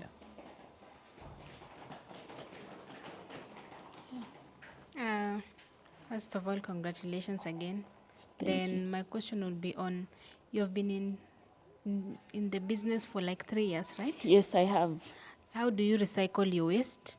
Okay, so sustainability-wise, every small yarn that we make, it does not go into waste. You see, even after I'm done with this project, there can be an inch like this piece that remains. So this one, I don't throw it so that it can clog so that it should not clog the society. So like I use all this to make things to do with mats, you know, the normal mats. Yes. Yeah, they're able to intergenerate it. Okay, Yes. thank you. Thank you. Thank you so much for your presentation. Yeah. There's something which you mentioned in your presentation about, on the implementation part, you mentioned about upgrading your physical office. Yes. I don't know if I didn't get you correct. Where is the location of the business? Okay, so currently I'm working in a small area that it's not wheelchair accessible because, being honest, it's because of lack of funding. And so with the office, I strain sometimes to teach even the VI and the ones that are severely disabled and they want to join. So some of them I'm able to train them online through the Meet and the Zoom app. That's better. But with the physical office, I have challenges with it's not as accessible as here. Yeah. So with the amount, I can be able even to upgrade maybe the ramping and the stairsing. It will be much easier. And how much, on the costing part, I didn't get correct. I only saw the tools. The tools, there is a tool marketing website. Because there are so many costs, including the fixed costs, the same premise where we'll be doing these trainings and you'll be doing your work. Yeah. It's also an expense. Yeah, no, actually, when I started this, I'm doing it as out of goodwill. So I don't charge for training them. It's out of my goodwill. So I don't charge it, and all that I'm supposed to get, I intergenerate it for getting more yarns. So, like for example, when I said I registered it as a CBO, I registered it using my own school lunch money because I saw it's wise to save with my school lunch. I could miss lunch for just the same thing. Okay, Yes. Another question. Yes. You have mentioned you have sold almost more than 3,000 pieces. Yes. Are you in a position to project these revenues? Yes, I am. They're all available online. Okay. Yes. Through my, do you mind showing them the website in the last slide? It's on my website and Alola Crochet. Everything is found on my, it's not written. Everything is found. What's your IG? Lola Queen Bright. You can all search it and you'll find all the details. Okay. Lola Queen Bright, and also in TikTok. Everything is there. Thank you so much. Sorry? How many partners do you have? At the moment, I don't have any partner. I'm looking for partners, but I've collaborated with the underground CBOs. Just normal partnership, but not partnership, but normal selling. Like we come together and then we sell it at the local, what is it called? Like malls. Okay. So yes. And you're in Nairobi? Yes, I'm in Nairobi, along Gong Road. Okay. Yes.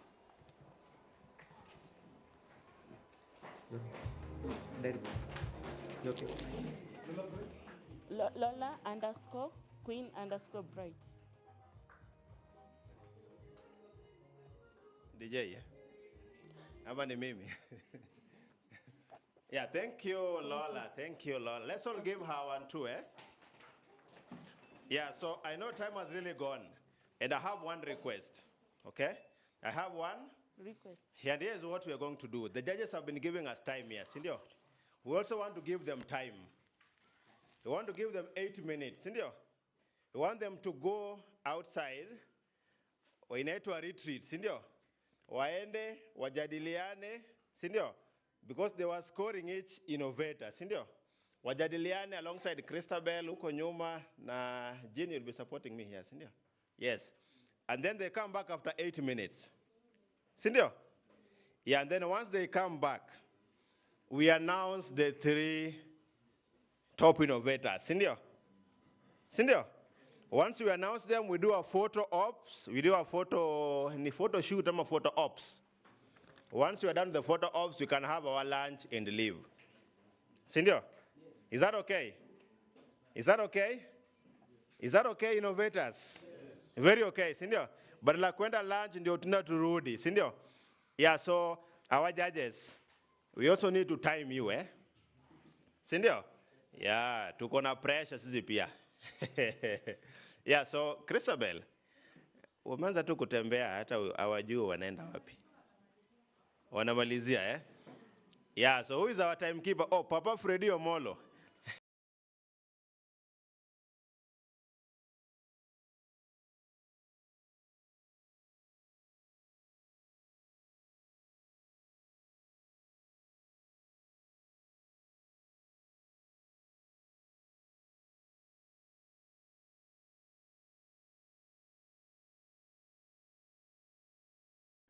Facebook, TikTok.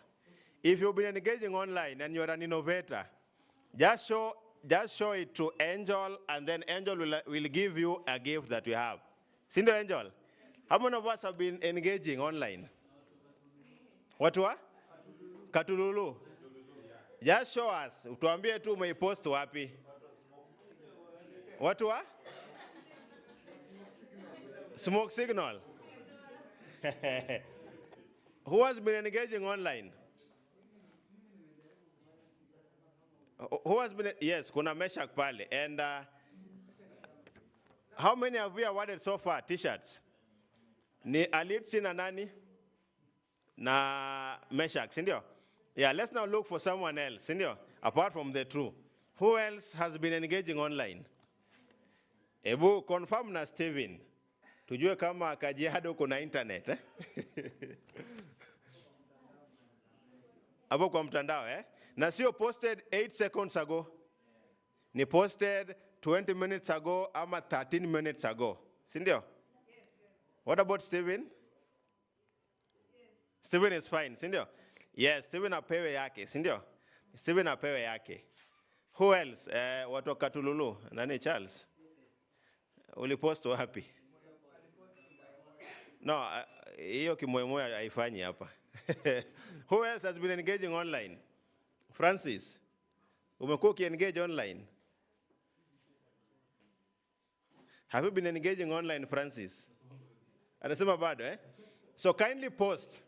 And I want everyone to engage, sindio? Hashtag ni gani? Eh? Tina kwanza and then Lola. Tina? Inua Biz Challenge 2025. Another hashtag? Yes, Francis? Riziki Sauce at 10 because niliambiwa tuko grade ngapi? Grade 5, si ndio? Mlisema grade 2. Ni mtoto wangu alirepeat, eh? Tuko grade 5, si ndio? So Riziki Sauce at 10. Another hashtag ni gani that you can also use? Another hashtag, Lola, ilikuwa ni gani? Another hashtag. Yeah? Not yet. At 10, no, that one has been said. Another one ni gani? Hey, Tina, do you have a t-shirt? She's bringing you, eh? Yeah, kindly give her guidance. Akupe t-shirt color gani ama size gani, sindio? Yeah? And I also have another question here while we engage, eh? How many counties were represented in this innovation challenge, in this Inua Biz Innovation Challenge? How many counties were represented?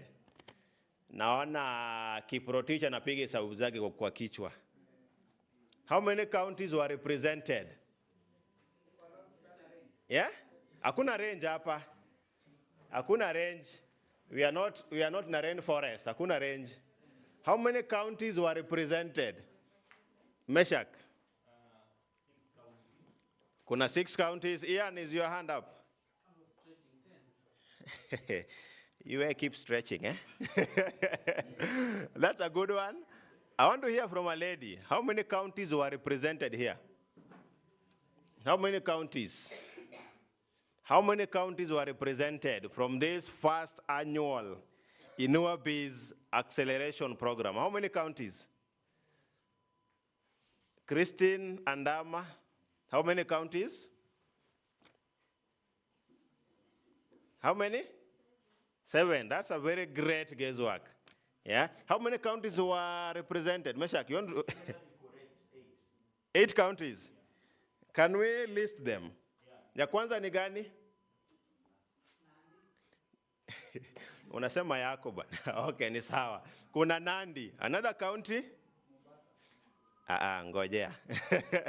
Mombasa is represented. Sindio, another county, Steven? Hey. Okay, Kajiado. Sindio, another county? Hizo ni 4. Another county? Yeah? Trans Nzoia. Yes, kuna Trans Nzoia. Hizo ni ngapi? Trans Nzoia, Nandi, Kajiado, na ingine umesema ni? Mombasa. Hizo ni 4. Another county? Kisii. Thank you. Another county? United Kisumu. Okay, hiyo ni 6 counties. Another county? Nairobi. Another county? Machakos. Is there another? Ingine ni gani? Kiambu, eh? Ian, eh? Yes, ni 9 counties, sio 8. And we are just getting started, sindio? We are just getting started. Angel, have we given out t-shirts? Mbona wana ma t-shirts? How many have t-shirts so far? Hawaja post? Hey, mbona mja post? Mbona mja post? Remember to share the link. I'll share the link on YouTube, eh? With your, you can share with your networks, eh? And then as we wait for the judges, there's a small exercise I want us to do here, eh? Kindly remove your phones, eh? There's a short question here that I want us to share while we wait for our judges. I think they have 4 minutes, eh? Before we introduce the judges. Simkona Wi-Fi password, eh? Good. Yeah, so go to Menti, eh? Go to menti.com, eh? Go to menti.com. Kindly go to menti.com, eh? Remove your phones, eh? Eh? Mkona Wi-Fi, si ndio? Mmekuwa hapa tangu tarehe 8. Socket ziko kila mahali bana. Socket ziko kila mahali, eh? Eh? Magari za kwenda kwenyu. Go to menti.com, eh? Sio menti.com, eh? Yeah, go to menti.com.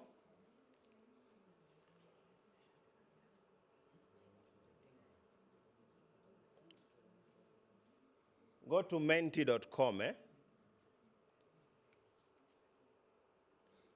Yeah, go to menti.com. Mbona hii haionyeshi slides?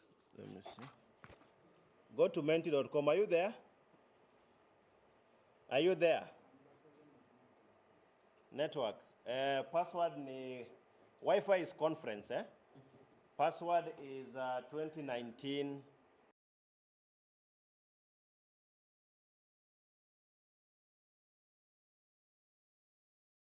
Are you there? Are you there? Yeah, it's asking you for a code, sindio? Kuna code unaulizwa, eh? So press, kwa hiyo code, here is the code, eh? 55, are you there? 55 7 88 999. Kama ile askari, sindio? Yeah, I repeat, the code is 55788 Are you there? Yeah, it will bring you to a page, sindio? Yeah, kuna maswali hapo. Kuna swali 3, eh? Code ni 5578899. Are you there? Yes. 9 yes. Yeah, this is my first time trying this application. So my village.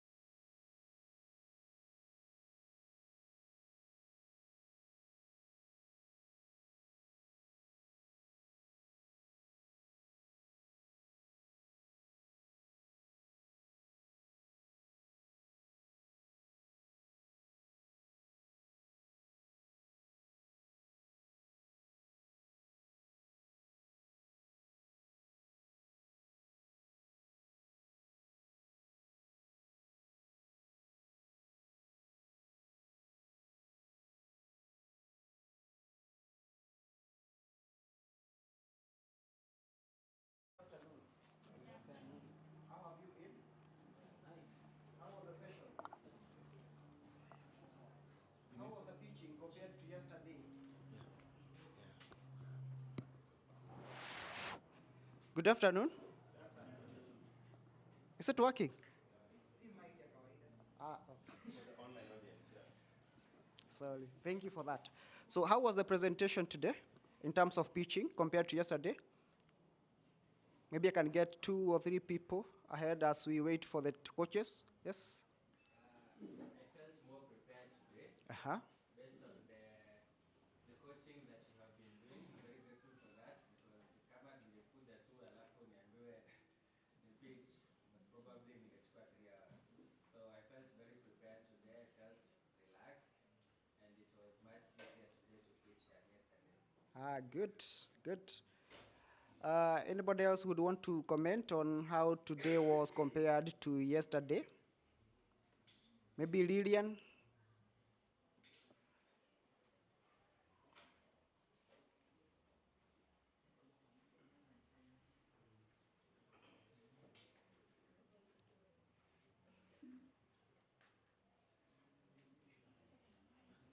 He recommends you a lot, thinks that you have really done a good job, and also you helped her and the team a lot because they didn't know quite a lot of things, but now they know because of you. So we congratulate you a lot, and hopefully we're going to meet in the future. Yeah. Thank you very much. And I think those two are a good representative of what we did yesterday. And I think I've also seen, while seated back there, you may realize you have done a very good job. And I'm also feeling that the judges will have hard time selecting the top 3. But mine would say that let it not stop here. Hata kama hutachaguliwa, let's continue doing more work. Innovation has to continue, the business has to run. Sindio? Yes, you have gained skill on ways to get, to approach the sources of finance, and also some of the way that you can use to approach those potential funders and partners. My urge is for you to utilize that one. And every time maybe you have a challenge, maybe you can be able to connect with us via Riziki. And to the 3 people who will win, who I'm also very nervous. If I was the judge, I think I would have a hard time as well trying to select the 3. But I hope that there will be also more mentorship and more coaching to be able to move the business to the other level. So as you guys, I know you'll also be traveling back to your respective business centers. I wish you nothing but the very best, and I hope to keep in touch. Thank you.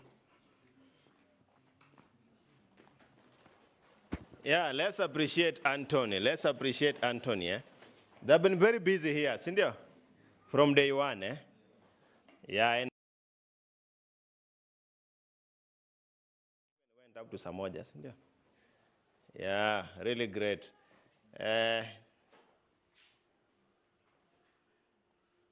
Yeah, so continue posting, Continue posting, continue posting. Our business coaches, are you ready with the unveiling? I know you can hear me, eh? Yeah? You can hear me, eh? What is What is Lillian saying?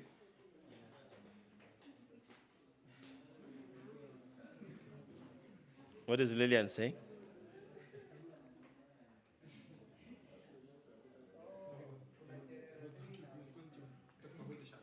About the shirt. Is it good? It is okay, yeah? Thank you, thank you, thank you. Anthony, are they ready with the moment we've all been waiting for?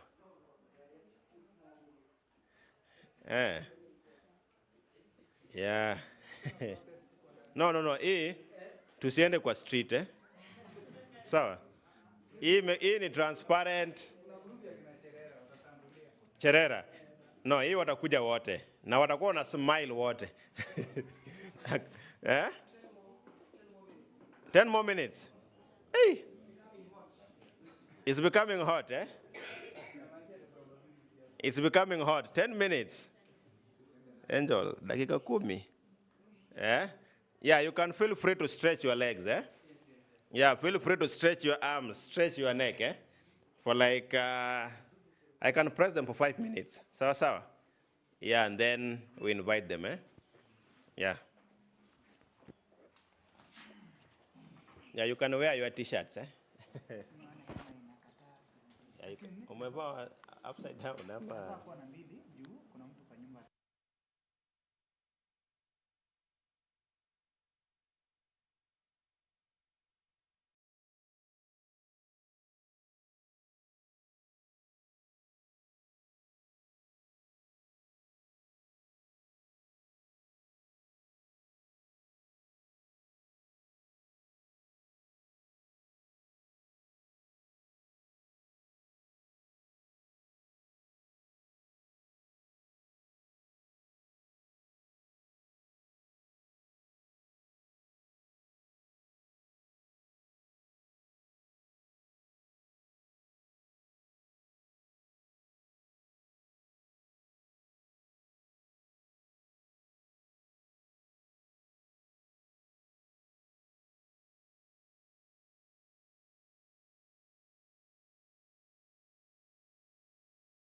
Sindio? So they were.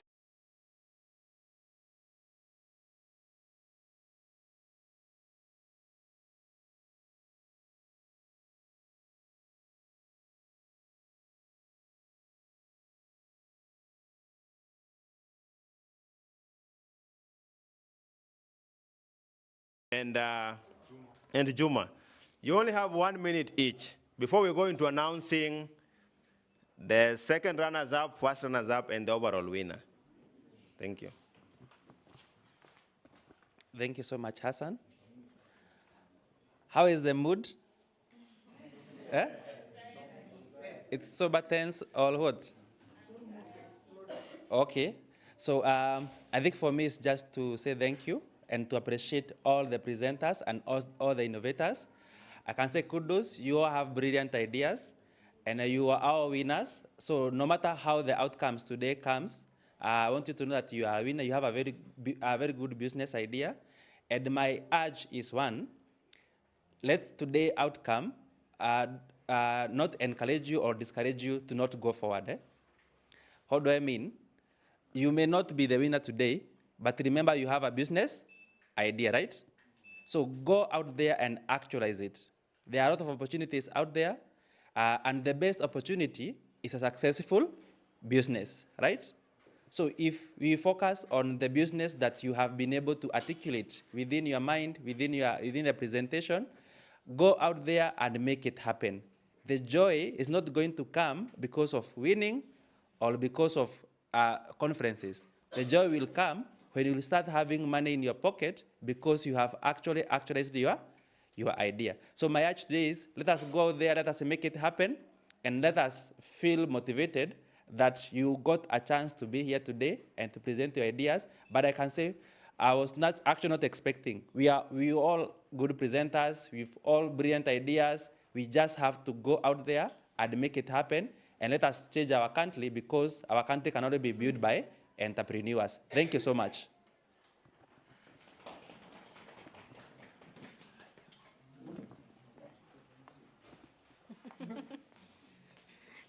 Hi, everyone. Mine is just to appreciate the spirit of innovation that was here. You have all really done a good job, and to encourage you to keep going, keep building, and believing in yourself. I wish you all the best, and I just want to remind you that the world needs your innovation. So don't give up on your innovation. You have all done your best. Thank you.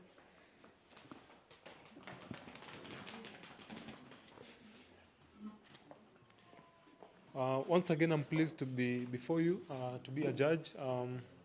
There's an anecdote I will try and explain to us. Once upon a time, there was a fisherman who was walking along the shores. And while he was walking, he saw a lot of starfish which were washed on the shore. And he tried to throw them back so that they don't die back to the ocean. But there were so many. Some tourists were passing and they asked him, what are you doing? Because it seems there are so many starfish. Even if you throw them all, there's no way you're going to save them. And he replied and he said, it's okay, I will just try and give out whatever I can. So from that story, sometimes it's impossible for us or for opportunities to be given to everyone, especially such an opportunity, but doesn't mean that we can close the doors or you get discouraged. As my colleague has mentioned, we will have a chance to continue working hard. Whatever idea that we have, it's not the end of the world. I wish you all good luck in whatever you're going to do. It's a good pleasure and opportunity to be before you, and I appreciate for the good job and preparation that you've had. For the 2 days, that was very, very amazing and impressive. So thank you so much. Hassan? Yeah, thank you very much.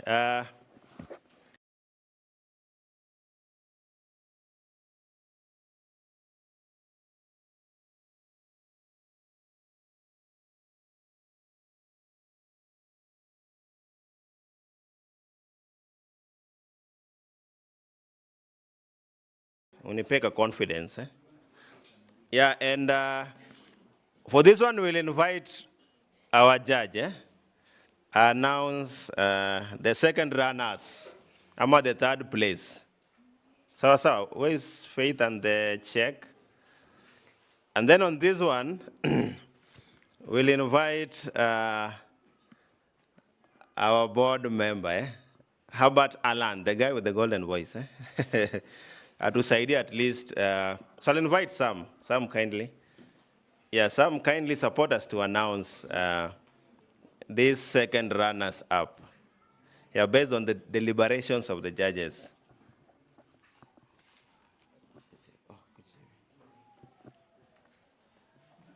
Okay, thank you so much once again.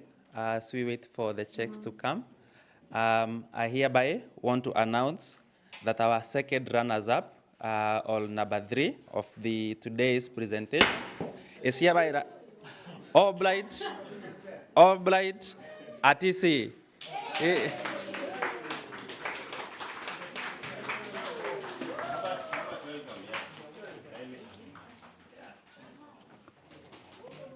yes. Karibu, karibu.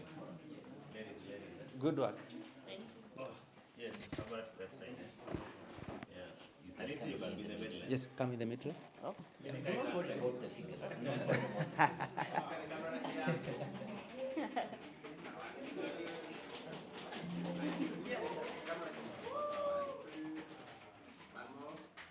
About mine, about mine. DJ, about mine.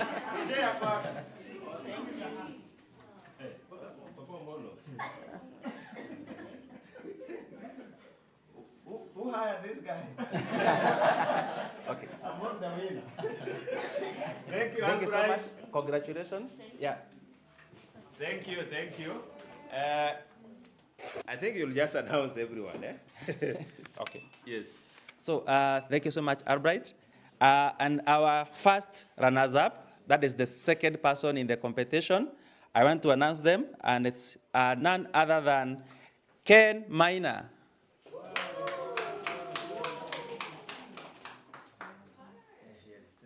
Oh, he has stepped out. Ken had stepped out, eh?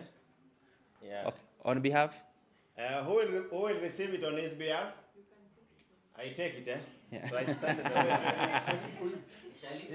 now you can do it for me. Yes.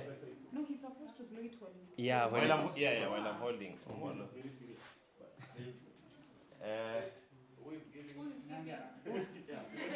The judge, one of the Oh, judge. yeah. Who is it? One of the judge. Mildred. Oh, hey. Okay. Yeah, we should be joined by Mildred Omino. Kindly, our board rep. And Yeah. thanks for creating time to join us. Eh? Ama yenda I receive on umona shani blast. Eh? So, no, at least ile ya kwanza ni blast. Yes, our board chair, by then, that is the best honor. Receiving it on behalf of Ian. Yes. Yeah. Am I receiving the money also? Keep it for him. Okay. Just closer so that you're not outside the Okay, get inside. Okay. Yeah. So you guys can come closer, closely, like that.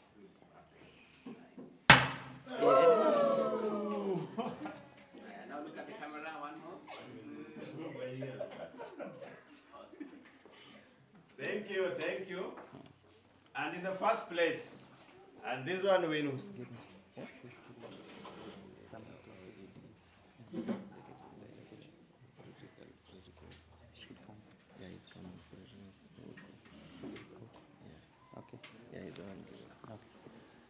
And for the first person, the winner of today, we would request Frederick Aoko, the ED, to come and issue this prize.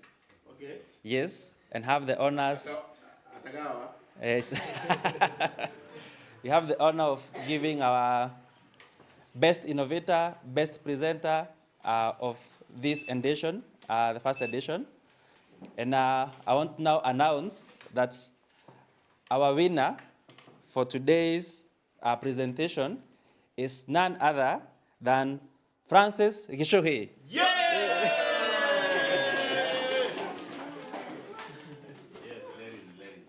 Wapi pesa? Leteni pesa.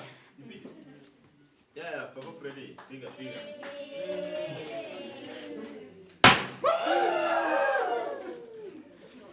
That's a good one, eh? No, closer so that we can now take a serious photo. That's okay.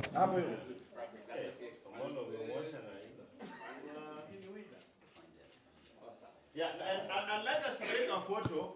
The winners, eh? All of the them. winners and the ones who took the gifts on their behalf. Mildred, we still need you up on hell, eh? Because you umechukua gift ya mtu, eh? So you bear all the responsibilities of that, eh? Apart from taking the money, of course. Eh? Yeah, so Mildred as well as Albright, eh? Albright, can you come and do a photo of the winners, eh? Yeah, and then after that we do another one with the judges. Sawa. And then from there we'll go out. Senior? So should I leave? No, lazima baki bado. Tell us when the photo session is ending. So after here, the judges will join us, and then they will take one last one, and then we'll go outside. Are we having this? Are we having all the checks or? Checks what is that? Itakuwa mingi, si ndio? Yeah, and we can just have the checks. Yeah, they are winners already, si ndio? Alfred, join us pale. Yeah. We need ladies to, yes. Where's Jean? Let me just join her. Jean, where are you? Kindly join us. You are Jean. Jean, we need you. We need you.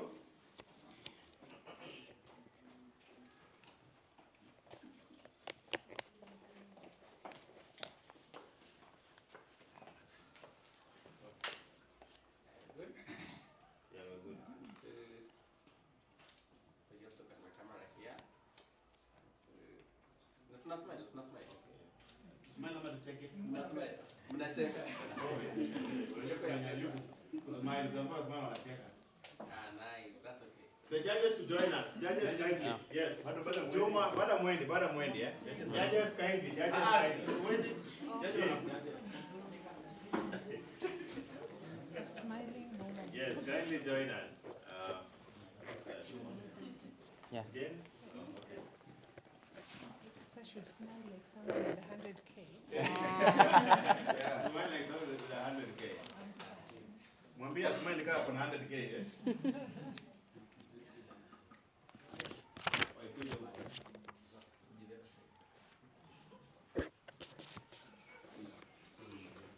Tukomboka hapa hivi.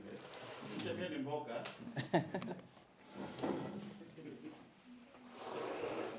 Our director of programs. Our director of programs, please. Please, you know we can't do this without you, eh? Yes, an approved program. Inua Bees Innovation Challenge, and I approve, eh? Before you end the college, you send your. Yes, director of programs, kindly join us. Kindly join us.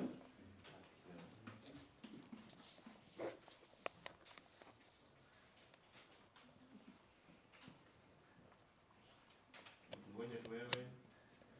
Kadung. Oh, Harvard, Harvard. Harvard. Kindly, bwana. Kadung. We have to deal with the whole of about ready. How about kindly join us? Huh?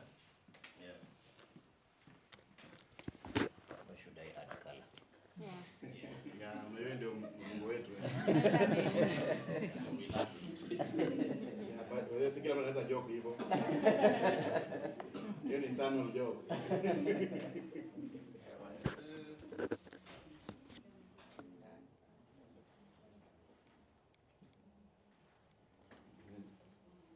Umeona picha zako ni nzuri pia. Ndio maana unaona hata mimi nimekaa hapa hivi. Hata wewe sipigangi picha hivi hivi.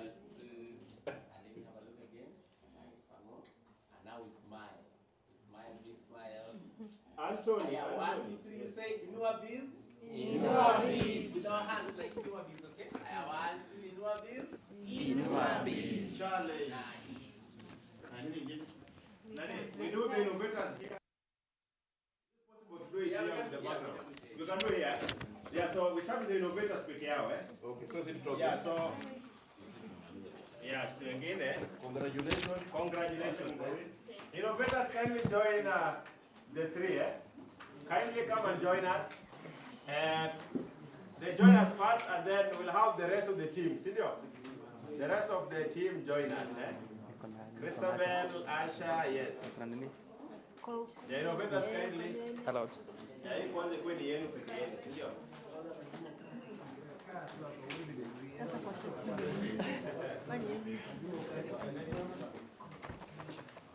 Tangia niambie kwani nimetoka kwa harusi. Yes, yes. Innovators kindly. Njooni, si ndio? 8 counties represented, eh? 9 counties, eh? Ongeza ile ya Mesha, eh? That was very hard. Mesha kwa wapi? Trans Nzoia County, eh? Yes. Let me humbly request you guys to either. Yeah, Okay. let's Okay. Christina This is and really limited. Christina and Christina to join us, si ndio? Yeah. Wiki. Yes.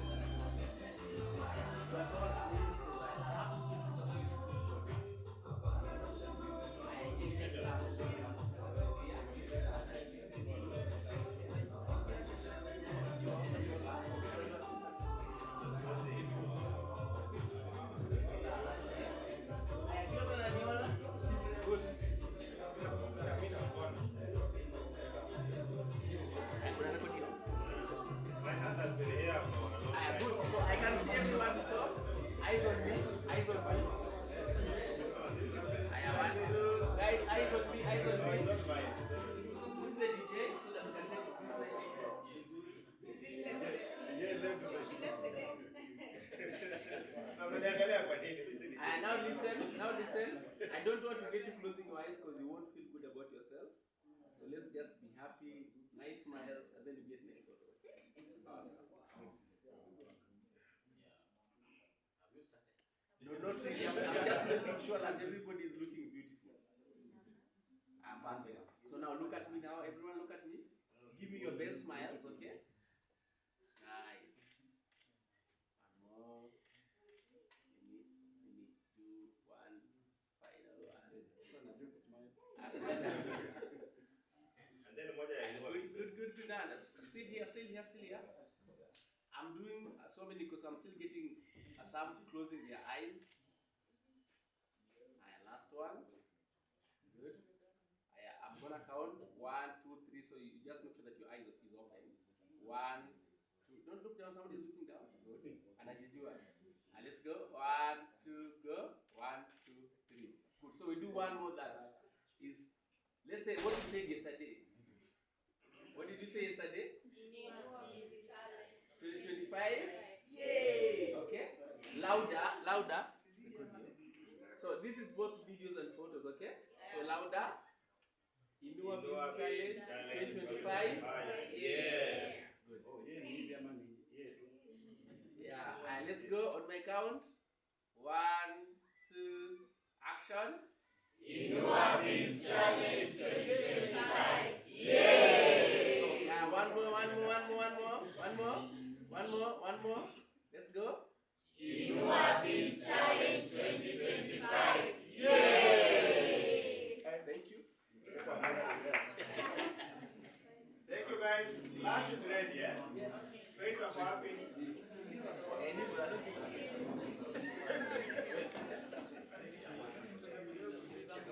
Yeah, so lunch is ready. Let's face.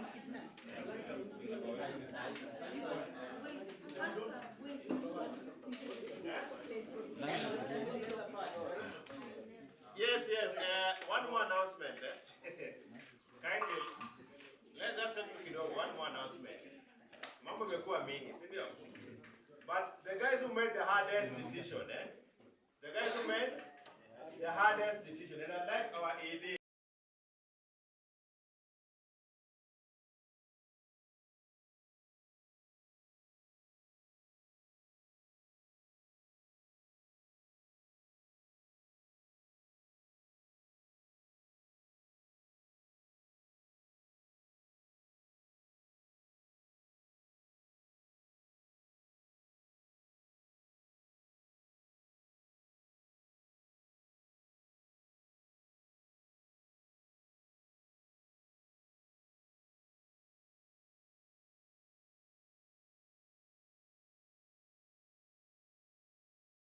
Hapa.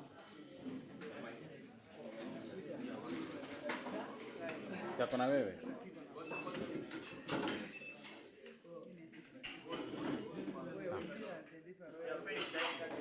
Yeah, so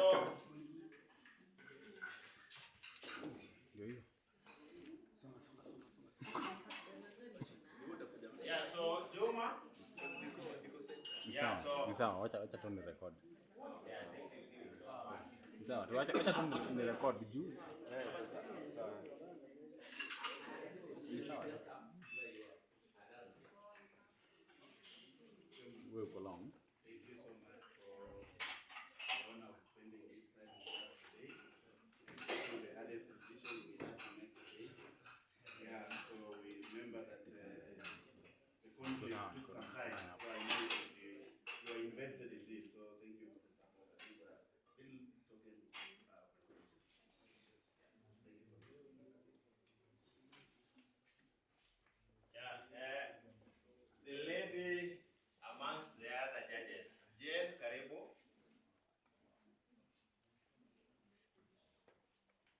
Thank you so much for your support today. It was very hot there, even though outside it's cold. To reach us 3 people, 1, 2, 3, to really make a hard time for you. So thank you for spending time with us, giving your all and supporting us. Even where you are, now we are thinking about you.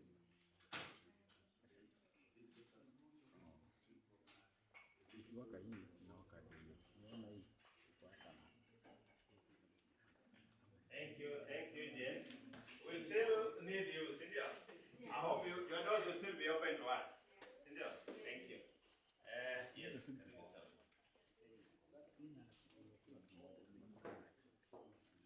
Since morning, ni moja tu.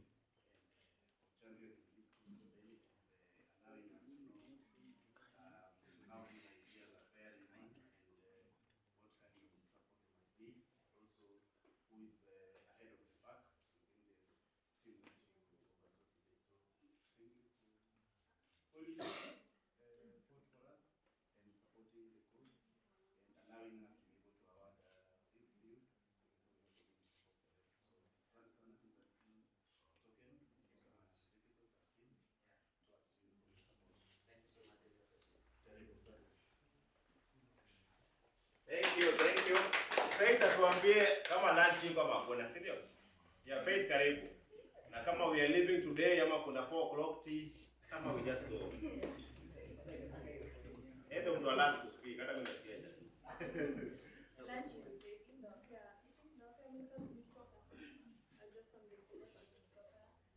We don't have so once we have our lunch, we are free to go home. And thank you so much for coming. We really appreciate all the best to your business. So judges, visitors, everyone, you are welcome for lunch. Thank you.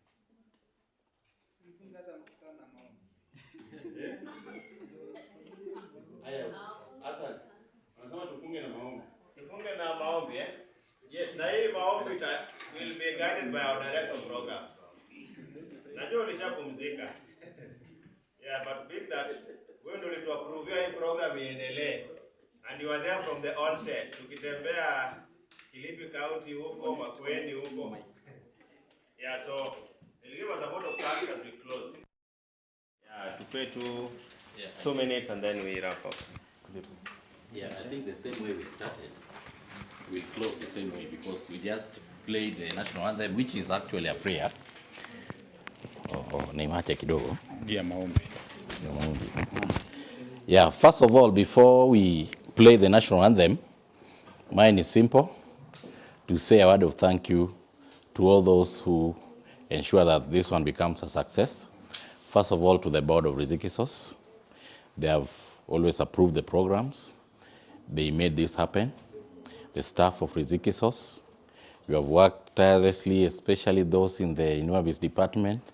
I know, si ati sasa uende useme ati unaona hata wewe ulisema tulifanya vizuri. Yes, but yeah, but I think then to the judges, it is not easy sitting down listening.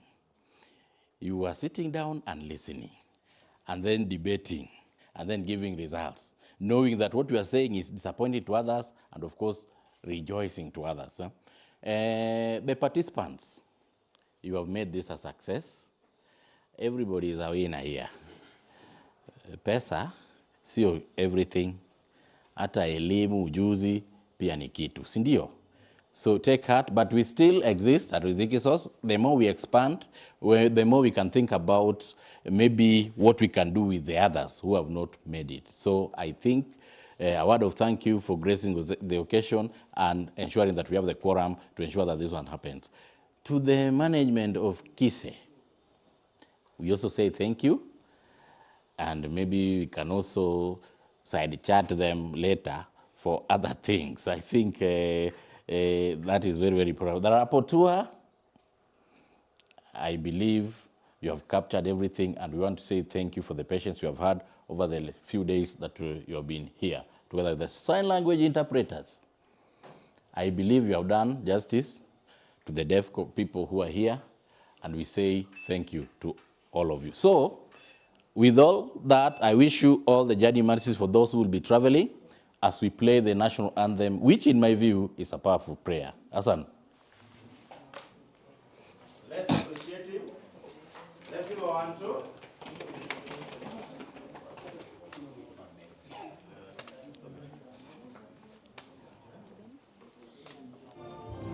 Michael Kiluor.